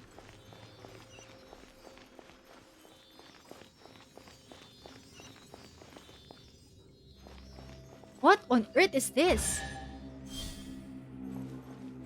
Nitro? Oh, this is a Let different me help you area. pack this up. So, one of the areas that we went to earlier with these kinds of lamps, they're surrounded by dendro, maybe dendro energy. I didn't really check, but one of the areas had a green lighting instead of blue. So, I'm wondering if each area that looks like this has a different element associated with them. Because yeah, this one has a Take a hydro deep breath, symbol in it. as if you're about to blow up a huge balloon. Exhale all your sleepiness into it, and then poof!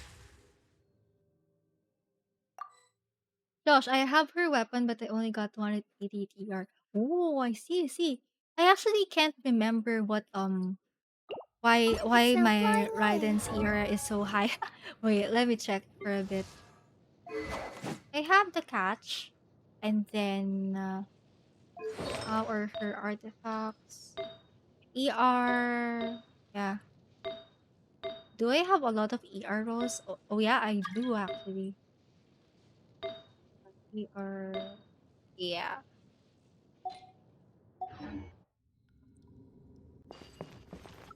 Gonna head on to that area real quick. Looks like this has got something to do with the water. But doesn't seem to be about reading the water's affection, but going underwater to look for answers. Speaking of those devices that bring the water level up and down, where does the water flow to when the water level goes down? And where does all the water that brings up the level up come from? Good question, Paimon. Okay, commence trial. Looks like we're gonna have to drain all the water here. There's actually been a lot of instances wherein we have to drain water from underground.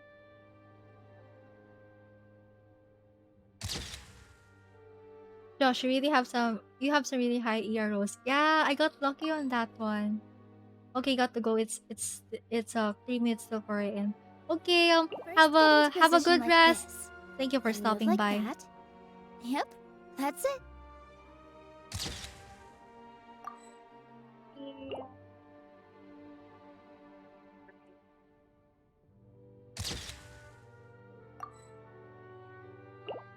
I'm making sure that I'm able to take a picture of this area before the water goes down. Yeah.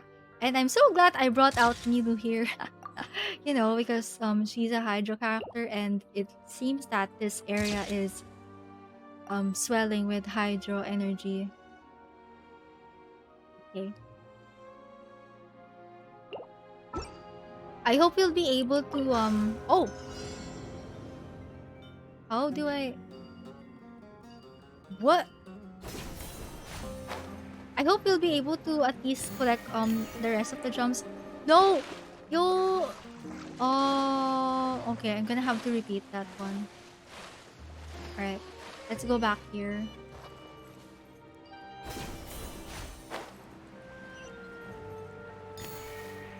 Aw. Kinda hard to reach.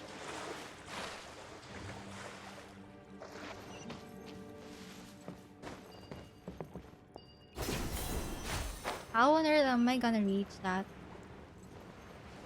Maybe I should use a taller character.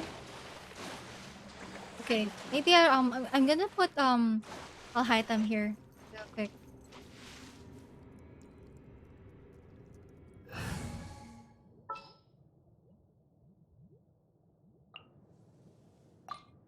Let's get down to business. You can reach it by ground pounding. Oh, I see.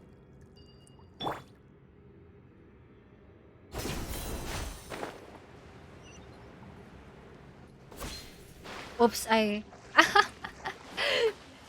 think I did it too early. Gonna try again. Engine tech.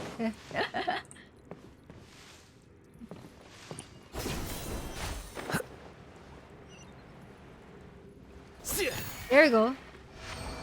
Thank you for the technique. Oh, the water is falling down. Whoa. Hey. Hey. I'm gonna climb up here first. Oh, the water only went down for just a bit. Alright, commence trial. Oh god, another one of these things. Uh okay then. Alright, let's do this again. You're not in a straight line. Right. Okay, this should be good. And then let's get this last one. Alright. Commence trial. Josh, okay, bye bye. Oyasumi. Okay, bye bye. How do I do this?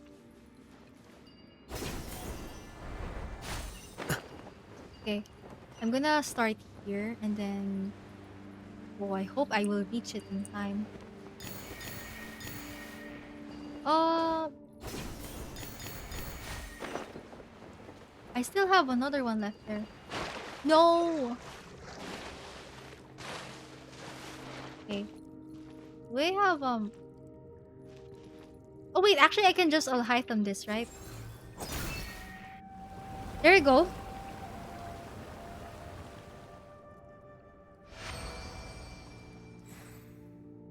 Alright, the car jump should be nearby. Let Paimon see here. Okay. Special four-leaf sigil. This special four-leaf sigils can be affected by the power of Amrita and be moved by Sorush. Press Sorush interact skill to pick them up and place them where they are needed. Oh shoot! I should have done that. I I made things too difficult for myself. Okay. So turns out I should have gone into Sorush mode to transfer all of this sigils. Oh well, at least now we know. Wow, I can't believe Sorush has a lot of skills.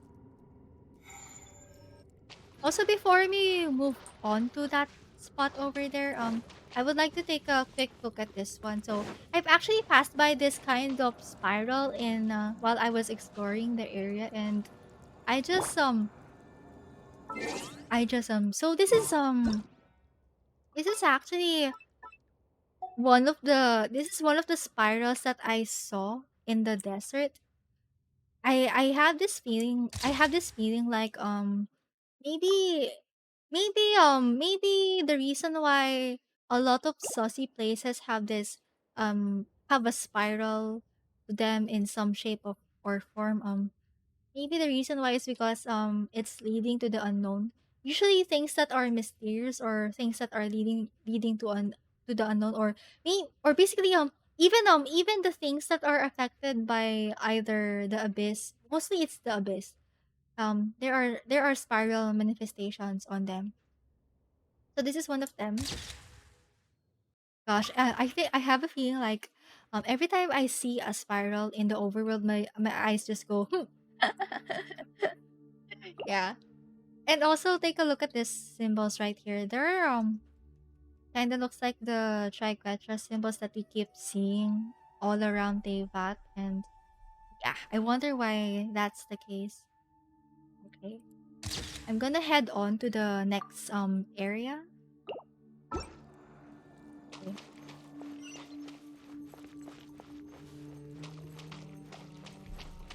I wanna at least finish collecting these drums before we end stream. Oh, hello. Oh no.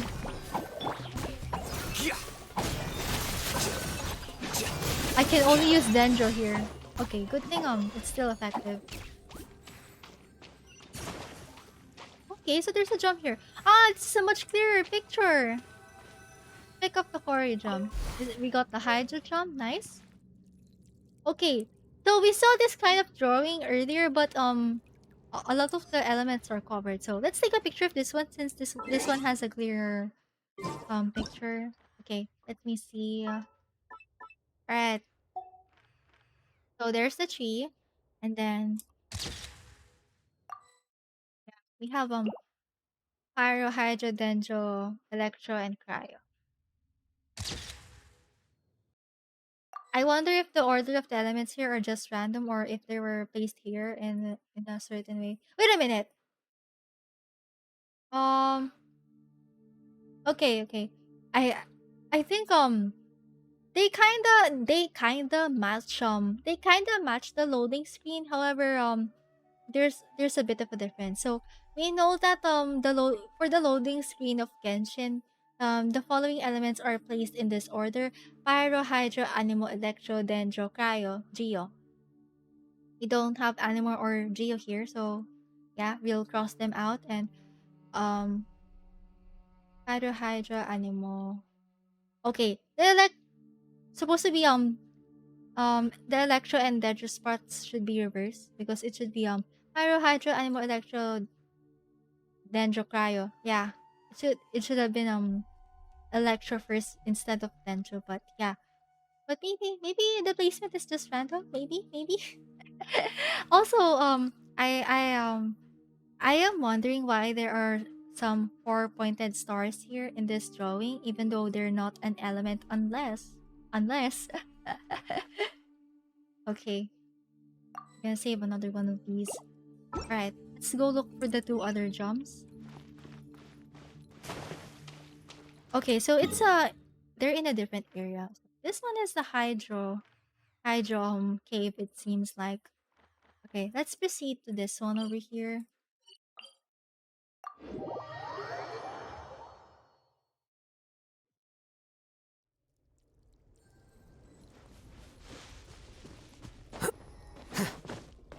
Looks like we're gonna go underground again. Oh my god, I think I lagged. I don't know why. Oh, we have Dendron. Okay. Let me solve this puzzle real quick because I wanna solve something here. Alright. Let's replace Alhaitham with Golay so that things will be easier. Here we go. Trainee Forest Ranger Kale, reporting. Right.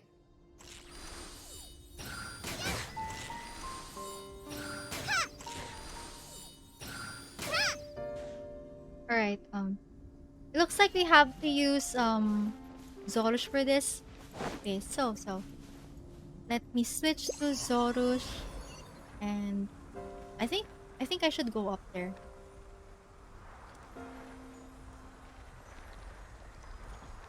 Can I fly up there? Okay. Alright. I'm gonna go down here very carefully. And let's use this one. Oh, okay. Alright.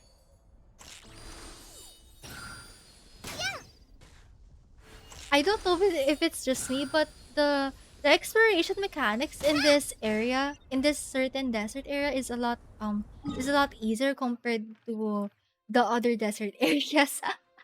Yeah, the other desert areas are a lot harder in terms of exploration, I think.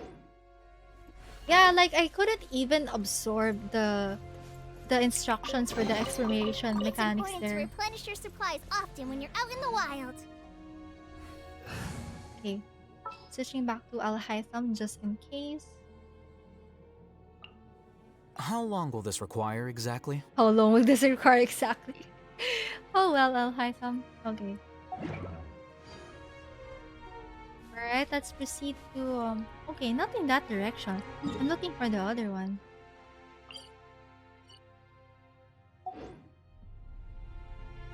Lower 34. Alright, I think we have to go down here. I wonder what element is associated this time. Oh, Gillichurl.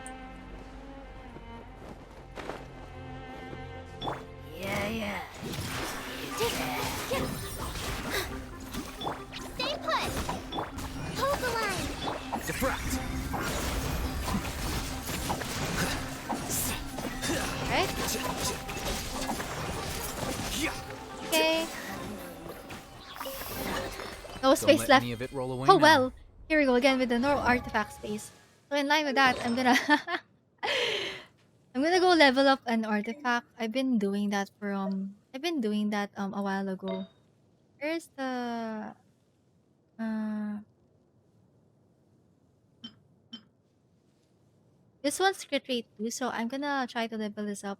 I still don't know who I'm gonna give it to since I already have some artifacts for Alhaitham and I'm not changing them unless I get better ones. Because right now I'm he has an EM circlet right now instead of a crit one because I think his oh no defense. Oh well. Oh, well then.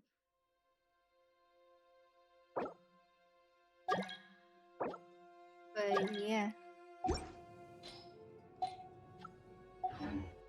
Book Okay. learning alone is not enough to Alright, cultivate let's proceed. intelligence. All those scholars in the academia are prime examples. At first, I thought we were gonna go back to the Winat cave, but it turns out this is a different cave altogether. So let me go take a picture of this real quick. I actually love taking pictures of the different places here in this game, especially if they look how do I say this? Sussy. Yeah, I just thought Electro this time. Okay, speaking of, so I was talking about dark jagged rocks earlier, right? While we were talking about the abyss and its effects on its environment, including the chasm. So yeah, actually in a lot of areas in Genshin, those that are affected by abyssal forces, they have these kinds of dark jagged rocks all the time, very pointy ones for some reason. Okay.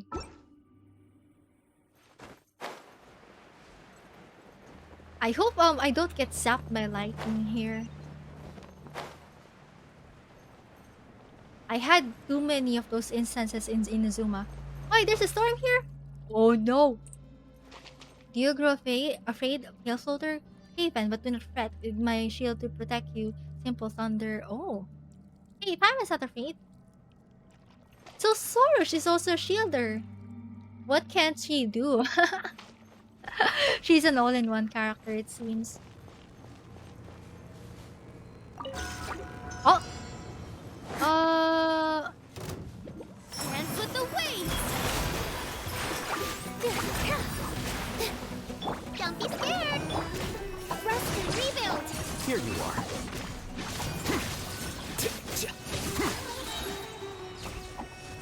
Oh god. No!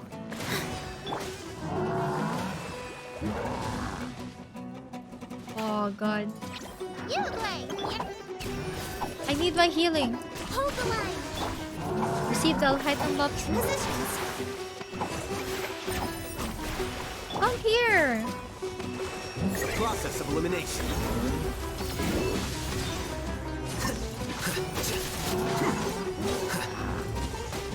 Ow, ow, ow, ow, ow, no! Oh god, no, no, no, no, no, no, no. Okay, let's switch back to, All eyes on me!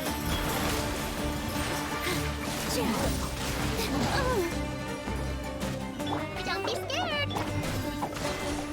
Covenant of the deep! oh, it's safe now, right? I hope so. Oh well.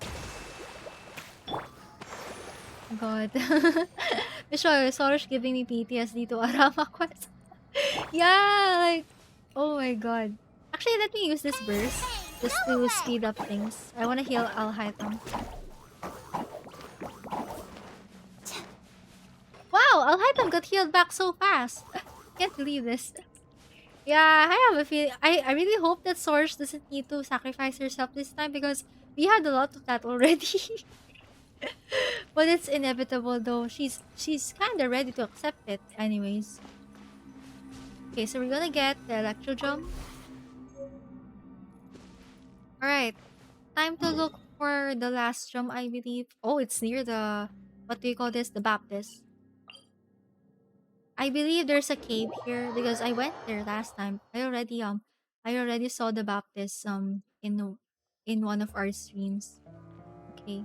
So looks like Gangang. Woo!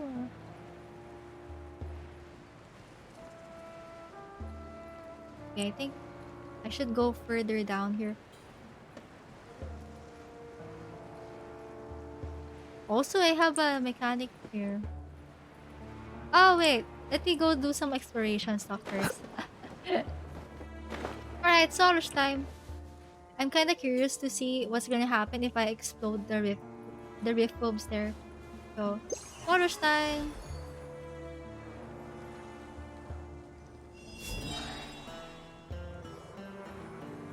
Alright. I hope I don't stray too far from myself.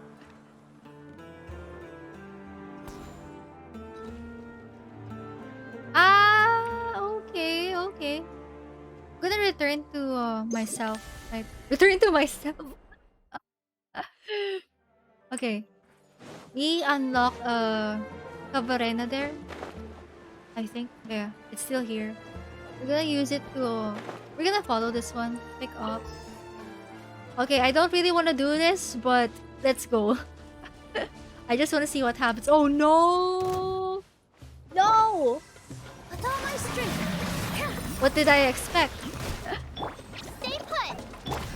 Rest and rebuild. It's kind of dangerous running a needle blinking when you're fighting corrosion-based enemies. Dance with the waves.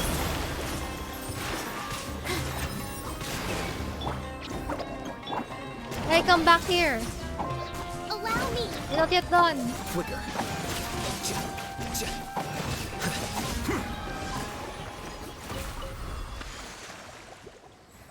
Do I have an achievement for that? Wait a minute. Why is it this? Okay, okay. I think. Yeah, let's fight this one. Here. Don't be scared. Rest and rebuild. Nice. Here you go. Alright. Let me. Oh, I don't have achievements? I thought I had one. anyways. Let's proceed. Was I going again? Okay, alright, there.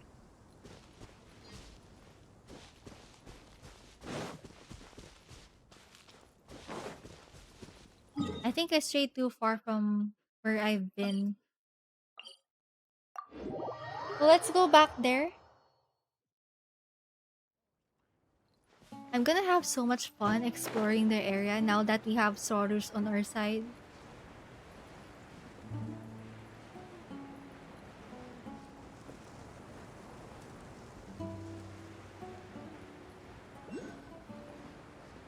Well, okay.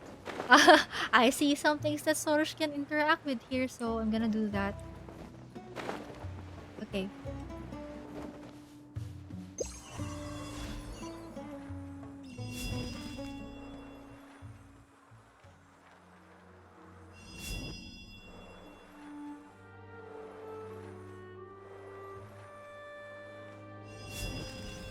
Alright, so let's switch back to the character.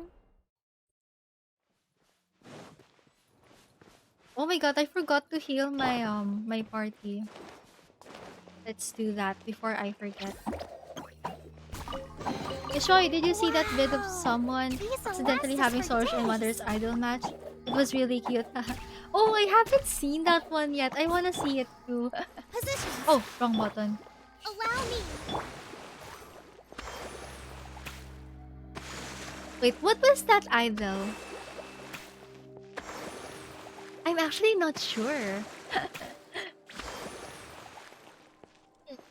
Wait, so Karamush has a he has his idol wherein he stalks he how do I say this? He sticks his tongue out, right? That's one. And then another idol is that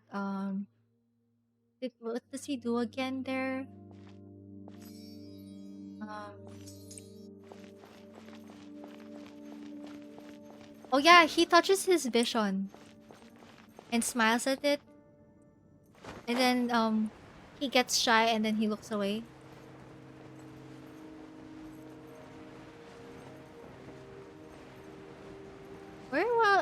I supposed to go?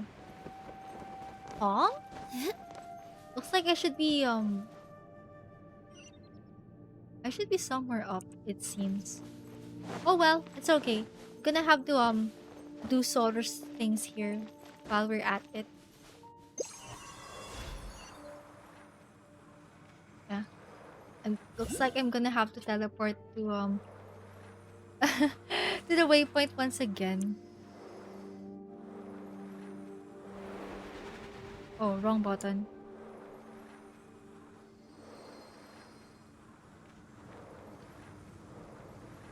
I think it's kind of hard for me to press the control button every time I go down. Right.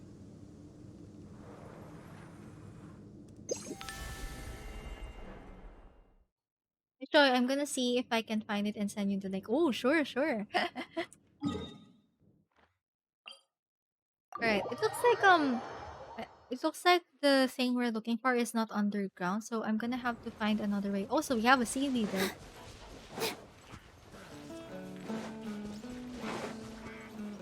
Gang gang woo! Gang gang woo! Here you are.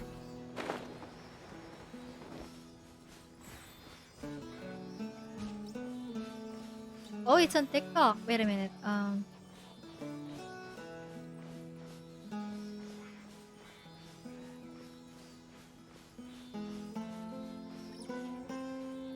Gang gang woo! Oh! Oh my god, there are hill trails.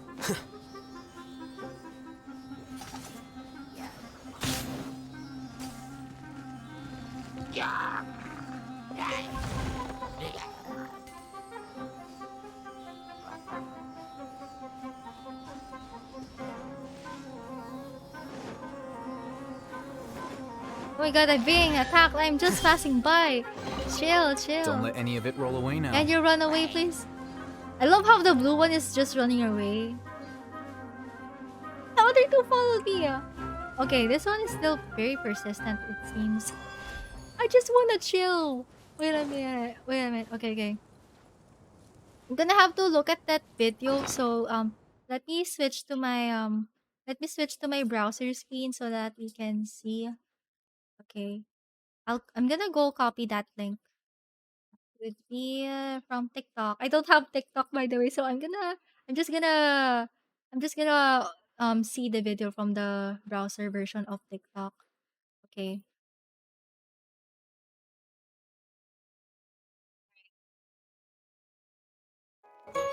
Oh my god, so loud. Oh my god. It's so loud. It's so loud. Ah.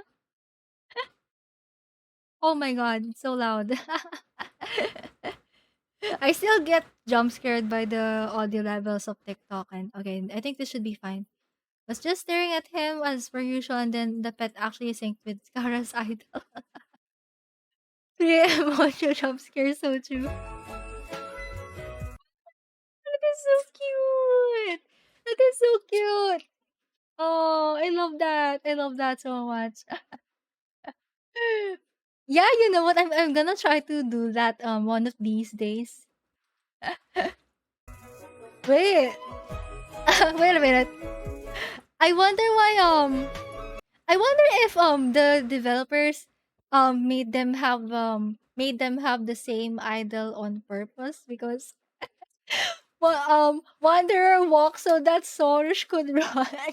Both of them have flying mechanics. I love that for them. Thank you for sharing that with me. I would like to try it myself too. Yeah.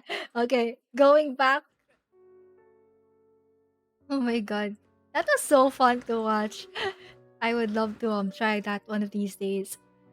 If I get the timing right, that is. Okay, okay. I think I'm back on my game screen now, right? I think this should be good. Okay, let's go back to my game. Okay. The scribe's work is simple. I think which is exactly why I I'm took the gonna position. I'm gonna try to find the last drum and then probably that would be the end of the stream by the time I reach the last drum. We're gonna have to continue this party world quest some other time. Because for now, as I've said earlier, oh, I think this one has pyro energy. Wait a minute. So I wanna take a picture of this. I actually forgot if I took a picture of the electro one. I think I did. But yeah. But yeah, I'm not sure when the next party world quest stream is gonna be. But yeah, because for now, I'm gonna stream Honkai Star Rail next Sunday, and then after that I will be having streams so I'll be having Genshin streams once again so that I can do the Sumeru main event since it's coming very soon.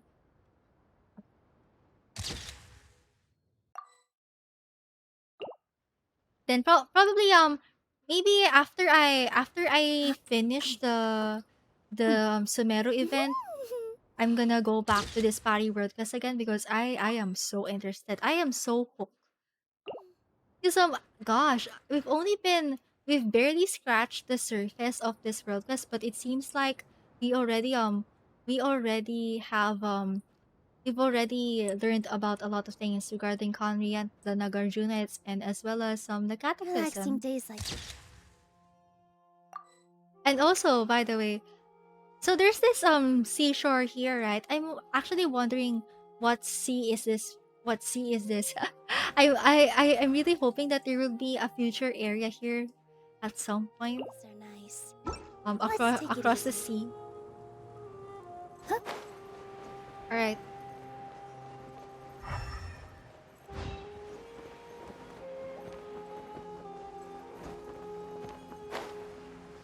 That would okay. Okay, confirm. It's a pyrodrome. The bright flame altars. Well, if we merely need to light them at all, it is no difficult matter. Will it be really that easy? Try it for yourself and you shall see, pale floater. But the flaming seeds of hope are like candles like in the wind. One must be quick to seize. So you mean that you should plan a route in order to light all? Oh, okay. I swear, I think I'm gonna have to backtrack everything that Sorge is saying in this quest because sometimes they just go by too fast. Your Yeah, coming was foretold. Here. he says a lot of interesting things. Stay put. Rest and rebuild. Flicker. Deflect.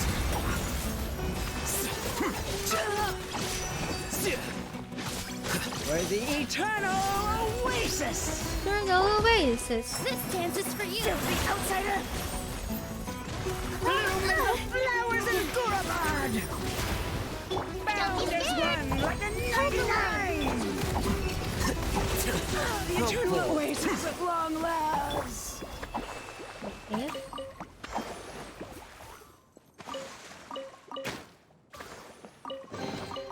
There we go.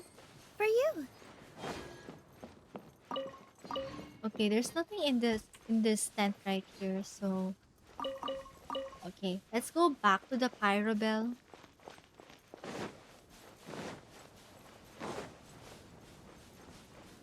Most of the puzzles have been so easy so far. Light up all the bright fires.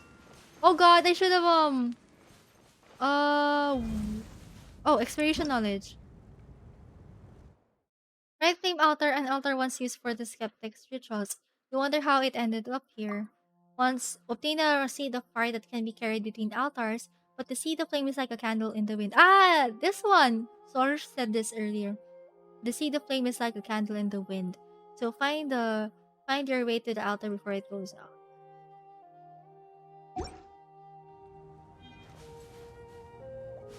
I have a feeling I really wish that certain line about the flame will get referenced again in the future.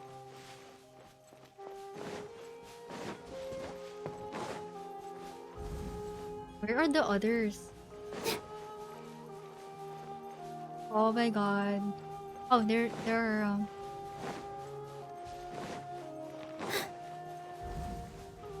how many torches are there? Yeah, I think I really need to plan my route for this one.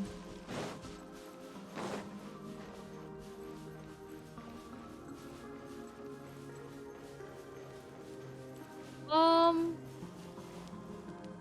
uh, am I doing the right thing? I still have 4 left to go.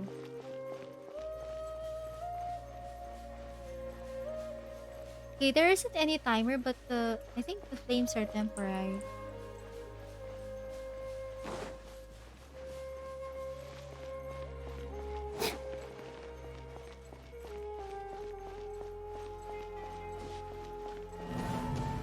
Does this count as a failure? It wasn't easy at all. Oh, allow me to light your path? Okay. Um, I'll try to see what I can do here. Oh, wait. Are the torches not here?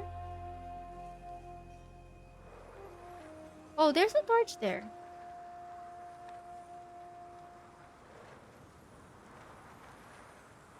Sometimes seeing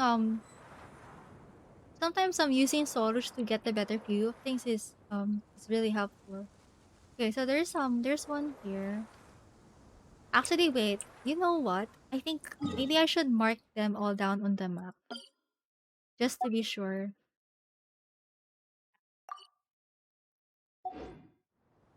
There's one there, and then we'll try to go here.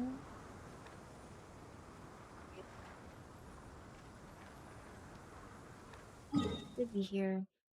Good thing they're all apart from each other. That way, it will be easier to just stick map pins into this map. Okay. That would be so there are two now. I'll try to find others. I'm really out here turning Solush into my drone. She's the drone of Tevat, you see.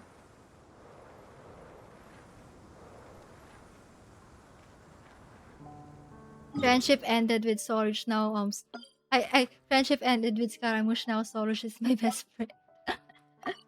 Okay, we have 3 now, and then okay, let's try to find the others. There's one nearby, I think.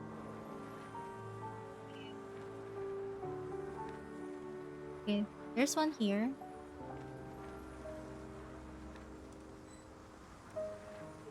Just gonna mark it down. Okay. Good thing I still have map pins. They went there.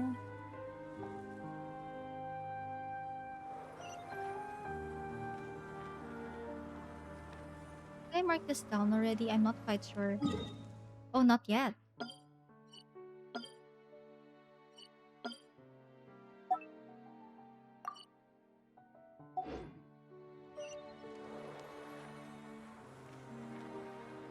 This kind of feels like marking my map for ascension materials once again. I remember back then I had to place a lot of map pins to collect Kalpalata Lotus for my Nahida, and it was so hard.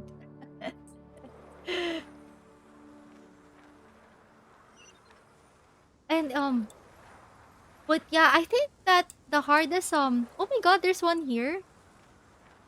Okay then. But yeah, I think the hardest material to farm are, I mean, not only the what are the bugs called again? Scarabs. Not only are the scarabs the hardest materials to farm in Sumeru, but also I think the other hardest part the other hardest mat to farm is the Rukashava mushrooms. Yeah, those blue mushrooms. I remember I had to farm a lot of those for Scaramouche, and I was dreading every minute of it. Okay, so I need one more flame right here. Oh wait, I have to note something down here. Uh Go to the top. Oh my god, it's the alarm. I hope it's not too loud. Okay. I'm gonna try to find the last one. I hope I find it soon. I think it should be this one. Oh, uh, no, it's there, but I'm gonna mark it here for now. And then, okay, walk towards, walk forwards. Then I'm gonna go there and mark that thing. Okay, switch back to our character.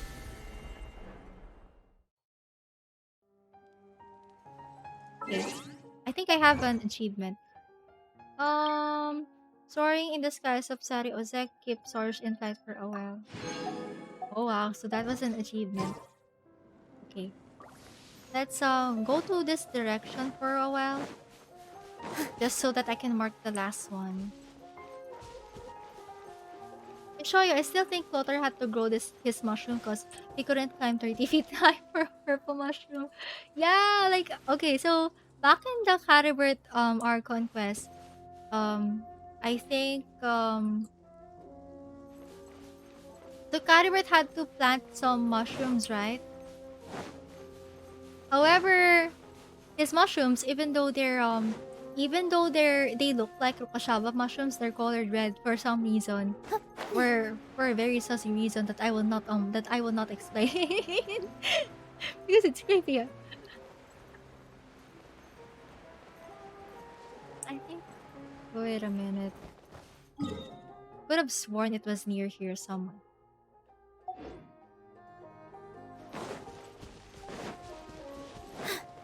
Maybe if I use. Actually, let me use Solus again because I can't remember where it was. Oh, here. I should have been heading in this direction.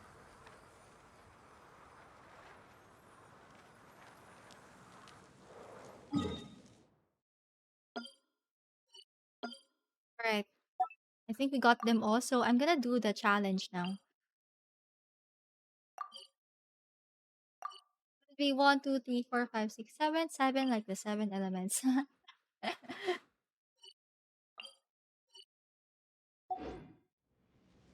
Okay.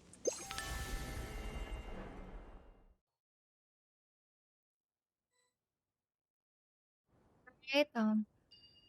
Let's go back.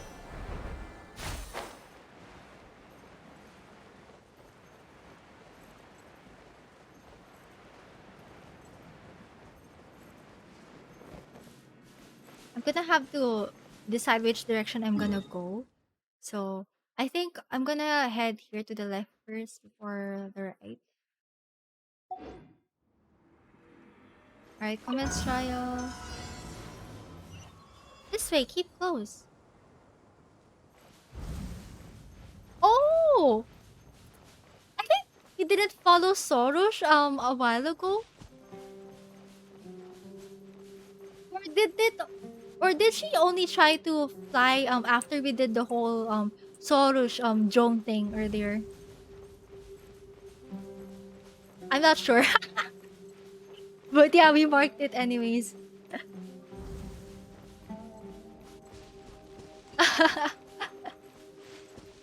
The Soros was sick and tired of one failure.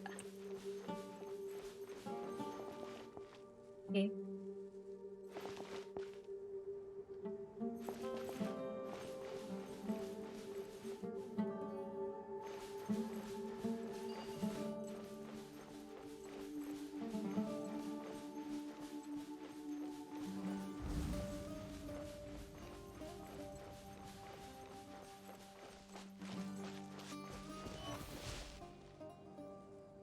She was so impatient to the point that she had to point the way for us.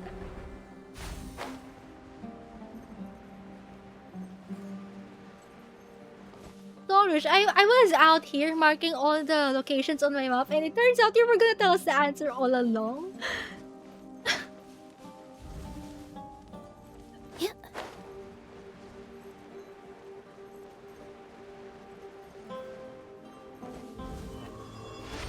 everything's at work. Where's the Cory drum? Let's take a look. Oh my god, the alarm again. So sorry about that. Oh, there's a drawing there. Wait a minute, chat. I would like to take a look at this drawing first before I get the drum. I think, we have another drawing here, it seems, but it's so blurry. Okay. Another drawing with the elements, okay. Um, alright. It's a lot different this time. So, the tree is still there. However, I cannot see any four-pointed stars around. And we have Dendro, Hydro, Electro, and then Pyro. For some reason, Pyro is behind this thing. I wonder why. I'm gonna have to take a look at this again at some point.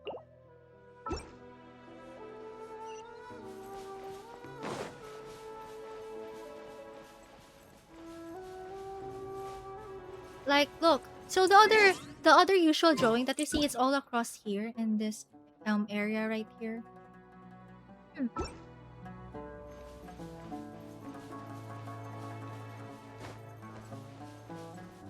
Huh? Get the fire jump. Let haven't count. Oh, this makes all the lost fire jumps. There's no time to lose. We must return to Barsom. Nasurai would be waiting for us there. Okay. I'm gonna. Do I have achievements? Nice. Alright. Let's go to Nasuraya before we wrap things up. Yes. Okay. Uh we're gonna go back to the tree again. I'm hoping we're gonna meet the party that is stationed there at long last. Sunny days are so warm and cozy. Ah, they make me sleepy. Also, it's interesting to me how this is the desert, right? However, the characters have a different voice line for the desert weather. However, it's interesting to me that wait a minute, before I say something, I'm gonna double check her voiceover real quick. When the sun is out. Sunny days are so warm and cozy. Ah, are you all right? Watch out for sandstorms. Notice how Nilo didn't say her sand line in the desert. Or maybe this is just reserved for the sandstorm area and not the entire desert itself. But yeah.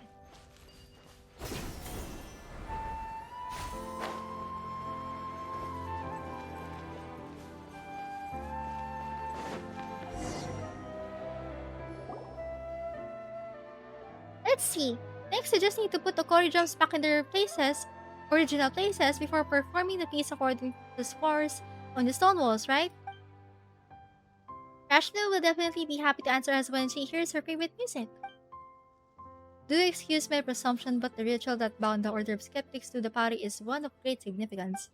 I think that it would only be proper Order of Skeptics regulation if it's Vijnanapati, that is to say myself, were to preside over it. Eh? But you were ones who got all the 5 Cory jumps. Even if you are Lady Source's Yasnapati, I believe this to be out of line, or should I call this prideful presumption upon her favor? Lady Source is Khvarena's envoy. She might have behaved more amicably to the two of you on account of your aid in fulfilling her destined mission. Yet this is but a manifestation of her virtue, and not any credit of yours.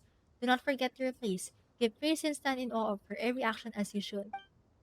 That's what you say. But even though Sorge always acts all high and mighty, Paimon doesn't think she's all that great or that distant from us. That does not sound like something that shall be written into a hymn of praise. Well, I'd say it's praise enough by Paimon's standards. Well, what about you then, Traveler? Do you desire to want to play the Cory drums and awaken the familiar of Bosom for me? I've learned many forest tunes from the Aranara. Yep, and the Aranara sure do love music. And since Rashnu is someone who will respond to humans who call out to her using the music of the Cory drums, she's definitely a music-loving party too, huh? Hehe, Paimon wonders if she'll enjoy Aranara music too. The scores of the Tokori jumps cannot be compared to some forest deities. They are part of Order of Skeptics tradition. Perhaps I should be the one to perform instead, rather than let outsiders do it. Now, Soraya, you two have merely understood this task from your writings. The way I see it, would she, experienced in the performing arts as she is, not be the more reliable choice? The principles are the same. This should be no problem. But no buts. So I have decided, and so it shall be. Traveler shall do this thing. Well, if you say so, then leave this to us. Just relax, Asajuna. We know the Cory jumps are very important. Traveler's not going to ruin them or anything. Also, next, we just need to line up the core jumps up according to their attributes and perform. Then how do you read the jump scores again? Okay. The notes that Sarai gave you contain instructions so that you avoid making mistakes. Take a deep breath. As if Okay. You have 5 jumps to place. you're about to blow up a huge balloon. Exhale all your sleepiness into it, and then poof! It's now Place. flying away. I knew it. I knew there was something off about this cryo jump when we oh no, not cryo jump. This tree stump. At first I was wondering why this tree stump was so hollow, and then yeah, turns out it's where the jumps are gonna be placed. Okay, so this one is um normal normal pause, normal plunge.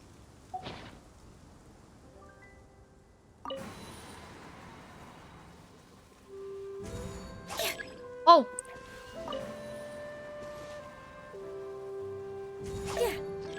what? Normal pause, normal plunge. Oh, okay then. All right, let's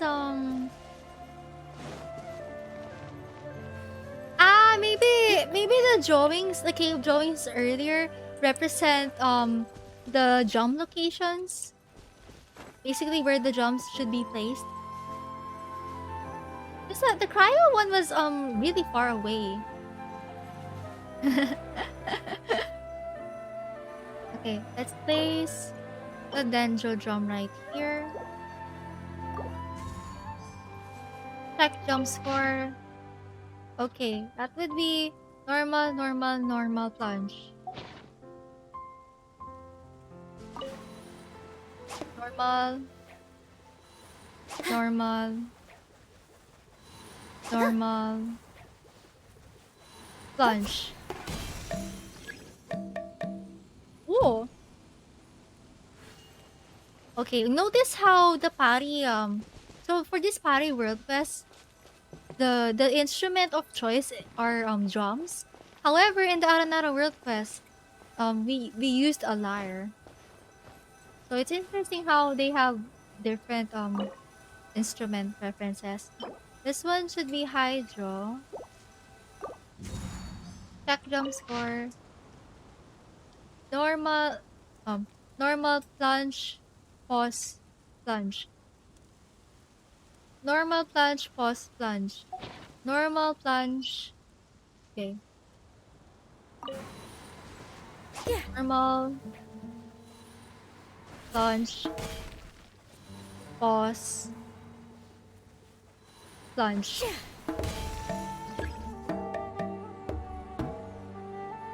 I hope we get to hear the entire song. Huh? Shoy, it is about to be 4 a.m. So I'm head to bed now. Good night and rest well, Celeste.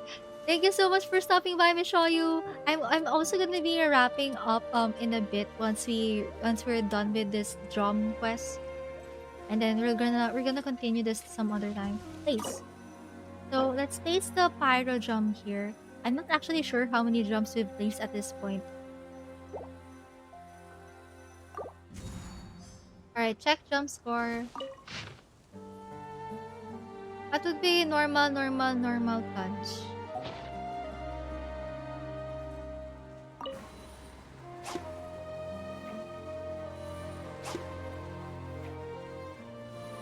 Yeah. Plunge?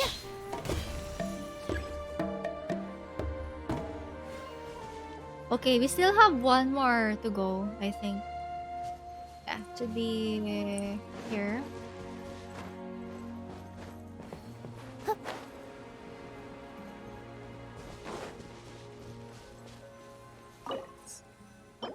Okay, this one is the electron.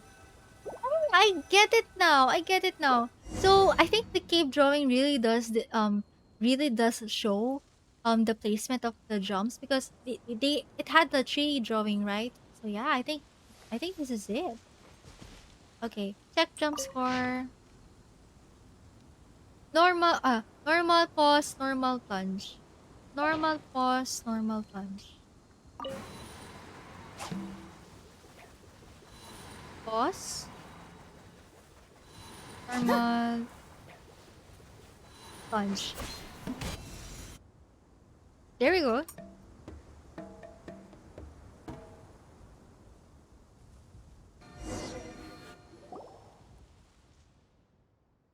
Snore, snore. No, I am not gonna reenact the snoring. Oh, cutie! Ah, Barsum's familiar has answered our call. She must be Rashnu. Don't you think she seems kinda tired though? Looks like we might need to help her out somehow. This is Rashnu indeed, but perhaps we could have a nice meal? That's right. Crowd, eat veggie, sweet, salty. Ooh, what should we get? Actually, hang on. Do Pari enjoy human food at all? Perhaps a repeat performance might do? So, let me see. So, Sophie. She's so cute. I love her color scheme. It's kind of like she's wearing a flower hat right here. Oh. This kind of reminds me of the hat of some of the evolved fungi. And oh, she has a heart on her forehead. Paimon kind of thought this might go differently. You know, like a moving reunion after many years not gonna happen. You are Sorush! I recognize you. That's right. This is my Yasnapati, traveler, and her companion, Paimon. And that is the Nasuraya of the Order of Skeptics. The skeptics, Yasnapati, I do not wish to know about these human affairs. Humans and their jumps are so noisy. I threw them into different places so I could sleep in peace. Oh, the scent of flies. So wait, so this was all a misunderstanding? Well, that's one huge misunderstanding. Would you say even Paimon doesn't do that? How? But our documents record this so very clearly. Nor did Lady Source say anything against this. You must have slumbered too long here, Rashnu, muddling your memory of these affairs. Surely a scattering of the Corybantes was meant to select those who might clear the trials. I just really love how Source waves her wings around whenever she's explaining something. To those who could not solve such a small problem, proving unfit to call themselves Esnapati, for how then would they aid me in my great work of extinguishing the sign of Apausha? Aside, I'm so tired, but this is not the time to sleep. She reminds me of Layla so much, by the way. Okay. Yes, you see, Traveler truly deserves the title of Yasnapati. She has helped me immensely, but her help alone is not enough. Rashnu, I need yours as well. I get it. It was Sorban who... She too approves of me, of course. Alright, Rashnu, will you come with me to the Borokasha Oasis? Well, it is not impossible. Barson familiar, please wait. I have many queries regarding the skeptic's traditions. Human business. Later, perhaps. We can talk later. Perhaps after for a bit. Maybe then. Uh, Soraya, do you not have other things to attend to? We can save your business with Rashnu for another day. Yes, I will return to camp to accomplish that which I should. You know, Paimon kind of feels bad for Nasajuna right now. I'm afraid this isn't something we can butt into. Yeah, Nasajuna and Sorge have known each other for a long time. They can settle this stuff between them, can't they? Whatever the case, if you'll come with us to the Borokasha Oasis, Rashnu Sorge will be one step closer to getting the chaplet. Together now? Let's go together.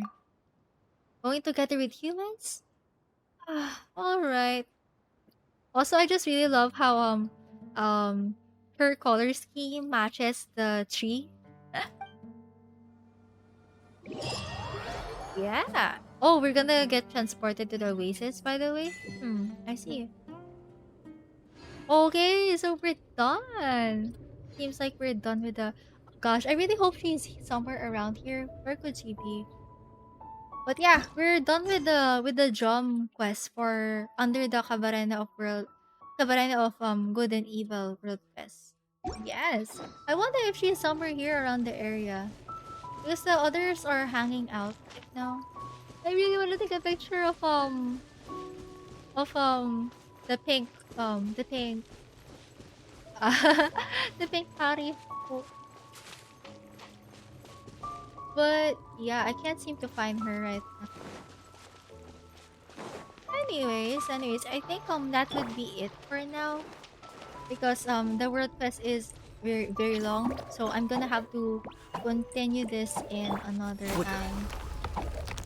Oh, there's nothing here. Okay. So chat before I end stream, I'm gonna have to once again make an announcement just to wrap up things. Okay.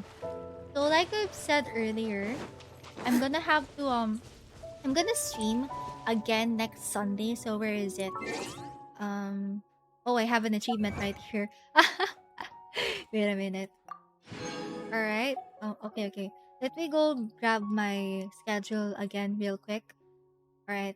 So, like I've said earlier, I'm gonna stream on April 30 on Sunday at 10 p.m. GMT plus 8. It's the same. It's my streams are usually the same time, unless I say that I'm gonna be late or something. But but yeah, so stay tuned for my first ever Honkai Star Rail playthrough next Sunday, April 30 at 10 p.m. GMT plus 8. That will be our last stream for the month of April, and yeah. I still have yet to finalize my schedule for May.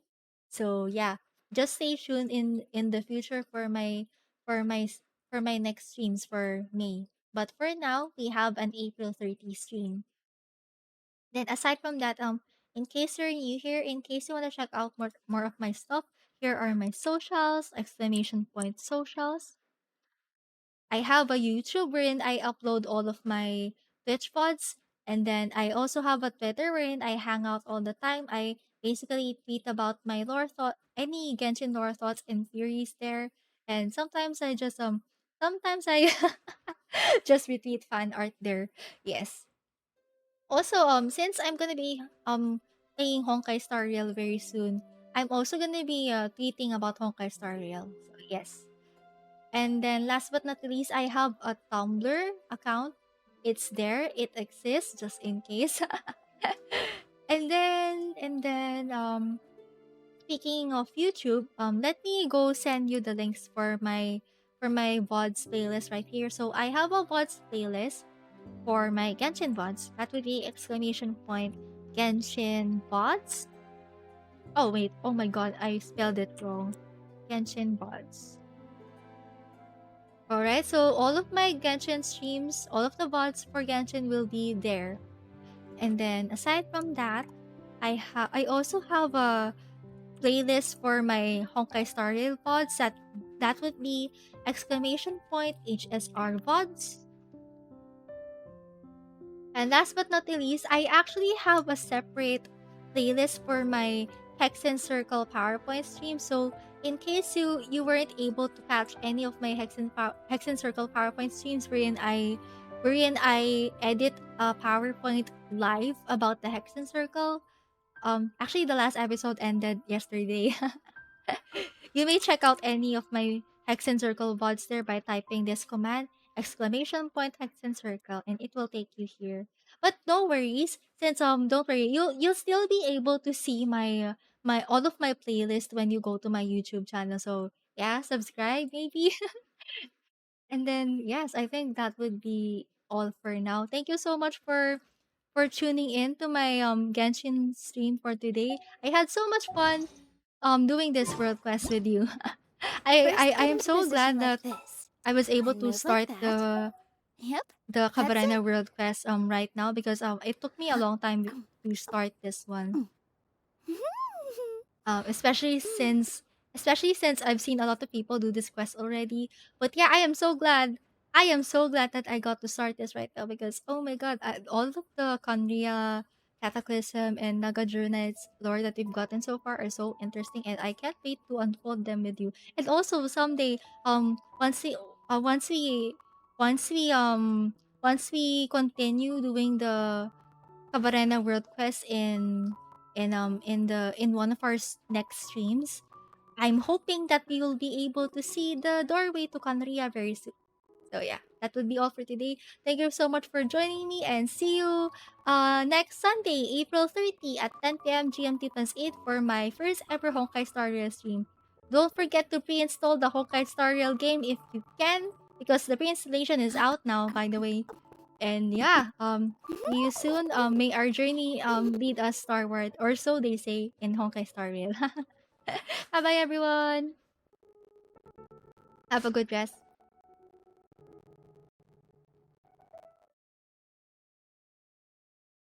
Oh my god, I used the wrong screen. Where's my ending soon? Okay, bye bye.